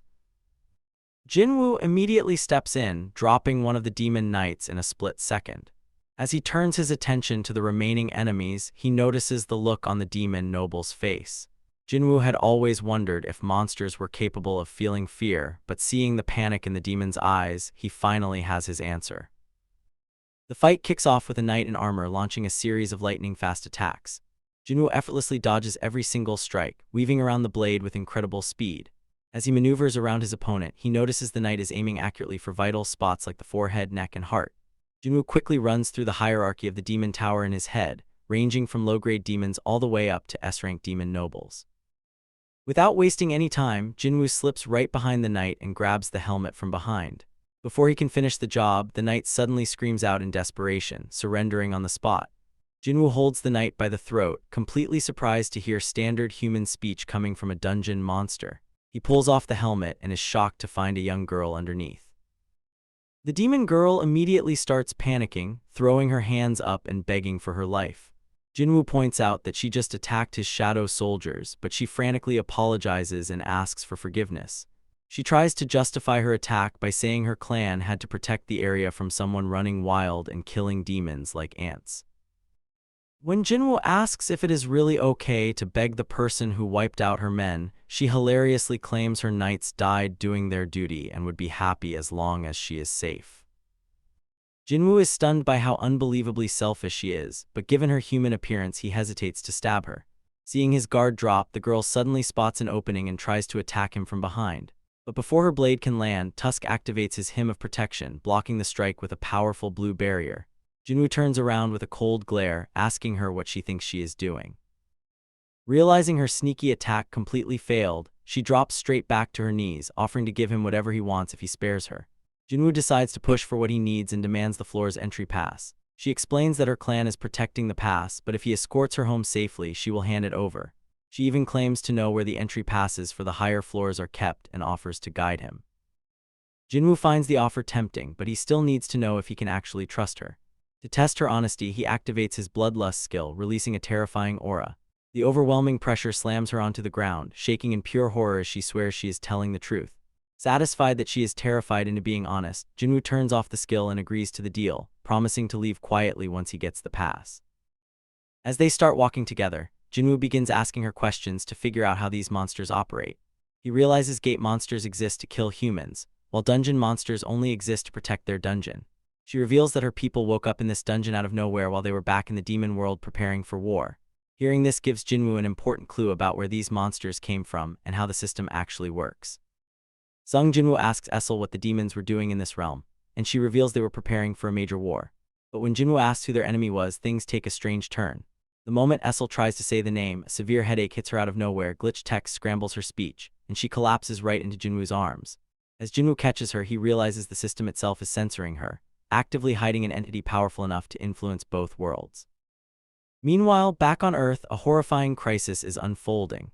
Dashcam footage captures a mutant ant monster launching a brutal attack. Instead of acting like a mindless beast, this ant demonstrates terrifying strategy, targeting healers and low-rank hunters first to maximize casualties. Later, at the Korean Hunter Association briefing, officials go over the grim details. Nearly 300 civilians lost their lives, and it took over 100 hunters, including a late-arriving Arank, just to put down a single ant. The association realizes that if these flying monsters cross the ocean from Jeju Island, South Korea won't have anywhere near enough high-rank manpower to protect its coastal cities. Once the meeting wraps up, Chief Woo Jin-chul pulls Chairman Go Gun-hee aside to share some sensitive news. Hwang Dong-soo from the Scavenger Guild secretly volunteered to join the upcoming Jeju Island raid. Knowing his true motivation is to hunt down Sung Jin-woo, the association blocked him from entering the country. But Woo Jin-chul adds an even bigger piece of news. A nation-level hunter has also gotten involved in the situation. Back in the demon world, Essel wakes up resting comfortably on a pillow. Jinwoo is standing nearby, surrounded by a massive pile of defeated monster corpses. He casually explains that a group of mindless demons tried to attack her while she was passed out, so he cleaned them all up. Essel thanks him and mentions that lower demons lack intelligence, treating smart, noble demons as completely separate enemies. Now that the area is safe, Jinwoo asks her to take him to her father, the lord of the Radier clan, so he can collect the entry pass for the next floor. Essel brings Jinwoo straight into her family's throne room, but her father panics the second he sets eyes on him. Lord Radier instantly senses the massive shadow army lurking inside Jinwoo's shadow. Knowing that the Radier clan is the weakest of the demon nobility, and fully aware that this human already wiped out powerful floor bosses like Vulcan and Metis, the demon lord literally trembles with fear. Jinwoo keeps his cool and offers a quick deal. Give up the floor pass and he will leave peacefully. Lord Radier agrees without hesitation. But before leaving, Jinwoo adds one final request. He wants to borrow Essel as his personal guide so she can lead him directly to the rest of the entry passes on the floors above. We start with Jinwoo sitting down for a lavish dinner with Essel's father, the head of the demon clan. The demon chief asks if Jinwoo really just wants an entry pass and a guide. He's secretly terrified, admitting to himself that if he'd known Jinwoo commanded those shadow soldiers, he never would have fought him. He begs Jinwoo not to put his daughter in danger. Jinwoo finds it interesting that a monster cares so much about his daughter and promises to keep her safe. Satisfied, the chief orders a servant to hand over the entry pass. Jinwoo inspects the scroll, and the system confirms it's a valid pass to the 81st floor. Jinwoo realizes he'll need to collect passes from every clan head moving forward. He asks Essel if she's ready to go, and a system notification pops up showing Essel has requested to join his party. Jinwoo reads through the party rules and sees that party members can share experience points based on their battle contribution. He immediately tells Essel that if a fight breaks out, she must stay back and let him do all the work so he gets all the experience. Essel agrees and they head to the movement magic circle. Jinwoo notices she left her horse behind and Essel explains mounts can't use the teleport circle. Before they go, she pulls out a bottle of fine alcohol, explaining her father packed gifts so they could negotiate peacefully with the other clans. Jinwoo asks if her clan is friendly with the Garshi clan on the next floor. She says they aren't enemies, but they aren't friends either. Hearing that, Jinwoo grins, tells her to wait outside, and promises it won't take long. Just a few minutes later, flames and screams erupt from the Garshi castle as Jinwoo wipes them out. Meanwhile, back on Earth, America's nation-level hunter Thomas Andre meets with the Korean Hunter Association. He notes how hard it is to track Jinwoo down and discusses Hwang Dong-soo. Chairman Go Gun-hee hopes Thomas might assist with the upcoming Jeju Island ant raid, but Thomas politely declines, saying he's too busy and Korea can't afford him. After Thomas leaves, Chief Woo Jin-chul reassures the chairman, reminding him that Japan's top S-rank hunters are arriving today to help. Back in the demon castle, Jinwoo is tearing through floor after floor, slaughtering demon knights and reaching level 87. His shadows reach maximum level 2, triggering promotion alerts. Jinwoo grants permission, evolving Igris into an elite knight. He also promotes his shadow bear and officially names him Tank. As they continue climbing, Essel warns him that higher floors are ruled by far stronger demon clans, suggesting he negotiate for their passes. Jinwoo asks if her clan would have ever negotiated with him if he was weak, leaving her speechless. He then promises to make her clan the #1 clan in the demon world, accidentally calling them the Radies clan instead of Radier. As Essel asks why he spared her family, Jinwoo wonders to himself why he always ends up getting along with clumsy people. As Jinwoo pushes past the 90th floor of the demon castle, the difficulty spikes massively. The monsters here are on a completely different level compared to the lower floors. Jinwoo feels his mana draining fast just keeping his shadow soldiers alive since they keep getting destroyed and regenerating in non-stop combat. Still, he powers through floor after floor, reaching the 97th floor at level 90. Essel watches him in complete awe, She wonders if other humans on Earth are as insanely strong as Jinwoo, considering he effortlessly crushed the top demon clans. Jinwoo tells her that maybe only 2 people back home come close, Chairman Go Gun-hee and Cha Hae-in, since the power gap among S-rank hunters is huge. With the upper floors cleared, Jinwoo turns to Essel and tells her she can go back to her floor now, thanking her for all her help. Jinwoo gently places a hand on her shoulder and repeats his thanks, thinking to himself how interesting she is. But Essel hesitates, then suddenly speaks up. She insists on coming along because she wants to see the final outcome of his battle. Jinwoo looks back, tells her to do as she pleases, and a bright light sweeps over them as they warp upward to the next floor.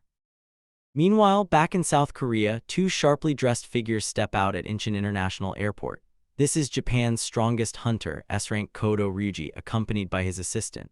As they walk through the terminal, Kodo senses a massive presence nearby and notices a crowd gathering. His assistant wonders if someone stronger than Kodo could really be here.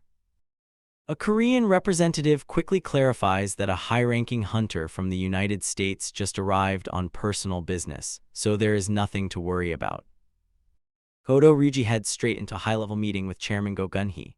Kodo is known as the only hunter in Asia who can rival China's top warrior, Liu Zhigang. He commands Japan's largest guild, Draw Sword, which holds 11 of the country's 21 S-rank hunters. Through his translator, Hinkawa, Kodo reveals the reason for his sudden visit.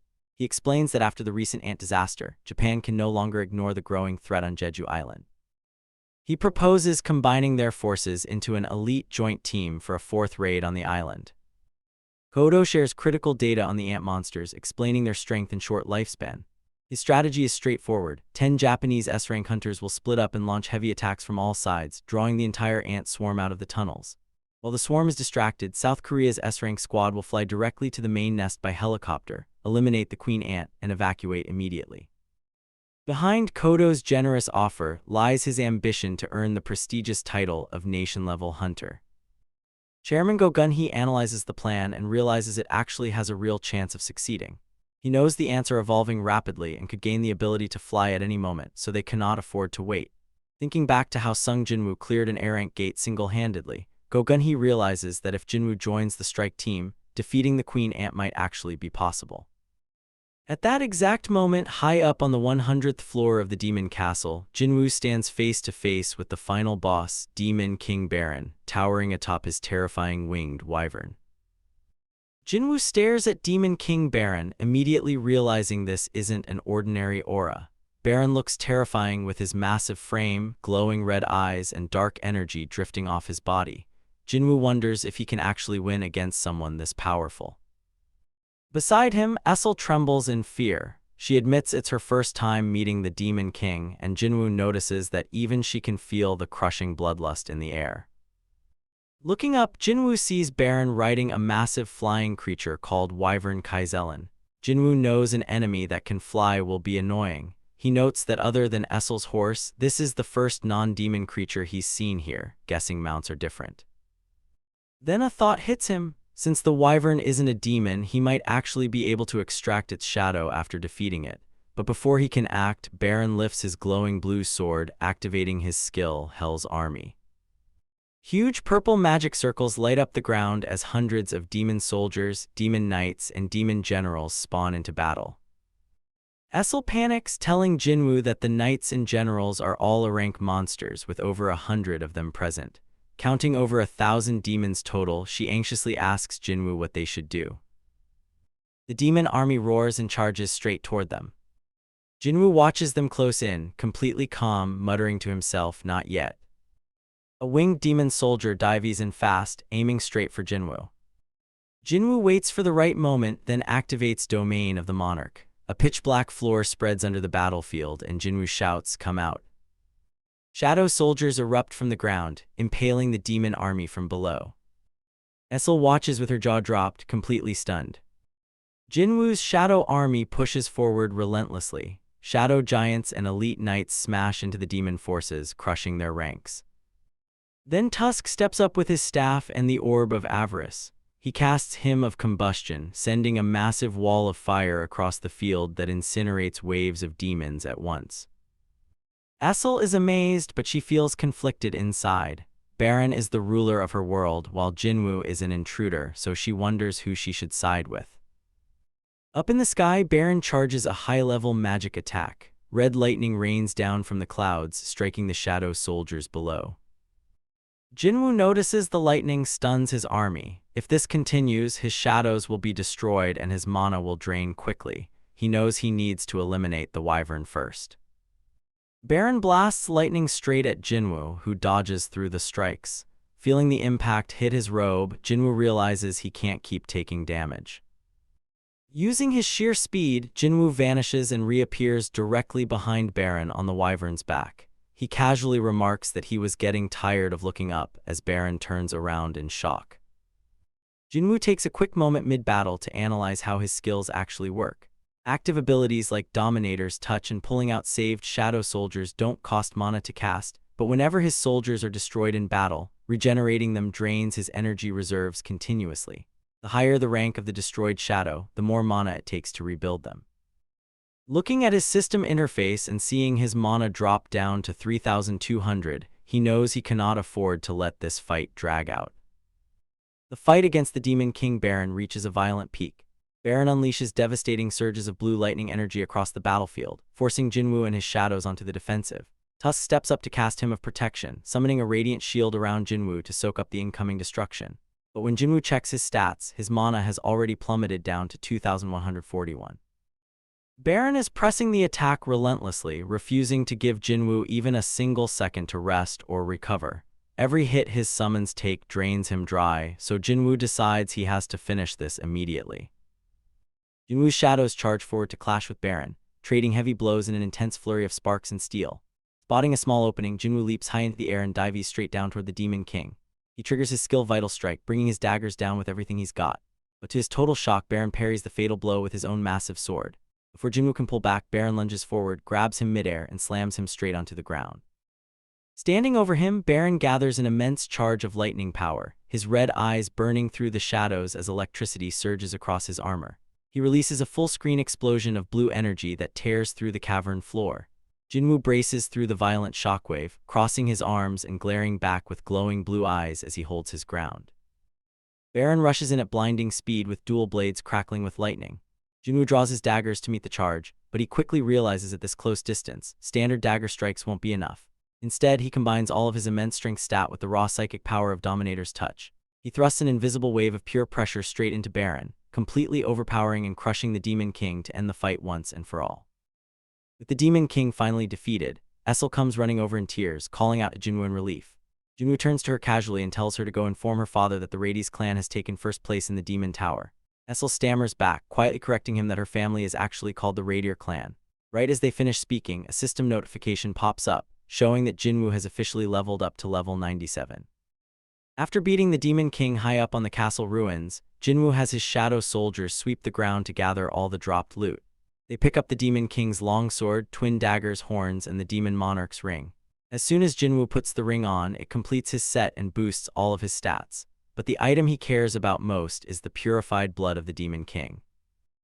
Jinwoo opens up his crafting menu right away to mix the blood with the World Tree Fragment and the special spring water. While Essel checks if he's doing alright, a system message pops up. It lets him know that his crafting success rate and total yield depend on his intelligence stat. Jinwoo starts wishing he had put more of his stat points into intelligence earlier on, but Essel reassures him that everything will turn out fine. A moment later, the crafting process finishes with complete success, giving him 6 bottles of the Holy Water of Life. Holding the glowing potion, Jinwoo thinks about his sick mother lying in her hospital bed, hoping this miraculous medicine will finally bring her back. Looking around at the battlefield, Jinwoo spots Iron dragging the giant corpse of the wyvern over to him. He praises Iron for being so helpful and steps right up to the massive beast. Jinwoo raises his hand and calls out his command to arise.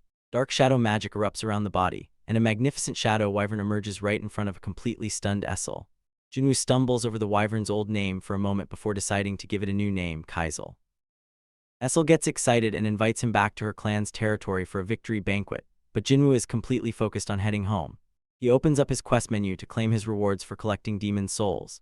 The system grants him 30 extra stat points, a new title, and a rare high-quality runestone. Jinwoo crushes the stone in his hand, unlocking the Shadow Exchange skill, which lets him swap places with any of his shadow soldiers instantly. With a quick goodbye to Essel, Jinwoo activates the new skill and teleports straight out of the demon castle. At that exact moment, the highest-ranking hunter officials in Korea are sitting in a meeting to discuss strategy for the upcoming raid on Jeju Island. They are planning how to use a jamming signal to isolate the Ant Queen, but Chairman Go Gun-hee suddenly freezes mid-thought. He feels an enormous, overwhelming wave of magical energy radiating from far away. Across town, retired S-rank healer Min Byung-gu and guild leader Baek Yoon-ho feel the exact same intense surge of magic power. Both of them are left totally stunned by the incredible force that just suddenly erupted across the city. We start in a quiet tent bar where two friends are sharing a drink. One of them is Min Byung-gu, an S-rank healer who managed to do what almost no other S-rank hunter could, retiring with all 4 limbs intact. His friend asks if another hunter is really going back to raid Jeju Island, recalling how their comrade Yoon-suk was tragically killed by the giant ants. Byung-gu admits that if everyone ignores the threat, the ants will eventually devour all of Korea. But his friend firmly refuses to ever set foot on a battlefield again, explaining that he only came out to see Byung-gu in case they never meet again. That's when Byung-gu shares his own plan. He's actually studying for a teaching exam to become a normal civil servant. Despite receiving countless lucrative offers from major guilds like Yujin, he knows that places where blood is spilled just aren't for him. He jokes about wanting to teach Korean history because he loves historical dramas, leaving his friend to realize that wanting a quiet, peaceful life isn't strange at all. It's the hunters who enjoy fighting monsters that are abnormal. Meanwhile, under the cover of night, the scene shifts to a quiet hospital. A shadow silently glides through an open window on an upper floor. It's Sung Jinwoo, sneaking into his mother's room where she has spent years trapped in a deep, magical coma known as final sleep. Standing beside her bed, Jinwoo looks down at her pale face, knowing this is a huge gamble. If something goes wrong with the holy water of life, there might be no turning back. But after seeing all the impossible miracles granted to him by the system, he decides to trust it one more time. He unclasps the small glowing potion bottle, carefully lifts his mother's head and pours the liquid into her mouth. He steps back, holding his breath as sweat drips down his face, praying for a miracle. As he waits, his eyes catch a small scar near her neck. It triggers a painful memory from his childhood, back when he tried to wash her hair, made a mistake, and accidentally hurt her. Yet back then she didn't care about her own injury and only worried about whether little Jinwoo was okay. Looking back at her now, her skin color is slowly returning, but her eyes remain closed. Fear grips him. He leans over her, desperately begging her to wake up. Pushing himself through relentless battles and life-or-death dungeons was all for this exact moment, so he could finally take over the heavy burden she carried for so long. Suddenly, a gentle breeze blows through the room, fluttering the curtains. Slowly, her eyes open. Feeling the warm air, she softly asks if summer is coming. Then her eyes rest on Jinwoo and she asks how long she's been asleep. When Jinwoo tells her it has been 4 long years, her immediate thought is of her daughter, asking if Jinna is safe. Jinwoo reassures her that Jinna is fine. Reaching up with a weak hand, his mother gently touches his face, thanking him for keeping his promise and acknowledging how much pain and difficulty he must have endured. Overcome with relief and tears, Jinwoo buries his face beside her, softly answering that yes, it was hard. At a hospital late at night, the medical staff is in total shock. A patient suffering from eternal slumber has suddenly woken up, an event the doctors call completely unprecedented. The attending physician explains that even though she's been asleep for 4 years, she can somehow walk on her own and shows no signs of physical weakness. When the head doctor hesitates about letting her leave so quickly, he learns that her guardian is Sung Jinwoo, South Korea's 10th S-rank hunter. Realizing who they are dealing with, the doctors quickly agree to sign off on her discharge. Inside the hospital room, Jinwoo's mother tenderly hugs her daughter Jinna, who breaks down in tears of joy now that her mom is finally back. Jinwoo watches them quietly from near the door. Seeing his family reunited, he realizes that all his grueling fights and desperate struggles up to this point were entirely worth it. Yet as he steps out, a subtle feeling of unease settles in. He ponders whether his life as a hunter has pushed him too far away from normal human connection. Sitting on a quiet park bench under a tree, Jinwoo pulls out his phone. After spending days inside the demon castle with no reception, he finds a long list of missed calls. Browsing through the news, he notices reports about his shadow dragon flying overhead, chuckling at how quickly the media turns everything into breaking news. Suddenly, his phone rings. It is Chairman Go Gun-hee calling. Jinwoo answers, assuming the chairman is reaching out to scold him about the dragon, and immediately offers an apology. Go Gun-hee interrupts him, clarifying that the call has nothing to do with the dragon. Hearing that Jinwoo hasn't checked the main headlines yet, the chairman offers to explain things in person, prompting Jinwoo to head over to the association headquarters right away. In his office, Go Gun-hee reveals that the 4th Jeju Island raid is scheduled to start in just 4 days. The goal is to eliminate the dangerous ant monsters once and for all, and the association desperately wants Jinwoo to join the fight. Normally, Jinwoo would jump at the chance to hunt high-level monsters for experience, but remembering his mother hugging Jin-ah in the hospital, he hesitates. Before he can give an answer, Jinwoo suddenly senses a huge wave of magic power nearby. Go-gun-hee notices his sudden focus and praises his keen instincts, explaining that several S-rank hunters are warming up in the building's underground gym. He mentions that Japan's top S-rank hunter, Ryuji Godu, has also brought his elite team to participate in the operation. Intrigued, Jinwoo heads down to the gym arena to take a look. Down on the floor, Baek Yoon-ho in his transformed beast form is actively sparring against Ma Dong-wook, the guild master of the Fame Guild. Choi Jong-in approaches Jinwoo to greet him, pointing out that Baek Yoon-ho is holding back his full strength because of all the eyes in the room. Up in the stands, Ryuji Godu and the rest of the Japanese S-rank team quietly watch the Korean hunters prepare for the upcoming raid. Ryuji Godu looks down from the balcony and spots Sung Jinwoo entering the hall. Feeling Jinwoo's overwhelming presence, Godu assumes he must be a top-tier assassin-class hunter who just can't conceal his power. But his translator Hinkawa corrects him immediately, explaining that Jinwoo is actually registered as a mage-class hunter. Godu can hardly believe it, wondering how a mage could radiate such sharp aura. Meanwhile, the other Japanese S-rank hunters are scanning the room with smug attitudes.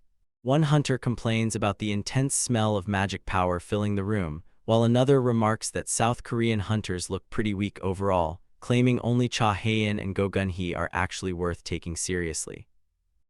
Overhearing their disrespectful remarks, Park Jong-soo, the guild master of the Knights Guild, steps forward. He learned Japanese back in high school, so he understood every single insult. His junior teammate Yoon-tae proudly boasts that their Knights Guild commands more A-rank hunters than any other guild in South Korea. Hinkawa dismisses them, taking off her jacket to reveal that she isn't just an interpreter, she is an A-rank hunter from Japan.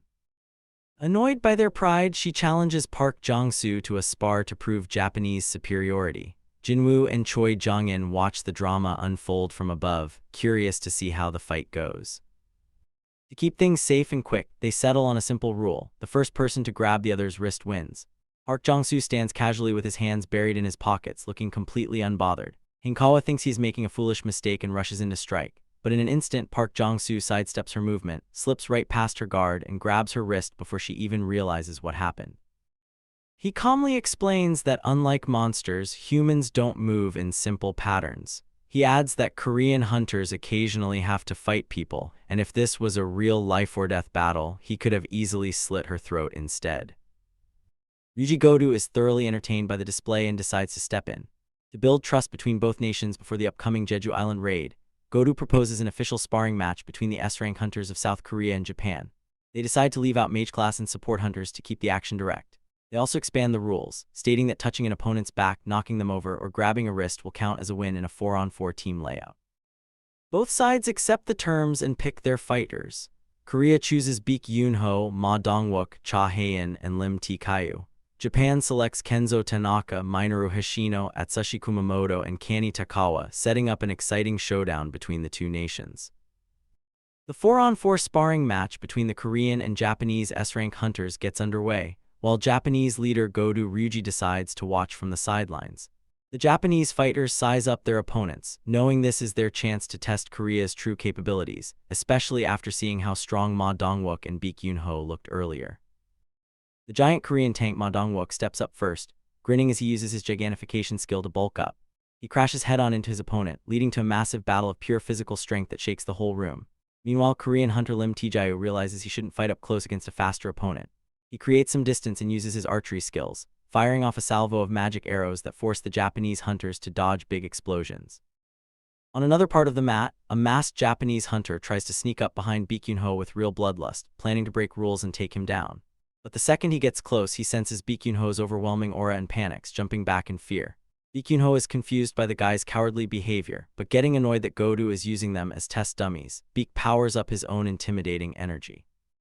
His glowing eyes scare the masked hunter even further, reminding everyone watching just how dangerous S-rank hunters really are. Over in the heavy-hitting brawl, Ma Dong-wook manages to pull out the win after taking a heavy slam, leaving him grinning as he asks who wants to go next. Then Cha Hae-in steps up against her Japanese opponent. Known secretly as the Dancer because of her fast and fluid moves, Cha Hae-in completely confuses her rival. Before the Japanese hunter can even read her movements, Cha Hae-in throws a blinding flurry of over a dozen lightning-fast punches in a fraction of a second, leaving her opponent completely overwhelmed. Cha Hae-in scratches her head afterwards, embarrassed that she went a little too hard. Suddenly, another Japanese hunter named Kumamoto completely loses control of his anger. When Kumamoto snaps, he loses all reason and becomes a dangerous loose cannon who might hurt anyone near him. Realizing the danger, Godu Ryuji agrees that someone needs to step in before things turn ugly. Kumamoto lunges forward with wild bloodlust, but out of nowhere, Sung Jinwoo instantly steps in and shuts him down effortlessly. The entire room goes quiet in absolute shock. Godu Ryuji stares in disbelief, questioning how a hunter officially listed as a mage type could possess such terrifying speed and physical strength. With the sparring match wrapped up, Baek Yoon-ho reflects on how strong the Japanese side really was. But just as everyone relaxes, the Japanese representative walks up to Sung Jinwoo with a surprise message. Godu Ryuji wants to know if Jinwoo will agree to face him in a personal one-on-one fight. Godu Ryuji walks right up to Jinwoo and proposes a quick sparring match. Even without a translator nearby, Jinwoo can immediately feel the heavy aura radiating off the Japanese hunter. He knows Godu is trying to test him, but Jinwoo sees this as the perfect chance to test his own strength after returning from the demon castle. With a calm smile, Jinwoo accepts the challenge, but he adds one condition: Godu has to fight at full strength. Godu is caught off guard by his confidence, but he agrees since their S-rank healer is right there to fix any injuries. On the sidelines, the other S-rank hunters gather around to watch the fight unfold. Baek Yoon-ho asks Cha Hae-in why she isn't stopping them, but Cha admits she is just as curious as everyone else to see what Jinwoo can really do. Just as Jinwoo starts to speak, Godu lunges forward without warning and attacks before Jinwoo can even finish his sentence. Jinwoo casually dodges the surprise blow, leaving Godu completely stunned. Godu quickly realizes that Jinwoo is definitely not a typical mage-type hunter because his movements are far too fast and completely silent. Determined to force out his true power, Godu unleashes a barrage of relentless slashes. The surrounding hunters are amazed by Godu's terrifying speed, but Jinwoo dodges every single strike with ease. He is barely breaking a sweat and practically inviting Godu to hit him harder. Pushing his speed even further, Godu throws a strike so fast that it barely grazes Jinwoo's cheek. Jinwoo realizes that if he had been just a split second slower, he would have lost an eye. Instead of backing away, Jinwoo instantly reaches out and catches Godu's hand in midair. Godu freezes in total shock as Jinwoo calmly explains that if he had grabbed his wrist, the fight would already be over. He only grabbed his hand to give Godu a chance to fight properly. Completely enraged by the disrespect, Godu's eyes go dark and he decides to go for the kill. Right away, Jinwoo gets a system warning detecting intense bloodlust standing next to him. Before things turn deadly, Baek Yoon-ho steps in and forcibly stops the match. He reminds everyone that Godu needs to lead the Japanese hunters on Jeju Island, so they cannot risk anyone getting seriously hurt right now. With the fight officially over, Jinwoo reflects on what just happened. He realizes that not a single S-rank hunter in the room, including Godu, was able to sense the shadow soldiers hidden inside their shadows. Feeling fully confident in his abilities, Jinwoo contacts Chairman Go Gun-hee and changes his mind, officially announcing that he will join the Jeju Island raid. Shortly after, Ma Dong-wook gives Jinwoo a solid pat on the back, thoroughly amazed by his incredible physique, and immediately tries to recruit him to his guild. In his office, Baek Yoon-ho sits looking out the window, reflecting on Sung Jinwoo's unbelievable ability to keep growing stronger. Realizing recruiting him directly is impossible, he decides to check the roster for the upcoming Jeju Island Ant Raid. To his shock, Jinwoo's name isn't on the list at all. Meanwhile in Japan, Godu Ryuji sits in his luxury room speaking on the phone with Sujimoto Ryoji, the vice master of the Draw Sword Guild. They discuss South Korea's new S-rank hunter, fully expecting him to join the raid. But when Sujimoto checks the final participant list sent from Korea, Jinwoo is nowhere to be found. Deep inside the dark caverns of Jeju Island, the Ant Queen prepares her final move. Realizing her current army isn't enough to conquer new territory, she concentrates her energy on laying a special egg. She vows to create the ultimate soldier to lead her empire, a monster born purely for combat.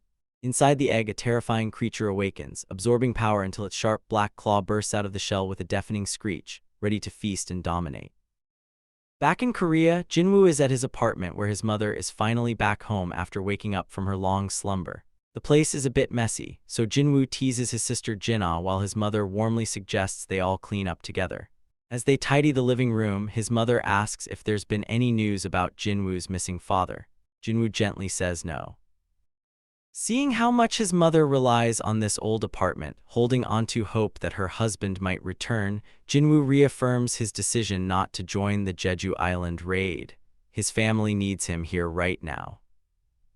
On TV, news broadcasts show how the ants on Jeju Island have rapidly evolved over the years, progressing from giant crawling bugs to upright humanoid monsters with wings. Online, public opinion turns harsh against Jinwoo. People call him a coward for opting out of the raid, mocking his past as an E-rank. Jinwoo reads these comments quietly, ignoring the hate for himself but worrying how it might hurt Jin-ah. Later, Yoo Jin-ho catches up with Jinwoo on the street and takes him to inspect a massive new office space for their future guild. Jinwoo thinks it's way too big for just the two of them, but Jin-ho reminds him they need at least 3 members to officially register a guild. Jin-ho also mentions that an English-speaking foreigner came looking for Jinwoo. Suddenly, Jinwoo realizes something urgent and rushes back home. That night, a criminal corners an innocent victim in a dark alley. Before he can do any harm, a massive high orc shadow emerges from the dark behind him. Jinwoo steps out, teaches the attacker a painful lesson, and warns him to turn himself in to the police before midnight, or else the high orc shadow watching over him will finish the job. The next day arrives and helicopters carry the Korean S-rank raid team toward Jeju Island. Meanwhile, back in the alley, the terrified criminal collapses in fear, realizing just how close he came to death under the shadow's terrifying gaze. Naval warships gather across the Asian coast, forming a massive blockade in the waters surrounding Jeju Island. Destroyers and frigates line up in formation along the northern shore. On deck, hunters from the Knights Guild gear up and brace themselves for battle. A senior hunter tells his squad to steel their nerves, warning that the monster ants can sense fear and will attack anyone who shows weakness. Further inland, defense forces assemble along the coast to intercept any ants that might escape the raid. On the phone, a panicked talent manager screams at his contact, demanding that his high-profile celebrity hunter be moved to the absolute rear of the lineup to stay safe. In contrast, shallow hunters smile and wave at news cameras, hoping to score easy publicity. Top guilds like Hunters and White Tigers gather their ranks alongside retired veterans who stepped up to defend their homeland. In total, 5,000 hunters stand guard across the south. High above the ocean, a military transport helicopter carries Korea's top S-rank raid squad directly toward Jeju Island. Inside, an official cameraman readies his gear. Though he holds an A-rank hunter license himself, his hands shake nervously as he grips the wall. He knows no dungeon run could ever prepare him for a suicide mission like this. The squad members remind each other that the raid will be broadcast live. The country is desperate for a victory after 3 failed attempts, and another failure could mean total ruin for the nation. Among the squad sits Min Byung-gu, the retired S-rank healer. Guildmaster Baek Yoon-ho asks why he came along, and Byung-gu teasingly replies that Baek would just charge and head first and die without him. Nearby, Cha Hae-in quietly asks if anyone has heard from Jinwoo, but Baek confirms he has not. Looking out the window, the upper district of Jeju Island below resembles a desolate ghost town. Scattered monster carcasses cover the ground, making Baek realize the ants have been eating their own or competing against a new apex predator. Suddenly, a massive shockwave of magical energy ripples through the sky. On the opposite end of the island, the Japanese S-rank team has officially begun their distraction attack. With giant flying ants heading straight for the helicopter, Choi Jong-in steps up to clear the air. He unleashes a massive flame spear, sending a wall of fire directly into the incoming swarm. He notices the ants have evolved to resist normal attacks, but his flames incinerate them anyway, causing loud explosions as they detonate midair. Choi signals that the landing zone is clear and the squad drops down onto Jeju Island. Standing on the shore, Baek Yoon-ho gives a final briefing. The Japanese team can only draw the main ant horde away for 1 hour. Within that strict timeframe, the Korean squad must infiltrate the ant cave, locate the queen, and kill her before the swarm returns. With their mission clear, the hunters prepare themselves and move into the hive. Out at sea, the operation on Jeju Island officially kicks off on board the Japanese command ship. The crew turns on high-powered electric jamming signals sent straight down from a satellite. A massive wave of jamming energy covers the entire island, cutting off the ant horde from their queen's orders and leaving them completely disoriented in the forest. On the ground, the Japanese S-rank teams split up across different zones to draw the ants away from the main target. One hunter loses his cool for a second, but his teammate snaps at him to get it together before he gets killed. Meanwhile, another group tears through the monsters with ease, casually chatting about how quickly things are going. A hunter named Kenzo even starts ripping the wings off flying ants like it's a game. A bit further away, Team D keeps watch on the mountain, spotting giant flashes of fire lighting up the crater, courtesy of Korea's top mage, Choi Jong-in. Up at the Bingnokdam crater, Choi Jong-in looks down over the ruined landscape. He casts a massive flame prison, creating a glowing web of fire across the top to keep the lower-rank ants from swarming out. Then he launches fireballs down into the twisting underground tunnels. By watching how the flames bounce through the maze, he figures out which path is shielded well enough to hold the queen. Baek Yoon-ho is impressed by how fast Choi thinks on his feet, and with the right tunnel located, the Korean team moves inside.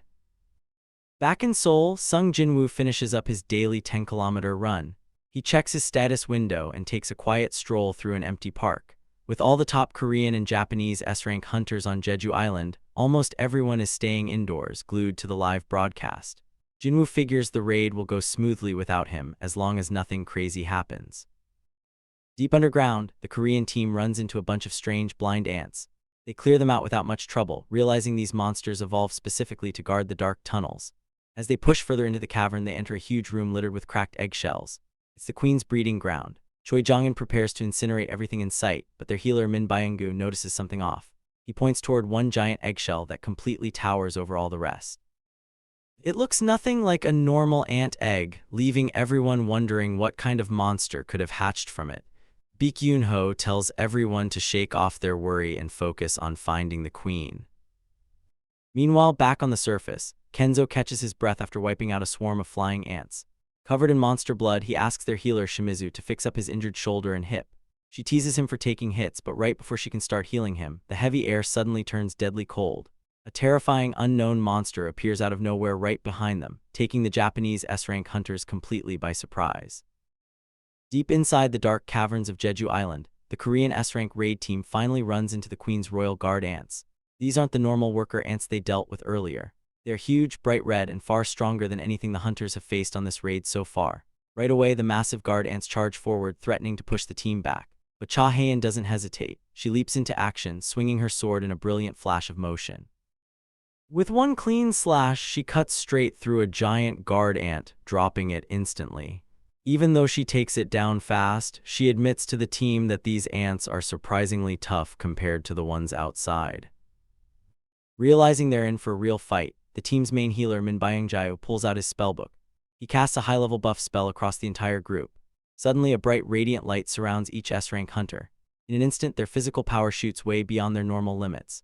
The hunters can feel a massive surge of energy rushing through their muscles. Their strength, speed, and reaction times skyrocket, giving them complete confidence that they can tear through anything in their path. Baek Yoon-ho can't help but grin at the incredible surge of power. He looks back at Byung-jae and jokes that with buffs this strong, they won't even need any healing. He tells the healer to just stay safe in the back row and let the attackers handle the front lines. Meanwhile, out in the dense forest on the surface of the island, a small search squad from the Japanese S-rank team dashes through the trees. They lost all radio contact with Team Charlie, so they were sent to investigate their last known location. When they finally reach the area, they find a scene of pure destruction. Giant ant corpses are scattered everywhere across the clearing, but the Japanese hunters are nowhere to be found. One of the searchers kneels down and spots something half buried in the dirt. It's a pair of cracked, broken glasses belonging to Fujishima, one of Team Charlie's members.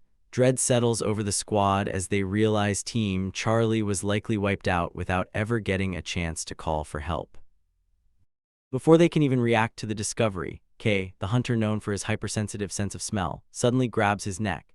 He falls to his knees and starts violently gagging and throwing up on the dirt. His partner panics, yelling to ask what's wrong. Through his gasps, Kei explains that a horrific stomach-churning smell just suddenly filled the entire forest. He says he has never smelled anything so disgusting and terrifying in his whole life. It's a sign that an insanely dangerous new threat has just arrived on the island. Back inside the cave, Baek Yoon-ho decides it's time to go all out. He triggers his full beast transformation, his body swelling into a giant, ferocious predator as he prepares to crush every ant in his path. Cha Hae-in kicks off the raid by activating her concussive taunt skill. The shockwave echoes through the cavern and immediately draws the attention of all the Queen's Royal Guard ants, pulling them together into a single line so the team can wipe them out efficiently. At the exact same time, Ma Dongwook charges forward to deal with the Ant Queen directly. He plants his feet, grips his giant shield tight, and locks her down so she can't interfere while Cha Hae-in and the rest of the squad clear out her bodyguards. Back behind the main line, the broadcast cameraman moves in closer to capture every second of the action. The live broadcast has already passed an 80% viewership rating, and he knows everyone watching at home wants to see every single detail. Min Byung-jae steps up right in front of him. Even though he is an S-rank healer, he holds his weapon high and shields the cameraman from incoming stray attacks like a seasoned frontline defender. The cameraman is completely stunned, watching an S-rank healer handle himself so well inside a dangerous dungeon. All across South Korea, normal everyday life comes to a total standstill as millions of people stay glued to their TV screens. In a quiet apartment, an elderly mother asks her husband to turn on the news coverage. They lost their only son on Jeju Island years ago during a previous raid attempt. Even though it breaks their hearts to watch, they desperately want to see humanity finally take revenge. Out in the city streets and on public screens, crowds gather and cheer as the news announcers track the fight panel by panel. The guard ants fall one after another, 4 left, then 3, then 2, until finally every royal bodyguard is wiped out. Inside the main television studio, the production team cheers as the rating breaks 85%. Korea is right on the edge of joining the top elite nations by successfully clearing an S-rank gate. Inside the nest, the hunters launch their full final assault on the queen. Ma Dongwook and Baek Yoon-ho push forward, driving her back with relentless heavy strikes. Without her guards, the queen is totally vulnerable. She tries to lash out at Min Byung-jae, but the hunters quickly block her attack, telling her she picked the wrong target.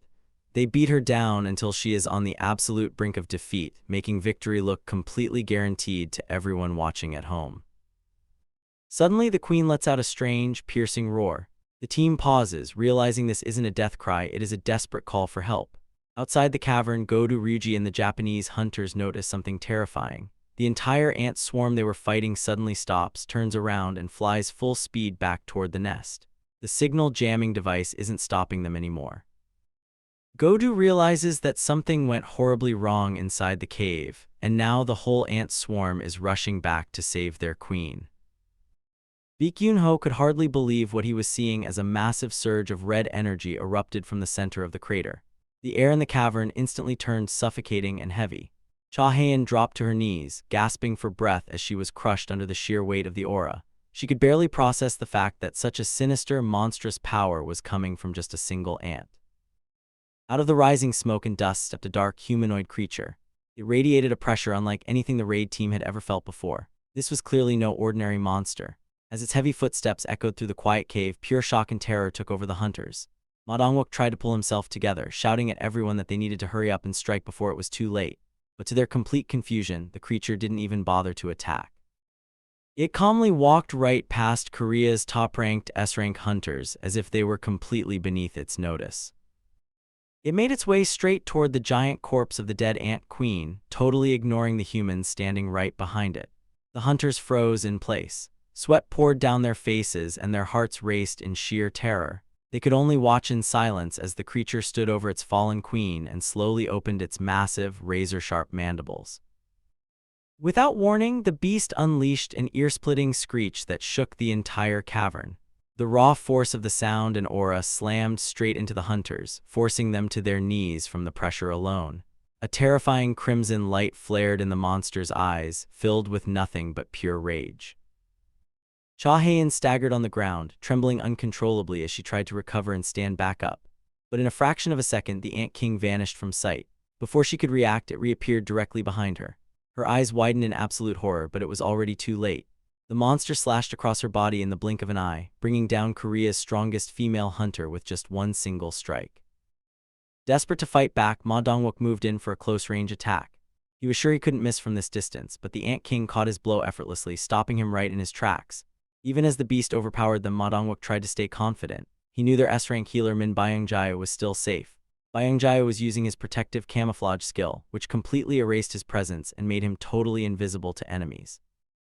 As long as he stayed hidden, Byung-jae could heal any injury and keep the team alive. But the Ant King was far too sharp. By tracing the invisible flow of healing magic right back to its source, the creature quickly figured out exactly where the hidden healer was standing. Before Byung-jae could even process what went wrong, the monster closed the distance and landed a devastating attack, leaving his horrified teammates screaming his name in complete despair. Min Byung-gu falls to the ground right in front of Baek Yoon-ho, struck down in an instant. Baek screams his name, completely horrified, but there is nothing he can do to save him. As Byung-gu lies there dying, his last few words are a desperate warning telling Baek to run away. Driven by pure rage, Baek transforms into his beast form and lunges forward, but the monster catches him effortlessly. In that terrifying moment, Baek realizes what is actually happening. By devouring human hunters, this creature is taking their power, their memories, and even their speech. The ant looks down at him, speaks in human words, calls the hunters weak, and asks a chilling question: "Who is your king?" All around the chamber, the rest of the Korean team lies utterly defeated. Cha Hae-in is motionless on the cold stone floor, and Choi Jong-in is covered in blood. Just as the monster raises its hand to finish Baek off, it suddenly freezes. Its antennae twitch as it senses a massive, overwhelming aura far outside the cave. Calling it the Strong One, the creature completely loses interest in the fallen hunters. It blasts straight up through the cavern ceiling, heading toward the surface to find this new threat. Baek tries to gather his strength, but there is no time to breathe. A massive wave of normal ant soldiers floods back into the chamber, blocking their only way out. The exhausted Koreans are completely trapped. Meanwhile, on the outer perimeter, Japanese Chairman Matsumoto speaks with Godu Ryuji over the comms. Matsumoto reveals Japan's secret plan. They intentionally designed this mission so South Korea's S-rank hunters would be wiped out, crippling Korea's power and making Japan dominant. Believing the Korean team is already dead, Matsumoto orders Godu and his squad to pull out immediately. Before the Japanese team can make their move, the ant monster drops out of the sky. In the blink of an eye, it violently slaughters one of Godu's teammates. Realizing just how dangerous this creature is, Godu tells his men to fall back and steps up to face it alone. The air grows heavy with incredible pressure as Godu asks the monster if it is the king, but the creature only echoes the word back to him. Back inside the queen's lair, time is running out. Choi Jong-in fires off his magic to keep the horde of ants back, but he cannot use his full power without burning up all the remaining oxygen in the tight room. Cha Hae-in is fading fast and everyone else is completely spent. As the swarm surges forward for the final blow, a dark shadow soldier suddenly emerges right in front of the group, signaling that Sung Jinwoo has finally arrived.